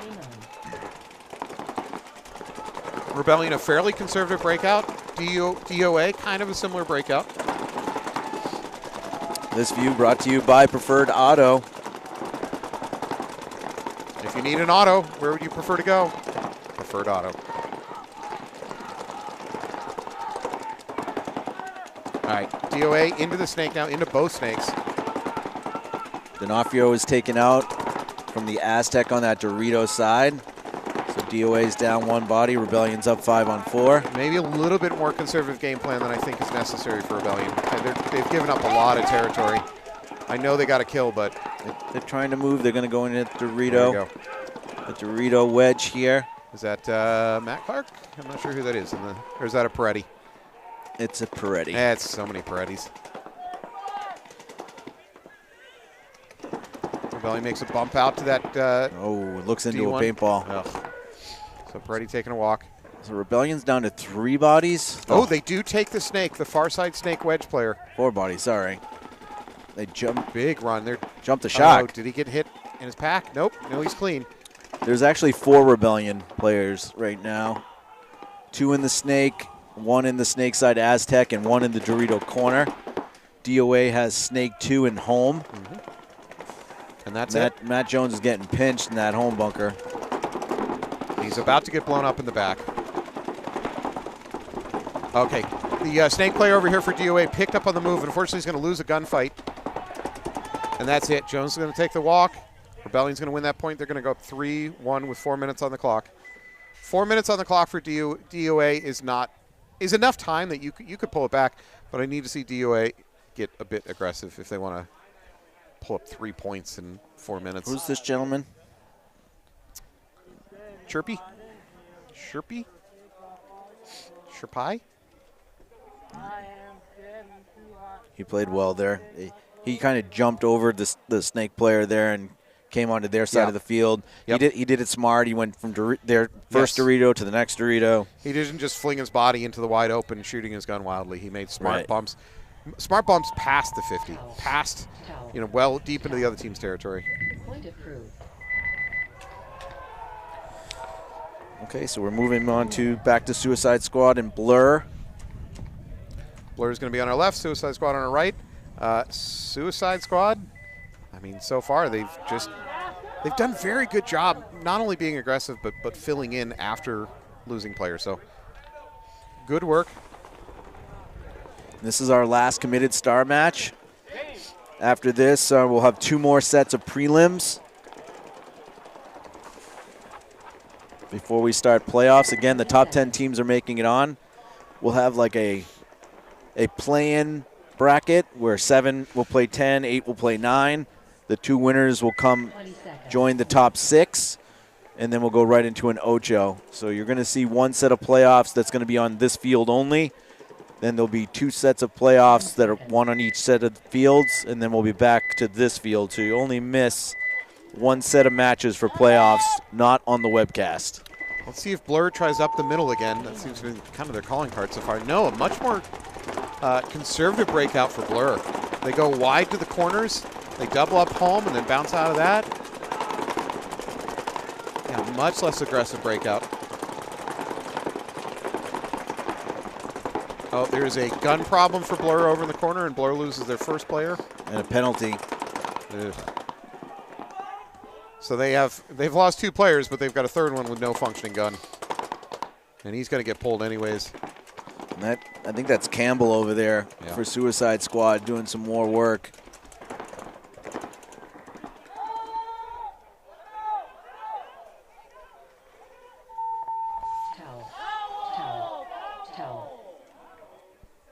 Blur's going to towel out of that one. Really don't blame him. There wasn't any hope there. And they got to save what clock they can save. Although 7 minutes and 14 seconds. It's a fair amount of time to oh, that's plenty of time. Yeah, to come back a few points. What was the penalty on? I didn't see that. I believe it was on the home. There was 2 people in home, and they pulled the first one, and I don't know if they thought he played on, so they pulled the second home player on the penalty. All right, this is a real pro move I'm seeing out here. The Blur pod runners are on the wrong side of the field stealing pods from Suicide Squad. I love it. Real next level move from these kids. Plus, they're so young that you're not going to yell at them. No, you can't yell at like 8-year-olds. 30 seconds. Although I saw their mom with them, I think, so. She's like, get those. Those have the other team stickers on them. All right, DOA's on the red side. Rebellion is on the blue. With 3:23 left, this is a must point for DOA.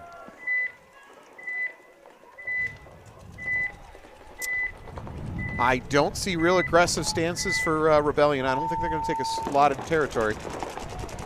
No, fairly conservative breakout. Matt Jones up the middle for DOA. Uh-oh. Rebellion, big secondary move into the far snake. Yeah, and Matt's playing pretty far off of that. No idea. If he looks inside, I think he's going to have one. A free kill, yeah. Peretti's got him if he wants him. Real from DOA. There it is. There he sees it finally, blows him up. Yeah, Matt Jones going to take a walk. 37 Peretti. See if he can win this snap battle. It looks like Colstring's over there with him. Yeah, unfortunately, the DOA player, I think you said Colstring has gun dominance right now. Peretti's going to have to fight his way out into it. Never good. Especially when you're playing that low to the turf, it's hard to win snap battles. There we go. He launches. It's a trade. How do you feel about that one? Yeah, I guess DOA. Yeah, they need to push. They need to win. I'm okay. Oh no, it is not a trade. I would concede. Well, no, that DOA player just threw his body away. Yeah, Coldstring launched, was trying to catch him by surprise. I actually think Coldstring got shot by the back player before he even got to Peretti. 1 minute. All right, well, good play by maybe Logan. I don't know, one of the Perettis. It's the 37 Peretti. yeah. All right, next we're going to have Suicide Squad and Blur. Blur needs to come up with something. They need an answer here. They got plenty of time, but they cannot lose another one or they get mercied out of this match, right? It's differential of 4. Oh, it's a 4-point. Yep. Okay. 30 seconds. Well, then they're flirting with a mercy. They're flirting. They're like, Mercy, come here. All right, Johnson's back out there. I Look, see. I haven't seen Ware in a couple points. A lot of Quarterone. Yeah. A lot of Johnson. 10 seconds. Okay, we have the other field about to buzz in. Here we go. 5 seconds. Fernando doing a really good job here as the head ref. Game on. All right, DOA into Snake 1 very, very quickly. They're going to bypass it, go to Snake 2. 4 alive for... Gotta keep his pack down. I'm sorry, Suicide Squad. 4 alive for Suicide Squad. They... Oh, 20, yeah. 21's gun is broken. It doesn't ramp. It's more likely his hopper than his gun. Okay. Usually when you have rate of fire issues with a gun, people blame the gun, and it's usually the hopper. Well, he just got 2 more kills exactly like he did in point 1. Yep. So I still see teams making the mistake of putting bodies up the middle, and then those bodies are just dying. They're not looking at where they need to, right, exactly. They have to live behind their gun, and they're not doing it. In some ways, I think they think in their head that there's no way someone got past me this quickly. Right. And it's very easy on to. this layout, yeah. So Blur's the clock's running. Blur, I don't know how many minutes you want to run off, but you got to push. It's 3 Blur right now that I see. 1 in the Snake, 1 in the God, 1 in Dorito side Aztec. Yep. You've got the small Dorito behind the Snake. Suicide Squad has the little W, the Dorito 3. Is there a third Suicide Squad? All right, we're looking right now at Blur's Snake player. That's Perkins for Blur. Slight move upwards by the Suicide Squad player. That might be Dan. Dan Gagne in the Dorito 1. Yeah, Blur has picked up on it now. Yep, that's Dan. And Dan loses his teammate, so I think it might be just him by himself at this point. He's going to get shot in the back if he doesn't turn. He's going to get surrounded. That's it. He's dead. All right, so Blur's going to bring this a little closer like they needed to do, make it 3-2. Yep, now it's a game. All right, good game from Blur. What did you see? What made that game work when the other ones haven't? I think they just outlasted them. They didn't die. The first 2 guys died in bunches by number 21, and then the last 3 just held the fort. And Suicide Squad just started dying. I mean, Suicide Squad came right up the Snake, immediately blew up the center for Blur. Honestly, Suicide Squad kind of had the game in their control at that point. Well, they didn't do what they did in the first point, which is have that secondary body in the Snake. Fill it in, yeah, fill it in instantly.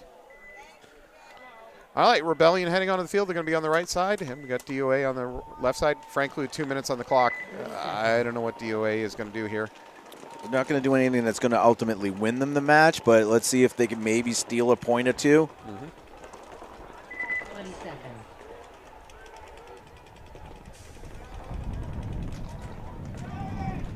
Whoa. The wind. The 50. Look at the 50 camera. Oh, is it an earthquake? Is this an aftershock?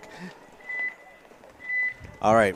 Rebellion's on the red side. DOA's getting ready. Here they go. DOA barely got their 5th body into the box on time. And the 2 of them go to the same bunker. The DOA player dies trying to fill in the same bunker as his teammate. Ugh. That's what happens when you get players late to the box. It just gets confusing. Looks like Coldstring potentially is in the Snake 2 right now for DOA. There he goes. Another DOA player is on the Dorito side in the wedge, and then Both snakes. is that Matt Jones? Who's in the center right now for DOA? I mean, history says it's probably Matt Jones. Oh, look at that. 2 Rebellion players coming off. It's a 3-on-3 now. They have a chance. I'm sorry. There's a minute and a half, though. Well, I misspoke. It's a 4-on-3. DOA is not going to win this match. But they have a chance of winning this point. Certainly do. Coldstring needs to get on his belly and just come down. Yeah, you're right. There's nothing stopping him. Who just shot that player? Oh, I don't know, but that leaves just 1 Rebellion player left alive, who they're probably going to leave. They're not going to towel out. They want to kill the time. Yep, and he's eliminated. He's eliminated. That wasn't Matt Jones in the center. It was number 4. Okay. Coldstring's going to go in and hit the buzzer. That was real. 55 seconds left. Yeah, that was Riel in the middle. 55 seconds left. Again, it's not a winning situation for DOA, but, you know, keep fighting it. 5 minutes left in this Suicide Squad match. Have I not seen Jake Morrell out on the field in a little while for Rebellion? For Rebellion. I'm telling you, I thought I saw him limping earlier. That's not limping. That's how I walk. Okay. All right, so we got Blur coming out. Let's see what we got for names. So I see John again, as always. Bowie, Perkins, Johnson, Delgado, and Corderone. 20 seconds. Uh-oh, Suicide Squad's late getting on the field. Is this the Vegas layout? Yes, this is the Vegas layout. One of our, somebody's asking out there in Webland. 10 seconds. Suicide Squad racing to get to the box. Not a way you want to start a point. I got plenty of time. I got 2. No, I know, but you tend to the game starts with confusion. Yeah, the Suicide Squad late on their breakout. Corderone taking a walk, though, immediately on the other side. That's a big kill for Suicide Squad. Nope, Suicide Squad player walking off, so it's 4-4. Suicide Squad still feels like they have more momentum on this match right now. Yeah, let's see if Campbell's in the God bunker now. Let's see if he gets in the snake. There you go. He's up to number 12, up to the wedge in the middle. So that's Johnson for Blur trying to counteract, but there's already a Suicide player in Snake 2. So if he gets up, he gets on his belly right here. He's looking the right way at least. But I think that little mini block blocks the vision between that middle brick and the snake over there. See it now. Johnson should have his gun more towards that blue wedge. Oh, Campbell got shot. Oh no! Does he see it? He saw it, but he doesn't have an angle on him. There's a can blocking it. Johnson's going to drop down. Did he live? They both. No, Johnson got the kill. Johnson's alive, still in the middle. So I see 3 different Suicide Squad players walking off at the moment. Yeah, it's just this Dorito side Aztec. It looks like.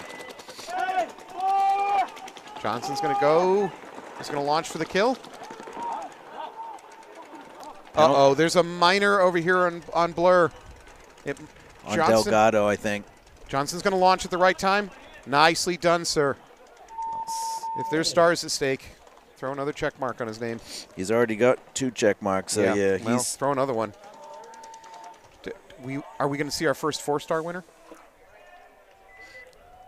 And that ties it up. So Blur and Suicide Squad with 3:33 left are tied at 3. There's a lot of 3s up there. Yeah, did not see that coming. It's the half sign of the beast. All right, so DOA down 2. Got 54 seconds here. These are really enthusiastic pod runners. You see him hurdle the middle snake bee? It was really cute. The ref's helping him out. I believe that's John Corderone's son doing some pod running out there, if I'm not mistaken. 30 seconds. Yeah. All right, so we're back to Rebellion versus DOA. DOA, really they're playing for pride or maybe point differential at this point. 20 seconds. They got 54 seconds to pull 2 points. Not impossible, historically speaking, in paintball, but, you know, obviously odds are bad. 10 seconds. If you're Rebellion, you spread wide, you lock the field down, just kill the clock.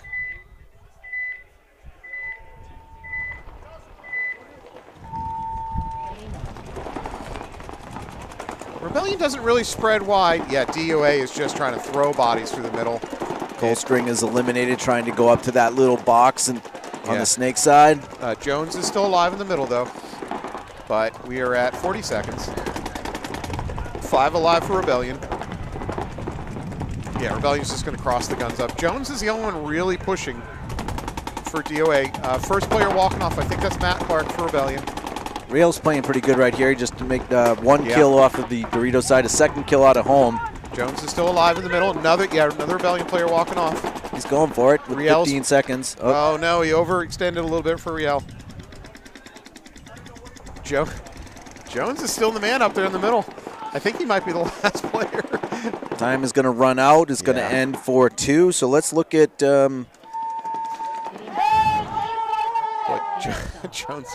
Jones got a penalty after the buzzer. That's I don't know how you do that, and I don't know what becomes of that penalty. But yeah, Jones pretty blatantly played on, but it was after the buzzer. Is it playing on? That's philosophical. Is it playing on if you do it after the game is over? I got the 3-star as being the Peretti number 37, and then I've got the 2-star being Chirpy, and 1-star being D'Onofrio. Yep. There wasn't a whole lot of extra going on in that one. The next one, we've got Suicide Squad. We got number 21, still don't know his name, playing really well. Campbell's playing really well for Suicide Squad, but I don't think anybody's playing better than Johnson. Yeah, Campbell and Johnson so far the two best players here, and yeah, Johnson I'd give the edge to. Yeah, Johnson has just been. Yeah, we still got 3:33. We got a lot of time. Yeah, and tied up match. Threes all across the board. 10 seconds.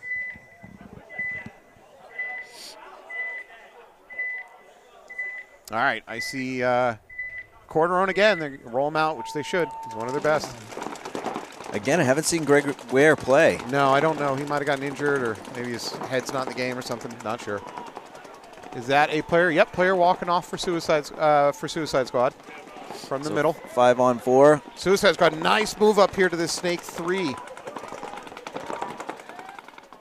This is Keefe. Keefe's about to do some damage. He's going to blow up Johnson in the middle. Yeah, that's a big kill, too. 3 players walking off for, yeah. This is a huge game for Keefe. Keefe got at least 3 kills there. Keefe for Suicide Squad. Great movement up here. And Blur towels out of that. Great game for Keefe, number 8 for Suicide Squad. Made a real fast move into the Snake, right up to Snake 3, and then immediately started doing a ton of damage through the middle. Well done. Big point right there. Suicide Squad now up 4-3 with 2:50 to go.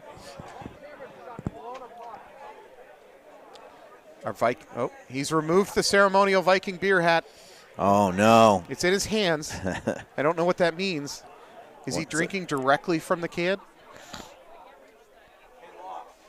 This is the drama within the drama. All right, so Blur's going to towel out of that one, try to save some of the clock. Frankly, the clock is not oppressive yet to their situation. They're only down by 1 point. That was just a great game from Suicide Squad. If I'm Blur, I've got to figure out a way to stop the ingress to the Snakes on the breakout, because that's absolutely what just destroyed them. So I know certainly coming to the close side Snake, there's a bit of a gap, and it's a small one, but there's a bit of a gap that you can drop a lane right outside the Dorito. You want to drop the lane close to the turf to catch them diving in. Again, it's not a great shot, but it is a shot. Frankly, the run to the other Snake, the one that has the 3 Doritos behind it, that, in my opinion, is a little bit tougher to get a kill, to kill the runner on the run out. So I think we've seen most teams play a bit more conservative, getting into the Snake over here near our viewpoint.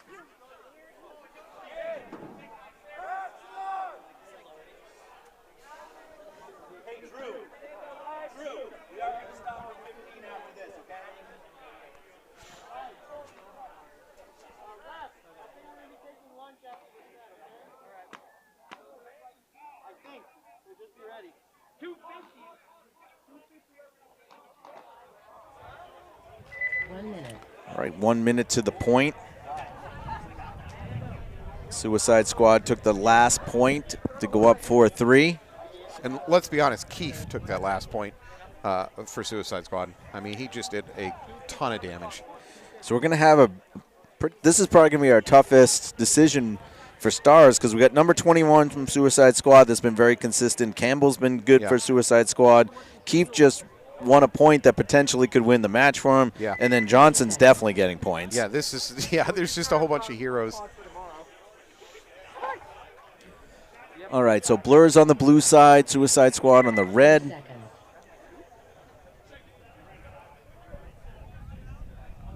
All right, 2 minutes, 50 seconds on the clock. Blur doesn't have to be stupid about this. 10 seconds. They can play smart, aggressive ball, still win the game.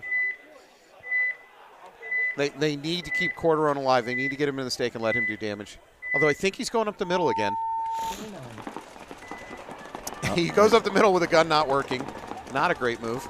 Ooh, that's a different move over there, too, by Blur. They went to the Dorito 3 and then went around the outside. Yep. Looks like 5 alive for both teams, though. Well, 4 because Corderon doesn't have a working gun, if I'm not mistaken.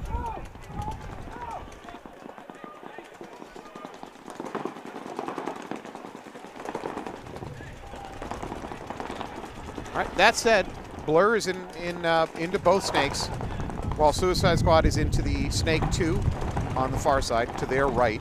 Oh, never mind, I'll do it. Who's this coming up? That's a big move by Greg Ware. You asked for a Greg Ware sighting. You've got a Greg Ware sighting. I think that's a Greg Weird jersey. Oh, you might be right. Looks like John Corderon's back in the game. He's got his gun up.